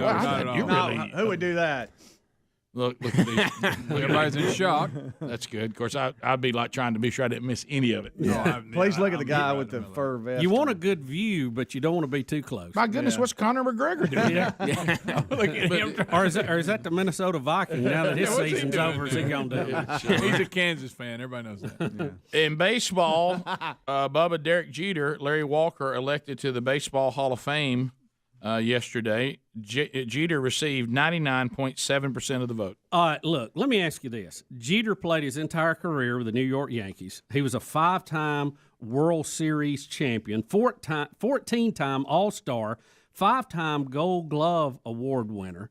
And he played shortstop, which is arguably one of the hardest positions on the field for the Yankees, which most people think is the hardest franchise to play for 3 different decades, Rick.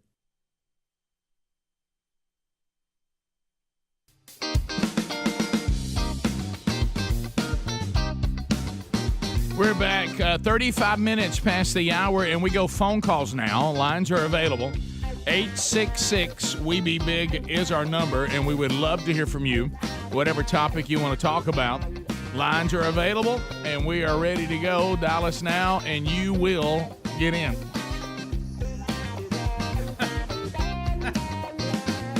While the phone calls are coming in, Relief Factor, and I'm actually giving this to Sherry as she's recovering from her shoulder surgery. Because why? Because of inflammation.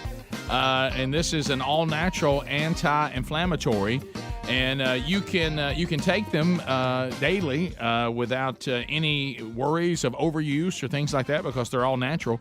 And for many people, this has been the turning point when they're struggling with pain and aches and struggles. And as a matter of fact, we've got Alicia, who out of Memphis, Tennessee. Boy, y'all have had some ice and stuff right now, aren't you? But anyway, she says that she'd been in a knee brace for 10 years since college because of the pain. And after seeing a chiropractor as often as 3 times a week, she tried Relief Factor. She said, I'm going to tell you what, this was the turning point. I'm now 100% out of pain. And I want to thank you guys for introducing me to Relief Factor. Well, Alicia, you're welcome. 3-week supply, $19.95. Go to relieffactor.com or the link at rickandbubba.com. Inside 3 weeks, you'll know whether this works for you as well, and hopefully it will. And then you can continue to order more, like the majority of the people that try the trial pack. So do that now at relieffactor.com or rickandbubba.com under the sponsors. All right, let's go to the phones, 866-WE-BE-BIG. If you want to join us, whatever you want to talk about. Now, here's Mike. Mike out of Alabama says he has an engagement story today, and I know some of you. Are we talking about horror stories? Well, it can be anything you want to. Okay. Yeah, it's. We're warming up for the week of love. Yeah, we are. Yeah. So, Mike, you go ahead, buddy.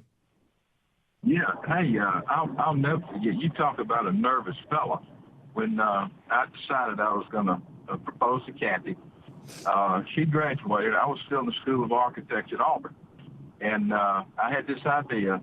And I went to Auburn early that morning on Christmas Day, and she was at her house painting a picture for my mother. She had no makeup on. She was not expecting this. I said, sweetheart, I need to go get something for my apartment. And I thought I was going to throw up. I was so nervous. And I stopped at Sanford Park. We're at the free movie every Friday. We go to Sanford Park. We sit on this bench. I'd go to Santa Fe, get a cheeseburger or something. That was our date. And so I got down on my knees, and I gave her the ring box, and she opened it, and she immediately slammed it shut and didn't say anything. I thought, I'm getting shot down. Luckily, she said yes. And now, 8 children later, grandchildren later, after 41 years of true bliss, I re-proposed to her this past Christmas after 41 years, and she accepted again, bless her heart. And so it's amazing. She's tolerated us well, been a great wife and mother. You won't find a better one. What, So how does she? Why does she slam? Why does she slam the box shut? She wasn't expecting this. It was a big surprise. Oh, I see. So she likes to think about things. Luckily, she only thought about 3 seconds, and she said yes. And Sunday, I breathed a sigh of relief. Yeah. Then, as a male, when she starts telling everybody they start hooping and hollering, you want to go get in the closet and hide. It's an uncomfortable feeling, but it's worked out. Well, it sure has. Well, thanks for the call, buddy. Let's go to Mike in Florida. Mike, welcome to Rick and Bubba. Go ahead. Hey, guys. How are y'all this morning? We're great. We're good. How you doing? Doing good. Just wanted to share with you my engagement story. Let's take it back to 1994, Coleman, Alabama, at the Hardee's there on 31 in Coleman. You romantic devil. Oh, man, I'm telling you, my wife was working the drive-thru. So I rolled through, and I said, hey, I'd like one of those number 4 sourdough combos and your hand in marriage. No, you didn't. No, you did not. Went with the sourdough. I did, yeah. And she said, you idiot, pull around. Well, was that a yes or no? Yeah, right. Pull around. That's How when was the sandwich? Well, you know what that was? When they tell you to pull around, you got to wait on your order. I know it. I know it. Gosh, you have to wait on your answer, too? Yeah. Anonymous in Alabama. Go ahead. Happy birthday, Helmsey! Woo! Is that it? That's it. Sweet. Thank you. You need a reward for hanging that TV slightly crooked. To David in Brookwood. If you want to get in, you can. 866-WE-BE-BIG. David in Brookwood. David, go ahead. Hey, long-time listener. Thank you. I was listening to your segment earlier about the deer eating people's garden. Yep. Yeah. The cheapest and the most inexpensive way that I have found to keep deer out of my garden is fishing string. Chest high down to the ground. Deer can't stand it because they can't see it, but they know something's touching them. Okay. How about little that? fishing line. We got plenty of that later. Right? That looks good too out there. 8-pound test. Unless you get tangled up in it trying to get you squat. That's true. At least 8-pound forget test. about it, Rick. too. Oh yeah. I forget about That's it. the only thing about a shock wire. I know good and well who will get shot. Who ain't never gotten one of them? Jerry, Unpleasant. Piedmont. Jerry, go ahead. Good morning, everybody. Hey, buddy. Rick, I learned something on the show yesterday. You know that intro that Richard Simmons does about on the show, Squeezing the Country Bunch? Yes. Oh, yeah. Well, I figured out that's why Speedy got licked in the eye. Old Magic Hand Speedy. It's carried into the second day, and that's not fair to Speedy. Oh, no, that's a good one. It carries 2 days. I know, but he was a good sport about it yesterday. Have you met the arsonist and the volunteer fire department? Well, on I'm here? just saying, Greg. I mean, I can't control it, Rick. I can't control that it's rolling 2 days, but I tried to stop it. To Bubba's point, are you here to help with the fire? Yeah, kind of. Let's go. We've to seen those jokes that get out of hand. Rusty. Oh, boy. And Prattville. Rusty, go ahead. Rusty wrong. Morning, guys. How y'all doing? Fired up. Good deal. Hey, I got a quick engagement story. I'll give you the quick version. Please. I know y'all ain't got much time. So I go up to Oak Mountain in Birmingham a week before, plan the whole thing out. It's beautiful, can see for miles. Go up that day, take her up there. It's so cloudy, can't see the hand in front of our face. What? That's all. The fog said. The fog said. Yeah. Oh, it was fog. It was awful. I mean, you couldn't see anything. She doesn't have a clue what we're doing there. So I say, hey, when are we going to get married? She says, I don't know. I guess when you give me a ring. And I said, well, what if I got one? Turn around. I'm on one knee. I say all the fancy romantic stuff. End with, will you marry me? And all of a sudden the tears come. And I think, I got her. Happy tears, just like a movie. She looks at me and says, I don't know. I don't know. What? And then what did you say? Son. Oh, my goodness. I said, I don't know. What do you mean I don't know? She said, we're so young. I just don't know. I'm scared. So we drive home. We live, of course, in Prattville. So we drive a solid hour home in silence with no answer. Oh, my. And the fog was a sign. It was, Greg. That fog was her decision. Kind of rough. Yeah. And about a week later, we were on the phone, and she's talking about making wedding plans. So we've been married 20 years now, but she never actually said yes. You got to be kidding me. I never got an official yes. So the only thing you ever got was an I don't know, then wedding plans? I don't know. We're awful young. I'll get back to you. All right, here's what we're going to do at the wedding. Yeah. So you didn't get that moment of elation that she said hello and that panic and that scared feeling went away. No, she called and was asking me a few wedding questions, and I got off the phone and told my parents, I said, I guess we're getting married. They're over there planning. Yeah. She never answered it. Did you hear what you just said, Bubba? Yeah. You didn't have that magic moment when she said hello? Or I meant... You meant yes, didn't you? They confused the caller, too. Yeah. I heard the silence. Confused all of us. God was like, hello. Huh? Well, never mind. They didn't call her. You know what? I was in pain for him, and I put myself in that position, and I was just destroyed. Like a hello would have been better than I don't know. And the caller, he did that pause where he's like, what hello. So you never got that moment when she said hello, and the caller went, No, I was looking for yes, not hello, but. COVID fog.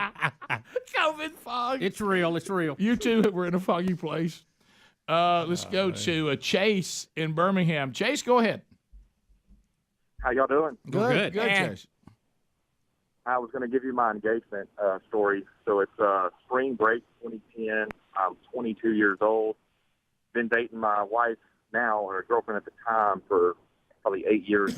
We were high school sweethearts. But anyway, we're in Orange Beach, my grandparents' beach house, and wanted to have the perfect, engagement, scenario set up. So she's in the shower, getting ready to go out for dinner, and I go out onto the pier in the dock, and I've got a Bible put out. I've got the ring, but I wanted to hide the ring, so I put it inside of like this flower watering thing. I don't know what you call it, but whatever you put water in, the water flowers. Right. You talking about a vase? The ring in there. Do you call it a hello? Oh, no. You're talking about that little thing you turn up and water comes out the front of it. Yeah. Correct. Yeah, whatever that's called. That's what it was. You're right. I don't know what that's called. Yeah. So when she comes down, I wanted her to be, not know what was going on. So Anyway, she gets out of the shower. She gets ready. We walk down onto the pier, and lo and behold, I look, and the wind has blown this water thing or this bait thing into the water. No, oh my gosh. No way. Oh no! Did you go? I would like to propose to you, but that goes your ring floating out through there. Yeah. Well, she was wondering why I was running after it so hard. She didn't understand, but when I finally got it with a fishing pole, proposed to her, all she said was sure. So, Sure. She thought he really wants to water some flowers. So she didn't say hello? Yeah, you were waiting on her to say hello. Hello, is it me you're looking for? Hello. Wow. So he had to bring it in with a fishing rod. He looks and there it goes floating out. Floating away. Oh, boy. All right, here's the lady that got proposed to in the video we just watched. Oh, okay. I think that's her on 3. Let's talk to her. Or it's a prank call. All right, it's a prank call. We'll be back. More Rick and Bubba coming up. Rick and Bubba, Rick and Bubba.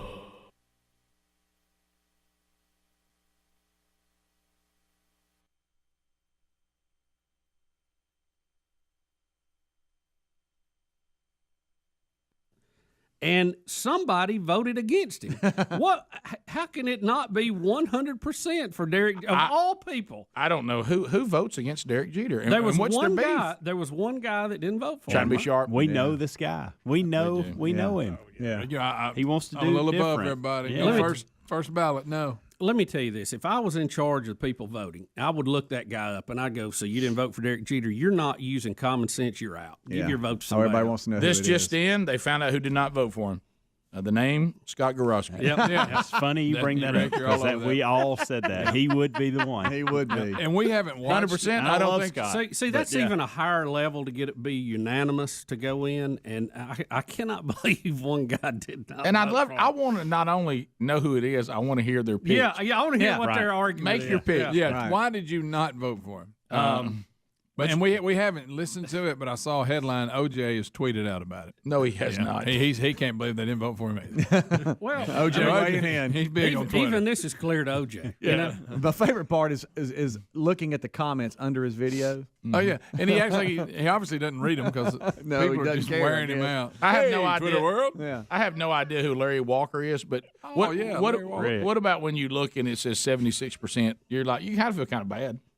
I mean, You're in. yeah. That You're in. 75% is what you Rick, need. it's like getting a driver's license. I passed or I failed. Oh, Who cares yeah. about the Of numbers? course, Roger Amen. Clemens got 61%, Barry Bonds 60.7%. I think this was their 8th time through. I think you get 10 because I want to say it was It's Larry's coming to an 10th. end. Their chances are Kurt Schilling dwindling. got 70, so they're thinking he might get in next What year. do you have to be in 75? Yeah. And who Barry Bonds, theirs is going the other way. So every year it may be 65, now it's 63, now it's 60. So they're going the opposite direction of what they need. How do you feel about them not being in?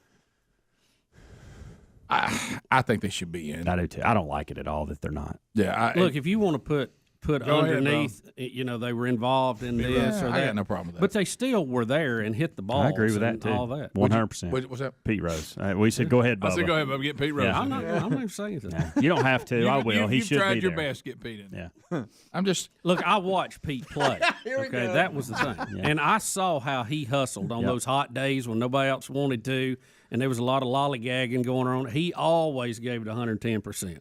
So Think about he was very successful with the numbers. I don't know what he bet, didn't bet, all that stuff, but he was a heck of a player. Absolutely. And you wanted your teammates, you wanted your players to act like Pete on the field.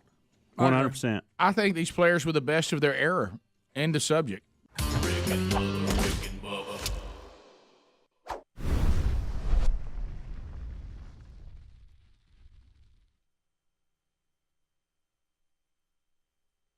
Come on, give it a The try. wonderful wheel of meat is illuminated for another week. And this is your opportunity to go against the wheel. You could win meat from our friends at HarryandDavid.com. Get a $50 gift card. You could win flowers from 1-800-Flowers.com. You get a Moultrie mobile package or a feeder from Moultrie. You get Rick and Bubba items out of the Rick and Bubba store, BuzzBox Coffee, Blaze subscriptions. But you also may not win anything. It may be that you get a can't have nothing. I mean, you could be eaten by Jaws if you land on Pippet. Henry the horse could spawn. Entertaining for the audience, yes, but not a win for you, the caller. Greg Burgess returns to the wheel. He is back. Speedy has the wireless mic. Helmsey's on the phones. We will start with Sonny out of the great state of Florida. Sonny, thank you for the sunshine. So, Sonny, what do you say to the real Greg Burgess to be our first contestant? I say, wow, what a wheel. Come on, reverse spin starts it. Right out of the gate. Reverse spin. Greg goes edgy on the very first spin. Sonny, let's see what lands, if anything lands for you.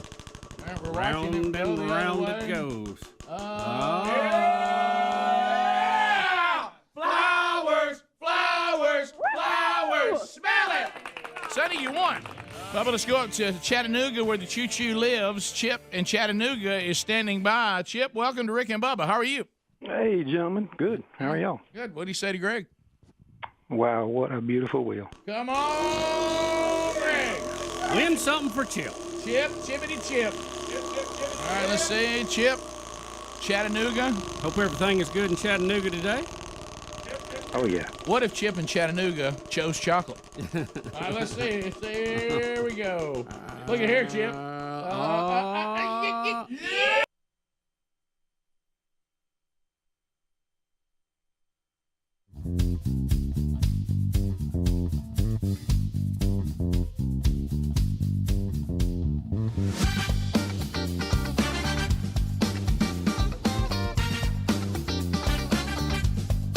I'm waiting patiently for you. I knew it was coming. Man, what a brain poot that was. Huh? It's really concerning. I have those all the time, by the way. 866 We Be Big. All right. So Bubba brought a story to the table that Adler was involved with, where there was a special proposal, and even got it on video, and we showed it to you about this guy that was trying to ask a woman to marry him, and the place that he went to was under construction and rainy, and he went to his church only to discover that the choir was practicing, and our very own Eddie Van Adler was, of course, bringing the thunder in the drum cage. His dad was leading this, and the guy goes over to the choir, shows the ring, and says, "Can y'all just keep singing?" And really thinking really good on his feet, he turns it into this romantic moment, complete with musicians and singers. We now have someone claiming to be the young lady that was proposed to. Emily is on the phone. Emily. And so, Emily, are you this lucky lady? Yes, I am, and I have a story that was actually his fourth plan, not his second plan. Oh, really? Wow. So it went all the way down to 4. So what else was he trying to do? First off, let us say congratulations. Congratulations, yeah. Thank you. And I want to say this to you. There's nobody better than you. All right, so go ahead. So the first plan was to take this trip down memory lane, which did not work out because of some just some logistical things didn't work out. Right, and then the it second happens. plan was, it just didn't work. And then the second plan was to go hiking, but it was very cold and the ring was not ready. So then the third plan was to go to Vestavia Columns, and then the fourth plan happened about 15 minutes before I showed up. So how did you get the word, "Don't meet me at the Columns"? What happened there? So I thought I was Mama. Your phone cut out. Your phone Say it cut again. out. Say it again. I said I thought I was going to Taco Mama. Okay, which isn't bad. Now that's not bad. I went to so that's Taco Mama and I got a ring. Yeah. Sounds like a country song. Yeah, I upgraded. No, my roommate convinced me there was a wreck on 31 and took me down to Columbiana and said we're going to cut through to Taco Mama in Vestavia. And so I thought that's where we were going, and she made a really sharp turn into the church parking lot, and I said, that's a really sharp turn. You don't have to turn that hard. She said, I do to get into this church parking lot, and then I knew immediately, and the gig was she up. let me out of the house in the worst outfit ever, and I just looked at her, I said, I hate you.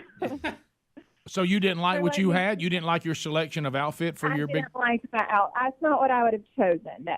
Oh, okay. But So you really don't dress up to go to Taco Mama, is what you're telling us.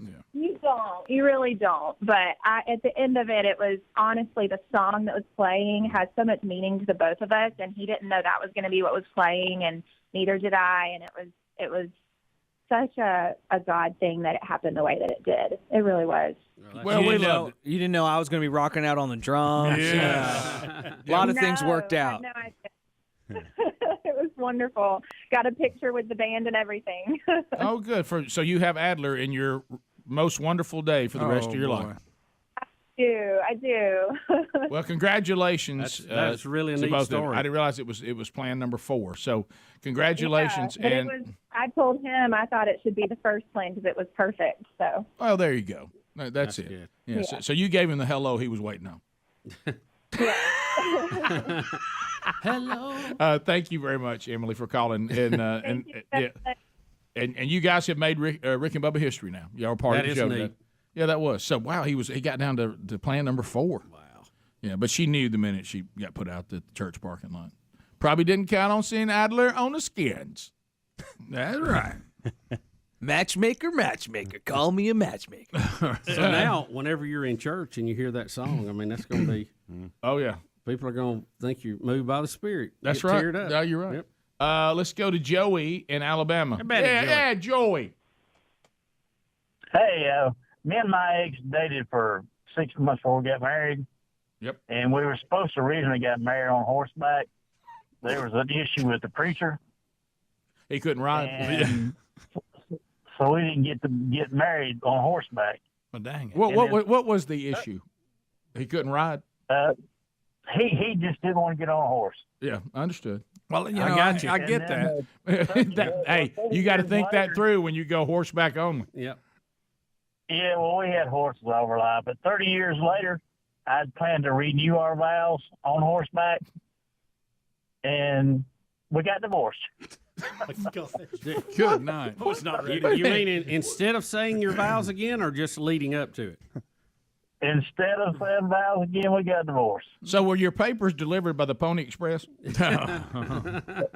Staying with the horse thing. Right. Yep. I'm sure it was. Oh, man, I'm she sorry. bought me a brand new guitar for my birthday, and 2 months later, we got divorced. Well, all right. Doggone, That's a great story. I guess she thought you You gotta love it, man. You gotta love it. You got to love it. Couldn't find a preacher to marry us on horseback to get it started. Right. And I was going to renew him, Greg, on horseback too, and gave me a guitar. And this few days, galloped off into the sunset. Was that kind of here's something you So can much do more since I I'm need about to- to be gone? I guess. I don't know. I want to ask so many questions. I wanted to see how you say Detroit. Because he had guitar the same. as Guitar Bubba. in Detroit. Yeah, What is the big deal? Well, nothing. I mean, Do I say Detroit that strange? Detroit. Yeah. Rock City. Yeah, your Detroit is and your guitar are very, very Guitar? pronounced. Yeah. Guitar. Yeah. I mean, but it was. I mean, nothing wrong with it. I mean, it's just the way you say it. Well, you know what I have to say about that? What? Hello. Thank goodness it's Friday, right? I love the fact that the preacher said, "Now I need to know about this horse thing." No. I love it. What you got to do is go like to the cowboy church and get a preacher that's used to riding. If you're gonna get married, right? I didn't know they wanted the pastor on horseback as well. I mean, can't you ride off on the horse? You have to be married. Right, yeah. Top of the hour. Rick and Bubba, Rick and Bubba. Hung on by a thread. Meat. Barely meat. All right, we got a $50 gift card from harryanddavid.com for you. Meat it is. Chris, what do you say to Greg on the wheel? Coleman, Alabama, checking in. Wow, what a wheel. Go, Greg. All right, let's see what happens. All right. Chris, the wheel has been kind of hit or miss today. I mean, there's been as many losses as there have been wins. I got a bad feeling it's going to be Henry. Uh-oh. Buddy, you may have just called your shot. You just called your shot. Right on. Oh, my God. Right on it. Should have said $1 million. Look at the audience in the studio go wild. Here comes Henry. Oh, he's brought a friend. What's going on here? Henry. Well, Henry, who's this?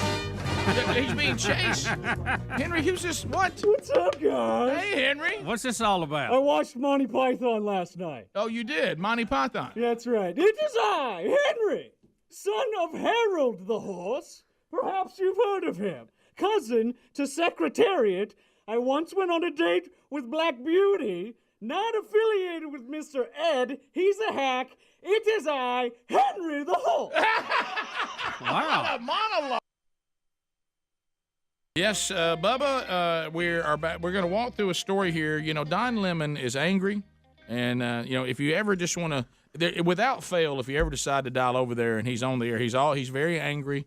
He's very upset. He despises Donald Trump and all who support Donald Trump. But now it may be that there may be some backlash because Don Lemon and his little lemon panel, they just don't know when to stop. And it all starts with an NPR reporter saying that Pompeo was rude to her, at one point even asking if she could point to a map of where Ukraine was even located. And so this then leads. You know, you can see somebody that has to deal with this all the time. Sure, gets fed up with some reporter who comes in there asking questions. I can't believe they can't even understand the answers he's giving. Yeah, I couldn't believe he could hear what she was saying because usually the NPR people, you can't hear them. Right, it's so quiet. What'd you say? Pompeo. I want to ask you. What are we talking about? Crafting or what, Ukraine? What? So here's Lemon and his lemon buddies, and they Lemon buddies. It's lemonade. and they get all nasty. And I tell you what, all of you that support Trump, a bunch of hillbillies. Yep, that's and right. Bunch of ingrates. Here we go. Courtesy of CNN. And obviously it's false. And look, he also knows deep in his heart that Donald Trump couldn't find Ukraine on a map if you had the letter U and a picture of an actual physical crane next to it. He knows that this is, an administration defined by ignorance of the world. And so that's partly him playing to their base and playing to their audience, the credulous boomer Rube demo that backs Donald Trump, that wants to think that Donald Trump's the smart one and y'all elitists are dumb. You elitists with your geography and your maps and your spelling, even though your math and your reading. Yeah, you're reading, your geography, knowing other countries, sipping your latte. All those lines on the map. Only them elitists know where Ukraine is. Sorry, I apologize. But by the way, oh my God! But you know what? But it was Rick's fault. I blame Rick. But in all honesty, Blame you know what Rick. NPR should Why do? not? Sorry, hold on. Wait. Can I tell you Give me what? a second. Hold on. Sorry. No, it was good. Sorry, Rick. That was a good one. I needed that. Okay. So. Okay. A lot of people are saying Trump ought to use this in a campaign ad. Oh, he Just probably will. Play this. They probably will. Well, So it wasn't Don Lemon that said it was one of the guys they had on. It was a lemon panel. Right. I think the way he was acting, though, was more embarrassing what the guy was saying. He was tore up. Wasn't he laughing? He loved it. Hey, Lemon, I got a funny story. All right. Careful. All right. See that one the other day? I saw his face. I was mad just Okay. Now you know, I see Rick, his look. I see his look. why I said what I said in the break. Yeah, he's sitting there. This is him laughing. He's so glad to hear his little lemon panel, calling us all a bunch of uneducated, just backwards. But the thing they conveniently forget here is they somehow have taken Pompeo's stand away from him and said, no, you're not calling the NPR person uneducated on geography. It's all of y'all that are uneducated, and you're just playing to the uneducated geography people who love Trump. It is interesting that the conversation actually went the other way. It was Pompeo saying that the reporter didn't know what she was or he was talking about, and they took that and says, no, you can never say, no. You cannot say that anybody on the left it doesn't know their geography. That's all these rubes that support Trump, and they start doing your little accent and making fun of you, and Don Lemon's just loving it. I mean, he's just loving every minute of it. Huh? He does get tickled. He does. He's all giggling. Well, you know what? It's refreshing to me to see a liberal get to laugh every now and then. You know it, because bless their heart, everything's doom and gloom. You like to let them have a little laugh every now and then. Yep. So social media is really going after him pretty good. because what they've done is they've taken the point that Limbaugh made the other day, and Trump continues to try to make, is this is not an indictment on a political candidate. So they're going to come and go. The most the president gets, as we've said, is 8 years. They're not trying to eradicate Donald Trump. They're trying to eradicate the point of view of those who think that what's happening now for America is the right thing.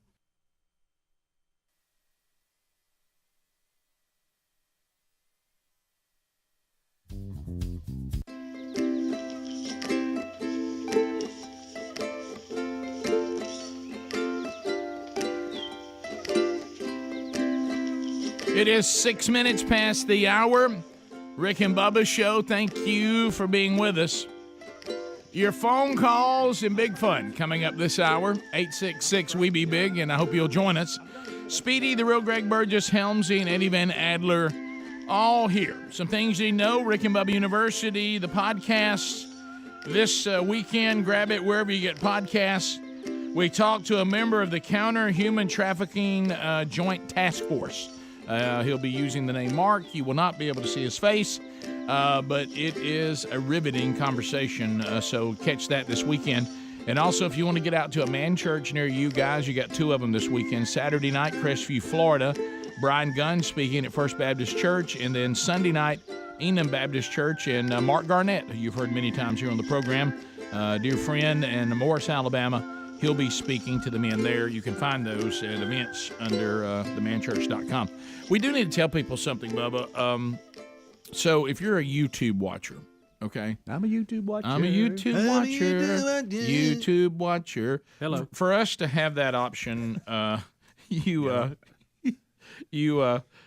have to jump through a lot of hoops. They got their own bed music and all this kind of stuff.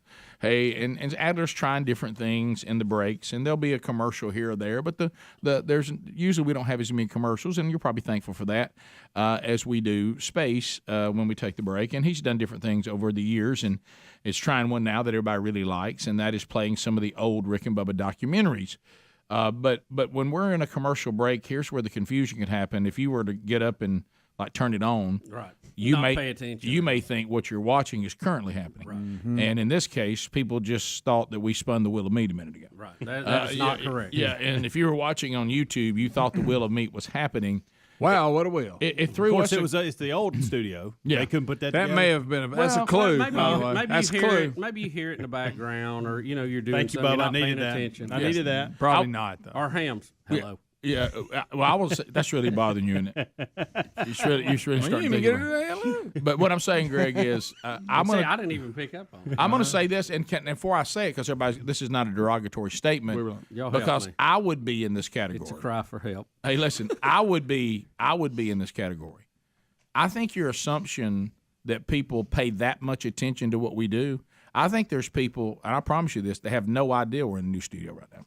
You're right. No, I get questions every day, and I'm like, you didn't know that? Right. We've been in here for So we think that everybody's experience with this is our experience. Yeah, no, it's right. really not. You're right. We're kind of in the background of their lives. Yeah. And there's people who I know watch and listen at different degrees. But if I were a listener of this show, and I did ask Bubba in the break, would you listen to the show? Yeah, sometimes you ever done that? You go back and go, "What, I listen to the show?" Yeah. I think I would, but I go back and I probably wouldn't. Really? Yeah. No, I'm kidding. Yeah, I'm kidding. But what I'm saying is, I would be the type of listener that probably would have no idea what studio we're in or really pay attention to that. Yeah. If somebody go, well, that new studio, I'd be like, what are you talking about? Well, so I would be a person who could look up on YouTube and go, hey, they're spinning the wheel of me. Yeah, but if you go to YouTube, chances are, unless it's your first day. Right. Yeah, I know. You're right. All right. So you know kind of how it works. I was screening them up when they called. Yeah. This will help a little. There was a few that were able to reason it out. They were like, hey, I want to spin the wheel. And then I said, you do? And they went, Oh! Wait a minute. This is some of them did that. Yeah. Did you go? That's right, Slam. There was a couple that were still excited. I said, "You do want to spin the wheel?"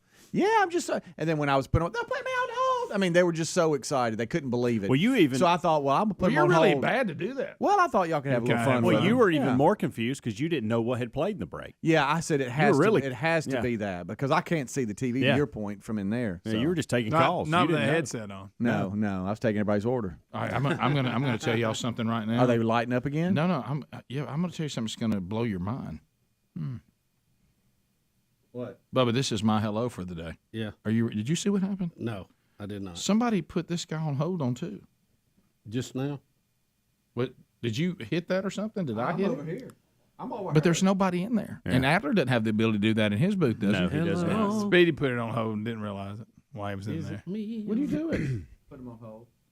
You did that touch thing? But Oh, yeah. how did this guy on 2 get put on hold? I don't know. That's crazy. No, that's strange. I looked at all those lines were ringing because I thought now they think we're doing the will of I me. keep bringing this up. Y'all say, well, it's too new of a building, but people have told us I know the you're place is right. haunted. Yeah. I'm going to say this. Somebody's put somebody on hold on 2, and it was none of us. You want me to go in there and say, Somebody ask- keeps taking our TVs down in here. I don't know. Yeah, what's that all about?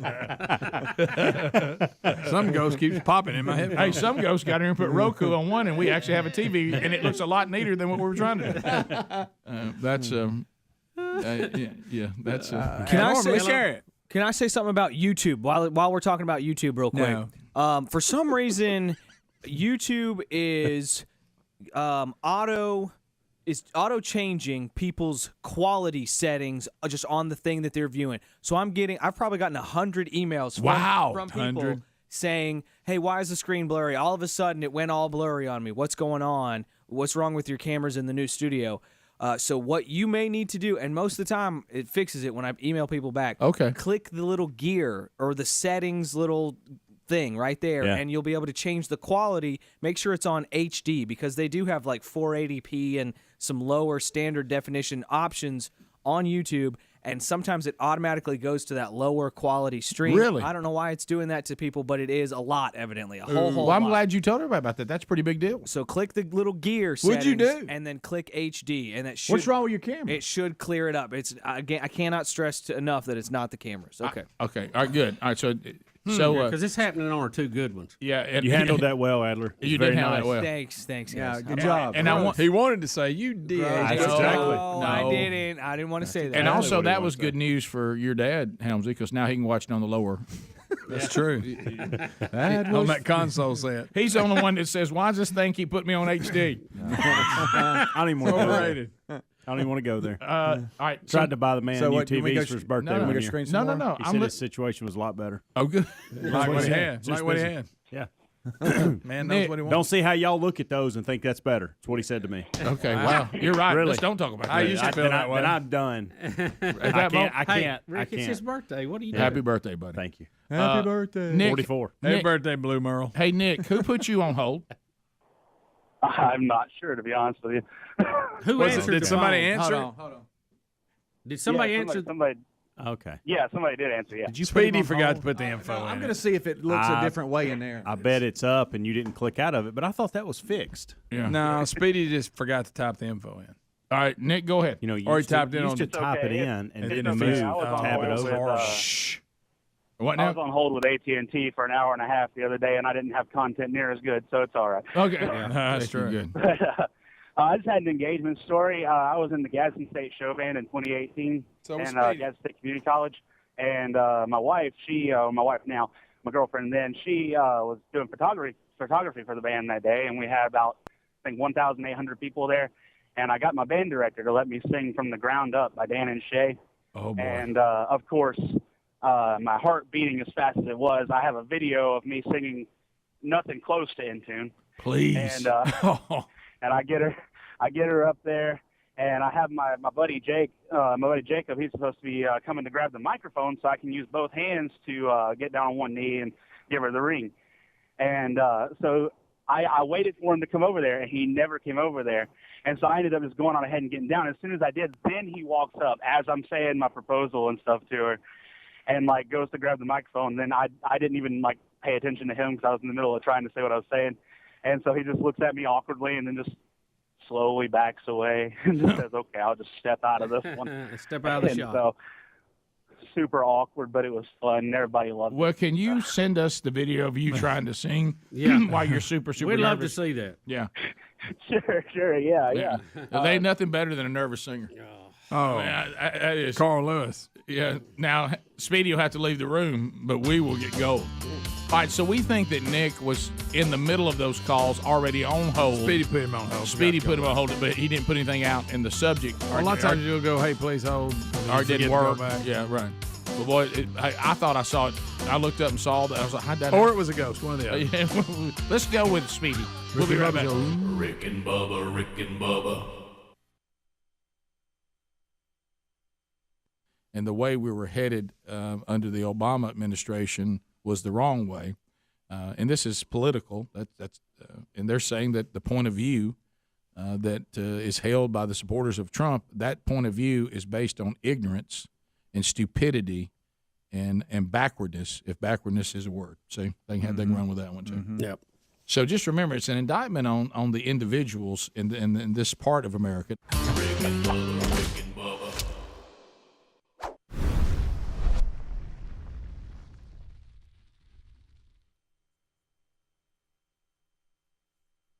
Well, in one, as we said, the famous comedy of errors, it appears that Coach K, the head basketball coach, legend, coaches Duke, they were taking on Pittsburgh. They defeated them 79-67.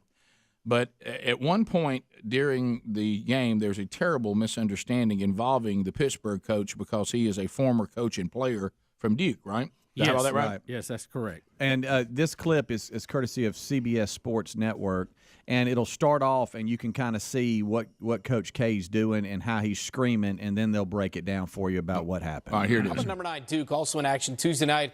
They welcomed Pitt to Cameron Indoor, a place the Panthers hadn't won in over 40 years. There'd be an interesting story coming out of this. 35-25, Matthew Hurt, Vernon Carey, the dunk. Now, second half, going to the locker room, this is Coach K getting after the Cameron Crazies. That was the end of the first half.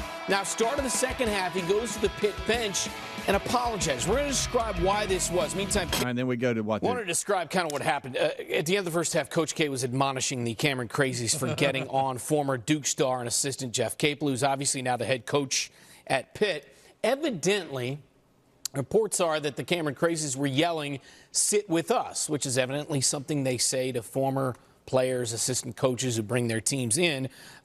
Duke is saying there was a misunderstanding between Coach K and the Crazies. Nevertheless, Gary, we saw him at the start of the second half, Coach K, go over to the Pitt bench and apologize.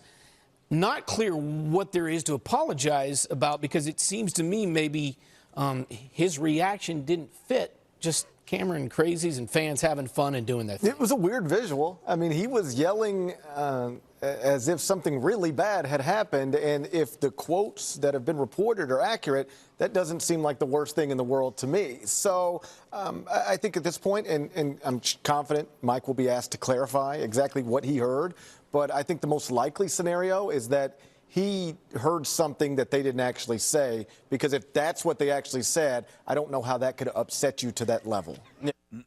Yeah, so Rick, he is screaming "shut up" as loud and as harsh as he can. And then he goes against their Then he face. goes over there and gets in their face and is screaming at them. I mean, I'm talking mad. He's yelling one time, "He's one of us. He's one of us." Right. But now that only happens because Pittsburgh hasn't beat you in 40 years. Right, Okay. right. If it was a rivalry where they're beating you about every other time, you cut loose on them. I mean, I don't protect people who leave the fold. Right. Right, yeah. And it sounds like what they were doing is something they always do. And what His explanation really doesn't make sense that I'm reading. He said it was a mistake on my part, but I'd rather make a mistake in protection of my guy. I went to the end of the half and said, "Look, he's our guy." He said, "That said, I apologize, but let's think of a different cheer." I don't know what's so offended by. So I know they're being. he ended I would like all for of them this- to get a better cheer, to be honest, because it's not near offensive enough. At the end of all Thank of you, Greg. this, he said Jeff can sit with me anytime. So I don't even know what that. Yeah, and Well, he used to. He was an assistant coach. I think I got Coach K here. I think this is it. I'm rolling here. very strange. I don't know if I made a mistake on that, but I've never heard another coach's name yelled out in the middle of the first half when we're in a war with the team. So I don't know if they were saying, "Come sit with me," or, okay, but, okay. Wow. I don't know. We got a different look at what the hell's going on the game. I thought it was something personal, because I've never heard. I apologize to the students for that. I don't apologize for the timing. Like, you shouldn't say that in the middle of the first half in an ACC game. This isn't some cutesy little thing. where we can just bounce a ball around and giggle. We got to fight. We got to have people who are adamant about it. So that makes nothing. He heard them saying the coaches' names, and he assumed they were saying something offensive. And they told him what they were saying. He was like, "Oh." Rick and Bubba's in Ohio. Rick and Bubba. Pass the gravy, please. Rick and Bubba. Ooh, it brings me to my knees. 21 minutes now past the hour of the Rick and Bubba Show. 866-WE-BE-BIG is our number. All right, so a couple of video, audio things that we can look at that Adler's got for us today. So I don't know what level we have here. Any big time spider people? Hate them. Is that your biggie? No, I don't like mice, rats, anything like that. Spider worse or about the same? Or not as bad? Not as bad. Depending on what kind. Is it Granddaddy long leg? They're not as bad. I mean, who likes a roach? I don't like a roach, but there's there's certain things that people go like they freak out about. Yeah, that's what I'm asking. And mice and rat, I don't like. I don't like anything. I don't want them on me, but they don't freak me out like a snake would. Yeah. Anybody here spider people? They freak you out? Know that? I'm sure Adler's got a tarantula. I'm okay with spiders. I don't like them, but I'm not going to run from them. Take a look at this one. All right, we got one in Australia. My brother did have a pet tarantula when I was a kid, and it got out of the cage. What? Did it really? It got out. A week later, Luke is sitting in his, I guess it was maybe a 7th grade class. He's sitting in class at school, and the girl sitting next to him looks at him with like a horrified look on her face, and his tarantula had been in his backpack for a week. It was up on his shoulder. No. And the girl sitting next to him sees this huge spider on his shoulder. No. And he grabs it and he just holds it in his hand and goes, I gotta go.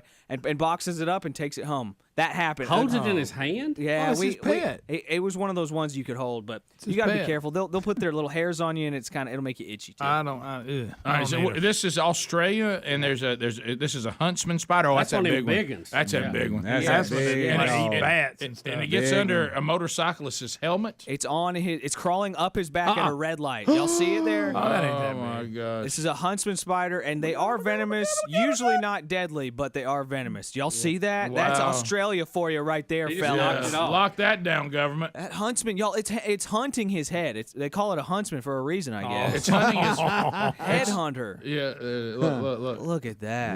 What are those? You remember when the military was over in the Middle East? What was those giant ones? Oh, yeah. The I desert. mean, they look like around the desert. Yeah, big old salty ones. I think that was they called him like a camel spider. I think you might be onto something. Yeah, it had 2 humps.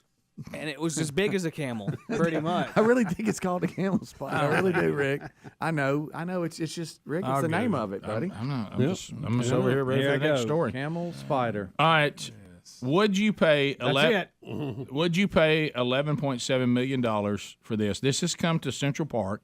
It's a German artist. Is that Nicholas Castello? Nicholas Castello. My name is Nicholas Castello. But Rick, he's German. He's German. That's right. My name is Nicholas Castello. Okay, so I know nothing. I know nothing of the gold cube. All right, so it's a gold cube. The city of New York for Central Park paid $11.7 million. Rick, this Who is paid one for it? of those deals where they Is commission. that much gold worth in it? They'll commission a work of art, and some of these modern artists, you go, what? What do we get for that? All right, let's see what we think about it. Let's look at it. All right. So is there a story with this? Yeah, it's a news package. New York City is so valuable, it has its own security detail. So what is it? Well, behold, the Golden Cube. It may be simple in design, but the piece is made entirely from 186 kilograms of pure 24-karat gold. It weighs approximately 410 pounds. Wow. The cube, worth $11.7 million, was only placed in Central Park yesterday, with its presence confusing and mystifying passersby.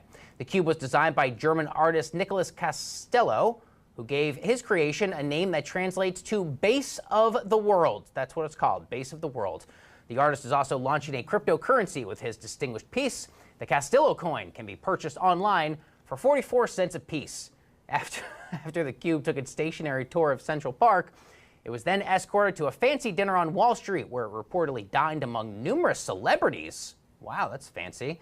As for the Cube's next destination, that remains unknown for now, though may I pitch the idea of being in the next Jackass movie. I don't know how it would... Okay, buddy. All right, easy with the hairdo. By the way, didn't they get sued on something? Yeah. They got a new one coming out. They did. I think they borrowed somebody's Sea-Doo and tied, I don't know, they broke something. They got a new, it may be out this week. On the Cube, I don't know. Is it going to stay in Central Park? No, it looks like it sounded like it was moving around. So this thing is kind of like 2001: A Space Odyssey, but it's an update on that block, right? Yes, that's a good one. That's a great point. Is that what they're trying to do with this? It know. just appears at different places. We took $11.7 million worth of gold, and that's what we did with it. Yeah, that's right. We made a big cube. I don't know that it's safe out there. But it's the Bitcoin thing. And I know he says he's not going to leave it in Central Park, but if you did, it's got its own armed guards. there will be attempts to chip gold off that. People be gnawing on it, using the trying to get that restroom gold on it. So, and he's got him a Bitcoin. Yeah. A cryptocurrency, yeah. That's that thing where I don't get it. Are you still dabbling in that, Admiral? I just want to say that, remember when I was talking about Bitcoin a whole lot on the show, I guess like 2-3 months ago? If you had taken my advice and invested, you'd be down about 30% now. So, pretty good. Not bad. Call me Warren Buffett. Warren Buffett who? Bad. Not trying to brag.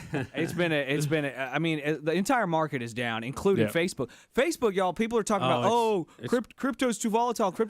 We saw Facebook trade like a cryptocurrency just in the last 2 days. They're down 29% just in days. So, I mean, it's a crazy bad time in the market right now. Everything is down. Yeah. But don't listen to me. Do your own research. Thank you. Danny in Rome, Georgia. Danny, go ahead. Hey guys. Green Acres, first of all. Hey, thanks for the call. Appreciate it. I was not a fan of the new studio until Adler said you could watch it in HD, and now I'm a fan. Oh, really? So you had the problem with you didn't have the setting right? Yeah, because Not sure I how couldn't that- see the studio clearly. Yeah. But now that didn't clear it up. You guys don't look any better. No, there's nothing. There's no setting for that. Yeah, there's only so much we can do. Clearly now the new studio. It's gonna be. I can see all obstacles in my way. Look, I get that he didn't have an HD, but you could still see what the studio looked Well, like. he said I couldn't see it clear, so I hated it. I thought it was think causing. I would know. He thought it was causing his quality problem, Greg. That's The what he studio saying. was. Lower your Yes, eyebrows. Greg. My goodness. You don't I'm have to down. yell. You don't have to yell. You don't. My You don't. goodness, Greg. We're all Am I right the only here. one picked up on that? You got a microphone. 1077 Shane, Andalusia. Go ahead. Yeah, I just want to let you guys know it was a camel spider that you guys were looking for. And we had, when I was over in Iraq on my second tour, one of our guys actually had one as a pet that we used to challenge other platoons, and they would capture like a scorpion, or they would grab a camel spider, and we used to put them in like a little arena just to humor ourselves. That sounds fantastic. So I I missed that. And he would fight him like a chicken. How did the camel spider do? Was it undefeated? Oh, we lost. Did you hang up on him? No. I tell you, I just don't want anything that big. You know. Look at that, y'all. That's one And reason. a pet? Are you kidding me? No, sir. What about that getting in your sleeping bag? That ain't happening. That's a big old spider, guys. Good night. Should spiders be that big? No, Rick, they should not. That's almost like that island that King Kong was on. Yeah. Yeah, I mean, all kinds of big stuff on it. You're on that. But that big old snake, really big. King Kong took him out. He handled it. Yeah. Ripped him in half. He was the walking dog when I know. Yeah. Oh, yeah. Nobody challenged him. We'll be back. 866-WE-BE-BIG is the number. We'll get more of your phone calls in on whatever's on your mind. The Rick and Bubba show will continue. Don't forget, if you're trying to find all the different ways to get all the content from Rick and Bubba every day, just go to rickandbubba.com. Rick and Bubba, Rick and Bubba. Well, Wow. but then, again, this is something they say all the time. Yeah, but not to Jeff Capel he was a Duke guy. He's coached there for 7 years. Coach K took this personal because it was one of his guys. Right. I know people have come and gone, but this was one of his main guys. What? Yeah, And he just heard his name. They're Right. chanting his name, and he thought they were. Yeah. Well, and he's also making, it sounds like a point, he doesn't like the attitude of we're treating this as if we won the game this early in the game. It would be like Y'all, they be, they usually do though. Yeah, well, yeah, but I'm talking about. But you know how coaches are. It'd be like Nick Saban's response if all of a sudden midway through the second quarter, the band started doing that. We just beat the blank out of you, and he's like, the game has barely even started, and I know we're ahead, but but this is not the time to do that cheer, and don't do it to a guy that used to play for us and coach for us. You know, you got to have some. I mean, I'm not saying I agree with him. I'm just saying that's what he's saying. Yeah. So he's saying, look, I went out to. I don't want us to treat one of our own poorly. I don't like us having the attitude that this game's not important. This is ACC counter. It's early in the game. It sounds arrogant, cocky, and he just didn't think it was the right thing. You didn't get a good the footage. Did we have any of the footage? I saw one little excerpt of him screaming, but I didn't see where he's really getting on them and goes up in front of him. He's screaming, "He's one of us." That's yeah. This is a guy. I mean, you got an enthusiastic crowd there. They have great home court advantage at Duke. You know, they've won a lot. They're a powerhouse. Did their They're blue blood. Rick, they were cold. They were sitting there with a cold look on their face. Right? So look, is that him? He's telling him to shut up at this point, but then he runs over there. Right. At the end of that, this is where he goes. Oh my goodness! And he's saying he's one of us. He's one of us. There he is. I see him say, "Well, look, there's the faces, Greg. And he's there's beating on his chest. Rick, oh, I'm my cold. goodness! I'm cold. My goodness! My goodness! He's Coach mad. K just called us. Look, he's apologizing to him. You see, little guy. That's fantastic. He had his jersey on and everything. They didn't know where to cheer. I want my face painted while I'm getting He called. stood in line 3 hours, and now Coach K's dogging him. Yeah, no, he thought he was doing a really clever cheer. No, don't forget too. I've got my picture of this guy in my room. Yeah, and he's sitting there screaming at me. It's so good. Back to my earlier point. Come sit with us. That's all you got. I mean, you got to get a little nastier than that. Come sit with. Hey, come sit with us. You know, this, sadly, come sit with them. This is where the ACC and SEC is totally different. We're used to the cheers being much worse. Oh my goodness! By the way, I did notice that one student was wise enough to go ahead and get his phone up to record the whole thing. Yeah. I want to see that footage from the other end. Yeah. That's good. But you know what you're talking about. I've been to the gym, but I've been called. Yeah. I brought it. I wore my jersey in. Please look at the kid with the wig on. Yeah, I got a blue wig on. right there. What about when you look, the coaches on you? He's pounding his shit. I mean, bad. For your own team. Listen, they all love Coach K so much they can't believe it. I know it. That makes it so good. I wish I'd have been there sitting right up from him. Oh, that's so funny. Well, I love when he's in the press conference and everybody's trying to get him to lay down a little bit on it, and then he finds just look, it's no way to act. That guy right there, he has. They're trying to figure out what's going on. Why is he hollering at us? He's screaming at us. Look at the guy that won't look at him. That's looking away. He's just so disturbed by it, I can't even look. Oh, I'd have ran. And that he's guy, looking to see who's looking at him. Yeah. And that guy right there loves Duke basketball as much as any human. Probably got a tattoo. Oh yeah, he does. He just loves it, and he's getting ripped by Coach K. But isn't that sort of honorable? Yeah, I guess once the dust settled. I don't know if it's Coach K. I mean, if Bobby Knight rips you, that's true. That's a badge of honor. But Coach K, if Bobby Knight ripped most people he encountered. Oh yeah, yeah. Well, I'll tell you what, Coach K really pounded that chest. What about he when really Coach K rips you and he's got the wrong information? I mean, he hits his chest really hard. What's Speedy doing there? I still don't know what they meant by come sit with us. I don't get it. Yeah, I don't need it. Just basically, you're one of us. Come sit with us. Some of you Duke folks, can you help us out with that but cheer? But that's not negative. I know. I want him to be. Well, I think that's what they were trying to tell Coach K. But are they? I mean, are they to the point they're cheering for Pittsburgh to win or keep it close? I mean, how nice are they with opposing teams coming in? Is what he's saying, or is the cheer supposed to mean when you go to somebody who used to be with you? Mm-hmm. Come sit with us because we're winning. You should. Maybe that's. How does it feel not to be with us? Okay, maybe you want to be over here. You know you want to be. with Hard us. to make your point with just that statement, but I guess that's where they need. There's more clarity in these people. Rick and Bubba.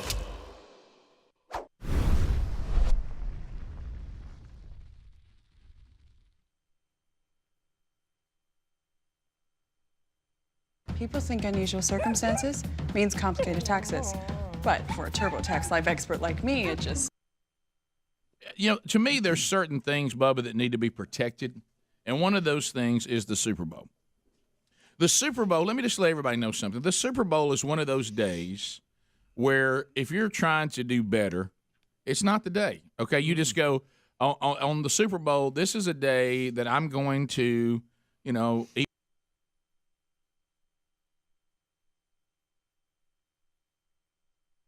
Rick and Bubba's shows, we make our way back. And you can join us. They're pouring. All God's people. Let's look at simplysafebubba.com. 2021, they were voted best home security system by U.S. News and World Report. Indoor, outdoor cameras, sensors, and so much more. And you install it yourself, and you can easily customize the system online in minutes and even get free customer recommendations from their outstanding staff. So put them to work for you. SimplySafeBubba.com. It's just a better way to do it. Use that URL that I'm giving you right now. We'll get you 20% off. SimplySafeBubba.com. 20% off. We'll get you a month of free monitoring when you sign up for the interactive monitoring services. But you're not getting any kind of long contract. You can come and go as you please. You're doing it all yourself. But they are there for you no matter what the situation might be. So have peace of mind with SimplySafeBubba.com. Save yourself 20%. SimplySafeBubba.com, or look for the link at rickandbubba.com under the sponsors button. Bubba, would you like Harry, the old Duke, to give you some advice on business and working and all that? Yeah, I want to hear this. I've seen a lot of commentary on it. I have not seen it firsthand, though. So this is. Do we call him? It's Duke Harry? I thought he gave up all of his Prince official Harry, titles. I just call him Harry. Harry. Yep.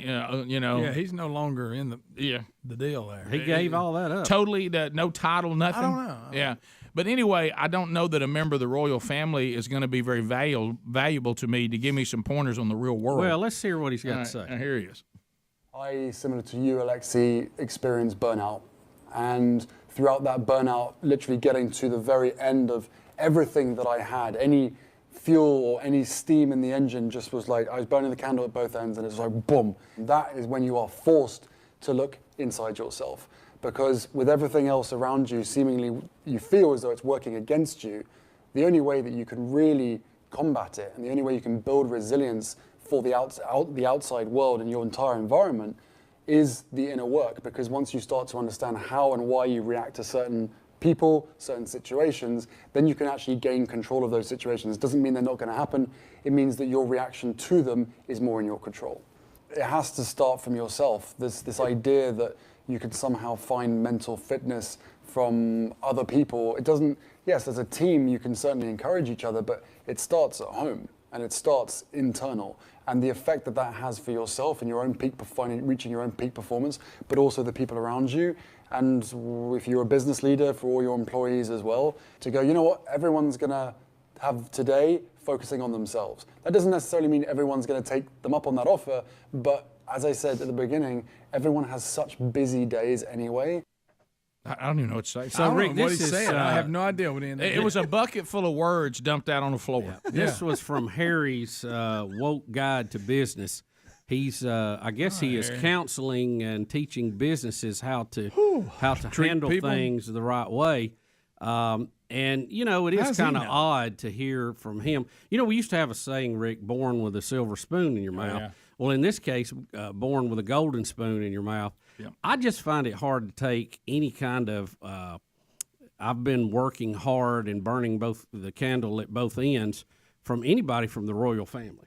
Well, first of all, I'm with Greg. First of all, even if I thought he had something to say, he didn't say anything. He did. But anyway, but it was as I said, a bucket of words. It starts within, Rick. Yeah. Okay. That sounds like some kind of life coach double jab. Yeah. You know, just jibber jabber. What I would say to the screen, if he were talking to me or he was in the room, I would keep going.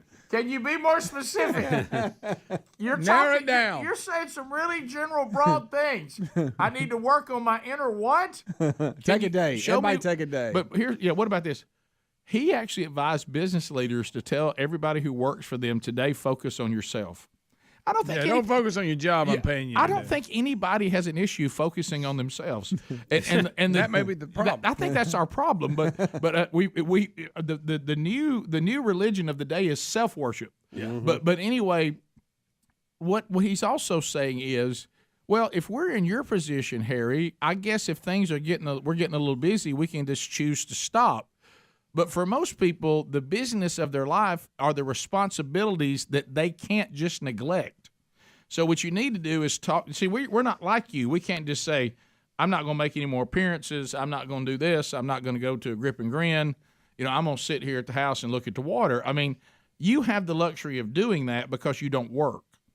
The rest of us have to find a way to manage the life that we don't have any choices on because we must provide a living for people, and we have responsibilities to people. Now, if you could bring something to the table there, would love to hear about that. But I first of all, I don't know what you're saying. You're just saying things like you got to work on yourself. Can you be more specific? It all starts inside. It's inner work. Could you be more specific?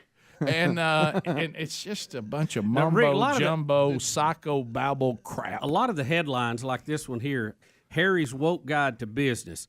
Duke tells firms they should give everyone time to focus on themselves. Right. I mean, come on. Well, we have that. It's after 5 o'clock in the afternoon and on Friday and Saturday. Saturday and Sunday. That's right. Yeah, when you're in here and I'm going to be stroking our time. When I'm going to be stroking checks to you, I want you to focus on the job you've been hired to do. Well, Rick, speaking of that, they cut a deal with Spotify and Netflix to have this podcast or whatever. It's been more than a year, and they hadn't even produced a podcast.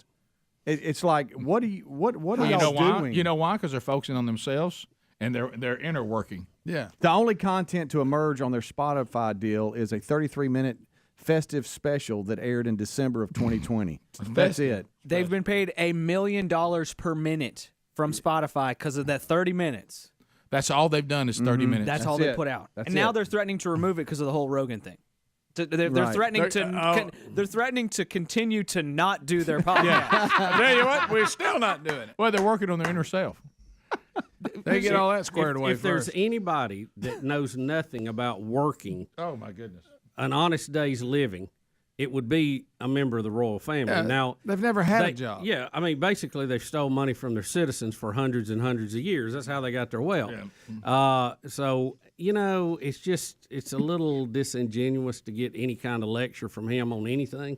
If I was him, I'd just hush up and go to the beach. No, if I was sitting there, Rick, they want to be important. They want to be, mean something to somebody today. They want to show the royal family they can make it on their own. Which, by the way, Harry, I think you got duped on that one, buddy. Mm-hmm. But it's just so odd. It's just weird. Well, I didn't even know about the Spotify thing. They've paid them $30 million, and they've got a 30-minute podcast from them. Yeah, and they haven't done anything. They're not putting any new content out for $30 million. I'm not telling Spotify how to do the contracts, but shouldn't you have some maybe dates that we need stuff done by? And if you don't, you void this. Well, and whoa! You're gonna stress me with the deadline. Yeah, I'm I need time for myself. How can I work on my inner self if there's a deadline? That's a fact. And look, there's a difference in doing what they're doing, and that is working because you want to, or working because the lights are going to be cut off or you won't have food. Yeah. That's a totally different work. Yeah, let's all just get real, okay? I don't care who you are. We're all human beings we're all working on trying to overcome the fallen state of that.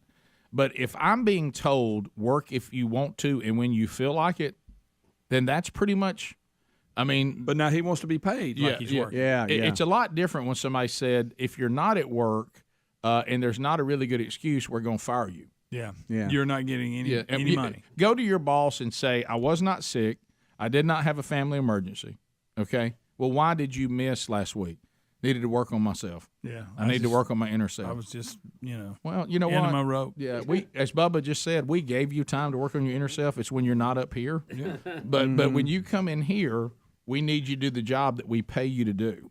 Yeah. That's is that an odd concept? Well, if you've grown up as a royal family member, yeah, it's an odd concept. Mm-hmm. More on what Adler said, though. So they're this big COVID-19 Spotify misinformation thing, and a spokesperson for them said, "We have continued to express our concerns to Spotify to ensure changes to its platform are made to help address the public health crisis." You mean censorship is what you want? Yeah, that's what basically. you want. Right. Every time they keep trying to fact check Joe Rogan, it keeps coming back that he was actually talking about things that were really, really factual. Mm-hmm.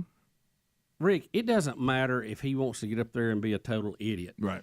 Let him be an idiot. Everybody will know he's an idiot and not listen to it. There you go. This new concept. I ignore idiots that are available to me all the time. Yeah, that I'm right and I must destroy everybody who speaks against me is un-American. It's un-First Amendment, and it's crazy. That is fascism, folks. Not police officers in their dress blue honoring a fallen officer. Thank you. As Susan Sarandon said. Right. That it is not these other things. Fascism is telling you who you can want, who you can like, who you don't like, who you can be friends with and how you have to treat everybody. That is the pretext of fascism. Yeah, I mean, there's obviously a defined set of things that boxes you have to check, but that's basically it. No, they decide who's good and bad, and you go along with what their decision is. This person good, this person bad, we decide for you. All right, we'll come back. Strange, isn't it? Yeah, we'll do Seems like we're hearing a lot of that now. Boy, I mean, a tremendous amount of it. We'll take your phone calls next. 866-WE-BE-BIG is our number. Plenty of lines available, and we'll chat with you. Rick and Bubba, Rick and Bubba. What I want to eat. I'm going to enjoy the game. I'm going to just my day is going to. I'm going to go out, and hopefully you'll be at a church somewhere. You're going to have your day of worship. You get home, you get the TVs on, and you're all into pregame coverage and stories. You know, nothing better than all the Super Bowl coverage throughout the day, and you get that feel and that environment in your house. And really, the format that we all prefer is, and it's an American icon, and that is the graze format. Oh, yeah. We have various plates with various types of snacks and goodies and stuff on it, and you just kind of graze around. There may not even be a time you ever really sit down with a plate that looks like a dinner or a lunch. Yeah. You're just grazing around. Hey, I'm going to get a little dip over here, and look at me over here. I'm picking up a few little wings over here, and what is this? Oh, some little sandwich something, and here's a handful of Chex Mix. Yeah, I'm going to throw this on there. Well, that's what it's supposed to be. And it's just one of those days where you say, this is not a healthy eating day, period. But now people are trying to give us suggestions on how to have healthy Super Bowl snacks. Those words should never be together. No. I mean, you know how everybody has this moving window. People, when you're on a diet, today's my free day. You know, it depends cheat on day. My cheat day. And it never fails. Fat people have more cheat days than they do days they're committed to it. Well, let's say everyone can have one on Super Bowl. Yeah, that's just that standard. one. Yeah, you don't matter what situation you're in. Super Bowl Sunday is a cheat day for. Now, if you've for already eating. had 3 this week, right, that makes it tough. Well, how about it means you got 4. Nobody can take the Super Bowl cheat day from you. I don't care what your week's been like. They can't take that one from you. I'm afraid it has to be isolated. It really does. Well, here's some Nimrod trying to tell us how to eat better on the Super Bowl, and I understand. Their only problem is that this is no fun. What you're suggesting. Yeah, you're trying to take a fun zone. And who wants to puncture it. run the Super Bowl? Yeah, guys, there's a lot of times I sit down now trying to do better, and I'm eating, and people come in and they go, well, hey, how about that? Well, you know what I go? It's adequate. I mean, what I ate right now was because I ate it because it was healthy. It wasn't filled bad. me up. Hey, it wasn't bad. It did its job. Now, is this something that I'm going to, when somebody walks in the room and says, guess what I have, am I going to do a fist pump? No. Right. No, of course not. But they're saying things like, Bubba, they want to take our dips. Who loves a little hamburger dip? Yeah. A little slider. They want you to take all the dairy products out of it. What? Yeah. Then it's no longer dip. They basically want us taking our dip and just dipping it in nothing but chopped up tomatoes and have none of the dairy part in there because tomatoes have some good components to them. Yeah. So cheese is out. Yeah, I'm just dipping a chip in a bunch of diced Chewed tomatoes. up I'm not doing Come that. I don't like tomatoes. Rick, I've actually tried to up my tomatoes on salads and some things to make, but it really does help out. I mean, they're more filling than some of that stuff. I just don't like them. I know, and if you don't, that's bad. I've But tried 'em they're and don't juicy. They add a lot to it. But what about when the tomato? The tomatoes comes over your house on Super Bowl, and guess who's friend? Hey, look, I brought my friend Cheese Dip with me. Right, I'm gonna jump in this cheese, and I'm gonna be floating around in here. And you go, no, leave him at home. You just come by yourself. Who wants that? Now everybody's like, guess who's coming? Tomato. Is he bringing dip with him? Nah, just tomato. What? What about queso? He's not coming. I mean, now the whole day's ruined. Oh, and this is the one that really infuriates me. You want to get me angry?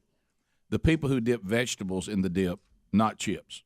Oh, don't get me started on that. Give me a celery stick. I think I'm going to dip with a carrot stick. Really, with you can't come to the Super Bowl. Okay, You're not allowed. We're going to dip with a carrot stick when we have a lunch and we want to have some hummus or something to get started, and we're trying to do better. We're not going to do this at the Super Bowl. How about? Let me tell you who's banned from the Super Bowl party. Carrots.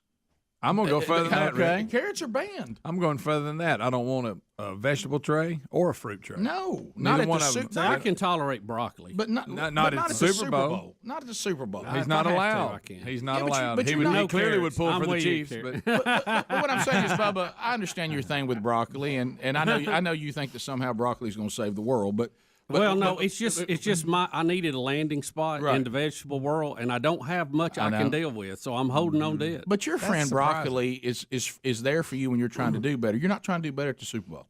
He doesn't belong there. But if you get a good steamed one, it ain't too bad. But not for the Super Bowl. You know better. Yeah, if you want to have that with your lunch, fine. But you don't want to bring it to the Super Bowl. You show up at somebody's house, say, "What have you got?" "I got steamed broccoli." You'll be run out of the house. What if they're holding that? What if they're holding that stupid plate that has cauliflower, broccoli, carrots, and it's in that big round thing? No, I ban all that. Just put it in the car. Watch Bubba's face on this one. Just watch his face on this one. Replace your dairy-filled dips with a bean dip. Look at his face. No, I don't do beans. I don't do bean dips. No.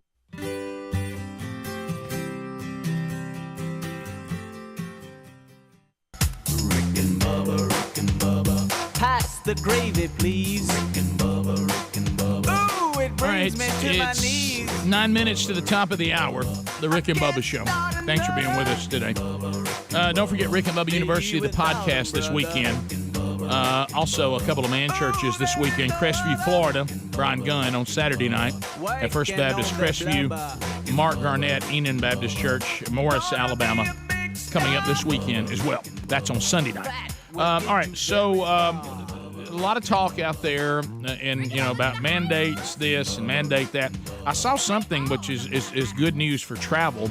Is that Great Britain has decided we're done with all the requirements about coming here and all of that, and so hopefully, by the way, somebody did give us a profit star the other. Well, you remember when they wrote the article saying that New York had a downturn on Omicron, 60-something%, but we're just worried about Alabama.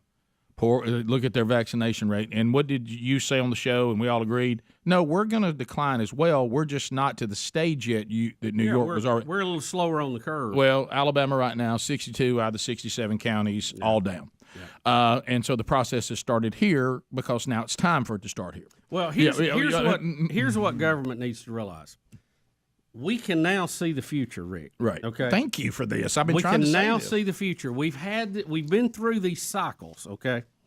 I don't know if COVID is gone forever. I hope it is. Probably not. But it's probably not.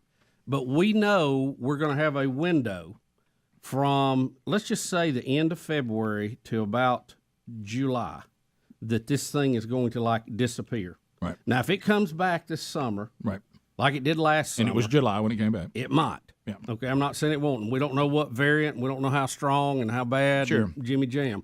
But we got a window, and you better let everybody get out and breathe and get their mask off. You'll have a better.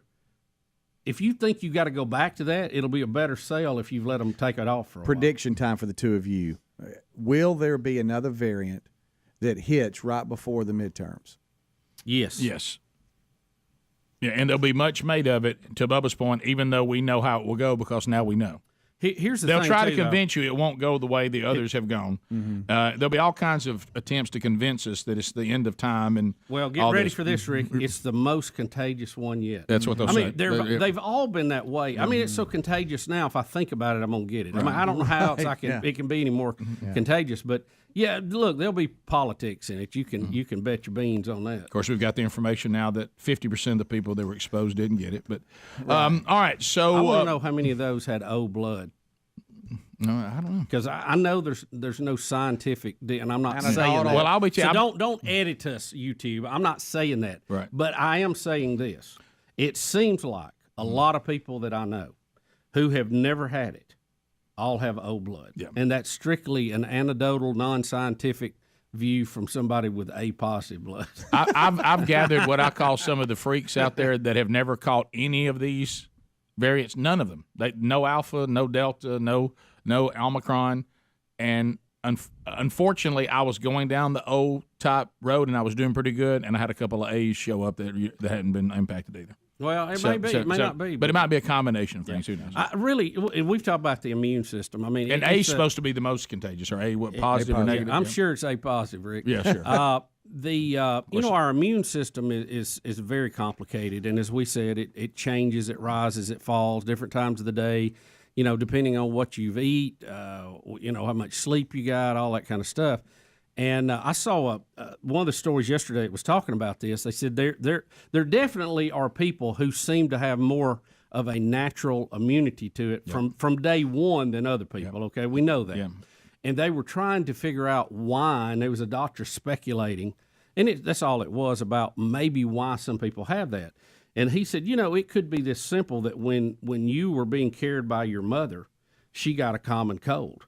And her immunity had kicked up for that, and it got worked into your DNA, and you had a little different, chip put in there than everybody. Chip's not the right word, but your DNA was. Thank you, Mark of the Beast. Mark of the Beast. But that your DNA was designed just a little bit different, and so you have more of a natural immunity to it than somebody else. Doesn't mean you won't get it, but it means your chances of getting it might be less. And they don't know. They're just speculating, but it is interesting. Now Shaq's weighing in. That's Shaq. Now who's going to tell Shaq to shut up? Yeah, really. Anybody? Shaq, break your arm. Shaq is weighing in. He's trying to be level-headed, God forbid, saying people should try to take care of themselves, but he is no fan of mandates. Nope. And here is Shaq in his own words. Look, I encourage everybody to be safe and take care of your family. I do. But there's still some people that don't want to take it, and you shouldn't have to be forced to take something that you don't want. So I don't think people are being forced to take. Well, there are some. Listen, we have a mandate at CBS. That's force. We have a mandate at CBS. but my point. That's force. But where I wholeheartedly. That's force. No, it's not force. It is force, because if the man don't take it, the man gonna get fired. Yeah. That'll make you line up. Don't know how to break this to you. That is force. Let me tell you what, you'd have to be a mighty brave man to force Shaq to get one. Oh, yeah. Because he would break you in half. Well, the lunacy that I still can't follow, and I know I'm a broken record, and this is just me thinking out loud, and I just happen to have a show, so y'all are forced, not force you. Nobody's going to fire you if you didn't listen, but even though they should. But no, I'm just kidding. But I don't understand us clinging to the vaccine now and literally firing people. Like we heard the other day, we were firing people with natural antibodies who had better protection than those we now know on the Delta variant than those who were vaccinated. We fired the safest people. We kept people that were somewhat safe. So that doesn't even make sense now that we know. I don't understand now this clinging to it when the vaccine does not keep you from catching Omicron or passing it. It seems like having full force of employees, especially in the health industry, would supersede this clinging to a mandate that won't even accomplish what you're trying to accomplish. Let me tell you what. See, to me, that's lunacy. That didn't make any sense to me. While the full court press is about to fall back to a 2-1-2 zone, okay, and we got a little breathing room, what we need to do right quick, they need to really, really get the laboratories going and try to figure out a vaccine to help from this point forward, like a real show-enough vaccine 2.0. And more than that, they need to turn out these antiviral pills, the one that Pfizer and Merck has, and get those like they're aspirin everywhere. I think that'll do more good than Well, you know why you don't have them available to you is because the government decided to get involved in the free market, and they put all their eggs in the vaccine basket. If they had just allowed the medical field to do what they normally do when it comes to the antivirals and the treatments and not took over the whole plot of us against COVID, they have messed up what should have been readily available to everybody. So they need to get out of it and let the medical field develop the treatments and get it to the doctors. Well, and two, look, they were hoping they could come up with a vaccine that would be like, the ones we have for some other things, and it'd be gone. That didn't happen. Right. It's going to be more like the flu shot. But you got to have multiple things in play. You can't just have all playing A. You need B, C, and then D. we start playing games. And we got some of those now. By the way, all you people with old blood that almost died from it, I'm sorry. I'm just saying people I knew. Right. Sorry. Yeah, right. Sorry about that. Rick and Bubba. Hey, thanks for watching Rick and Bubba live on YouTube. We're here live at 5 with a kickoff hour, bright and early, Monday through Friday. Don't forget to subscribe and click the bell for notifications on our YouTube channel. And catch a commercial-free Best of Hour on Blaze TV every day. Rick and Bubba, it's must-see TV. Or radio. Well, yeah.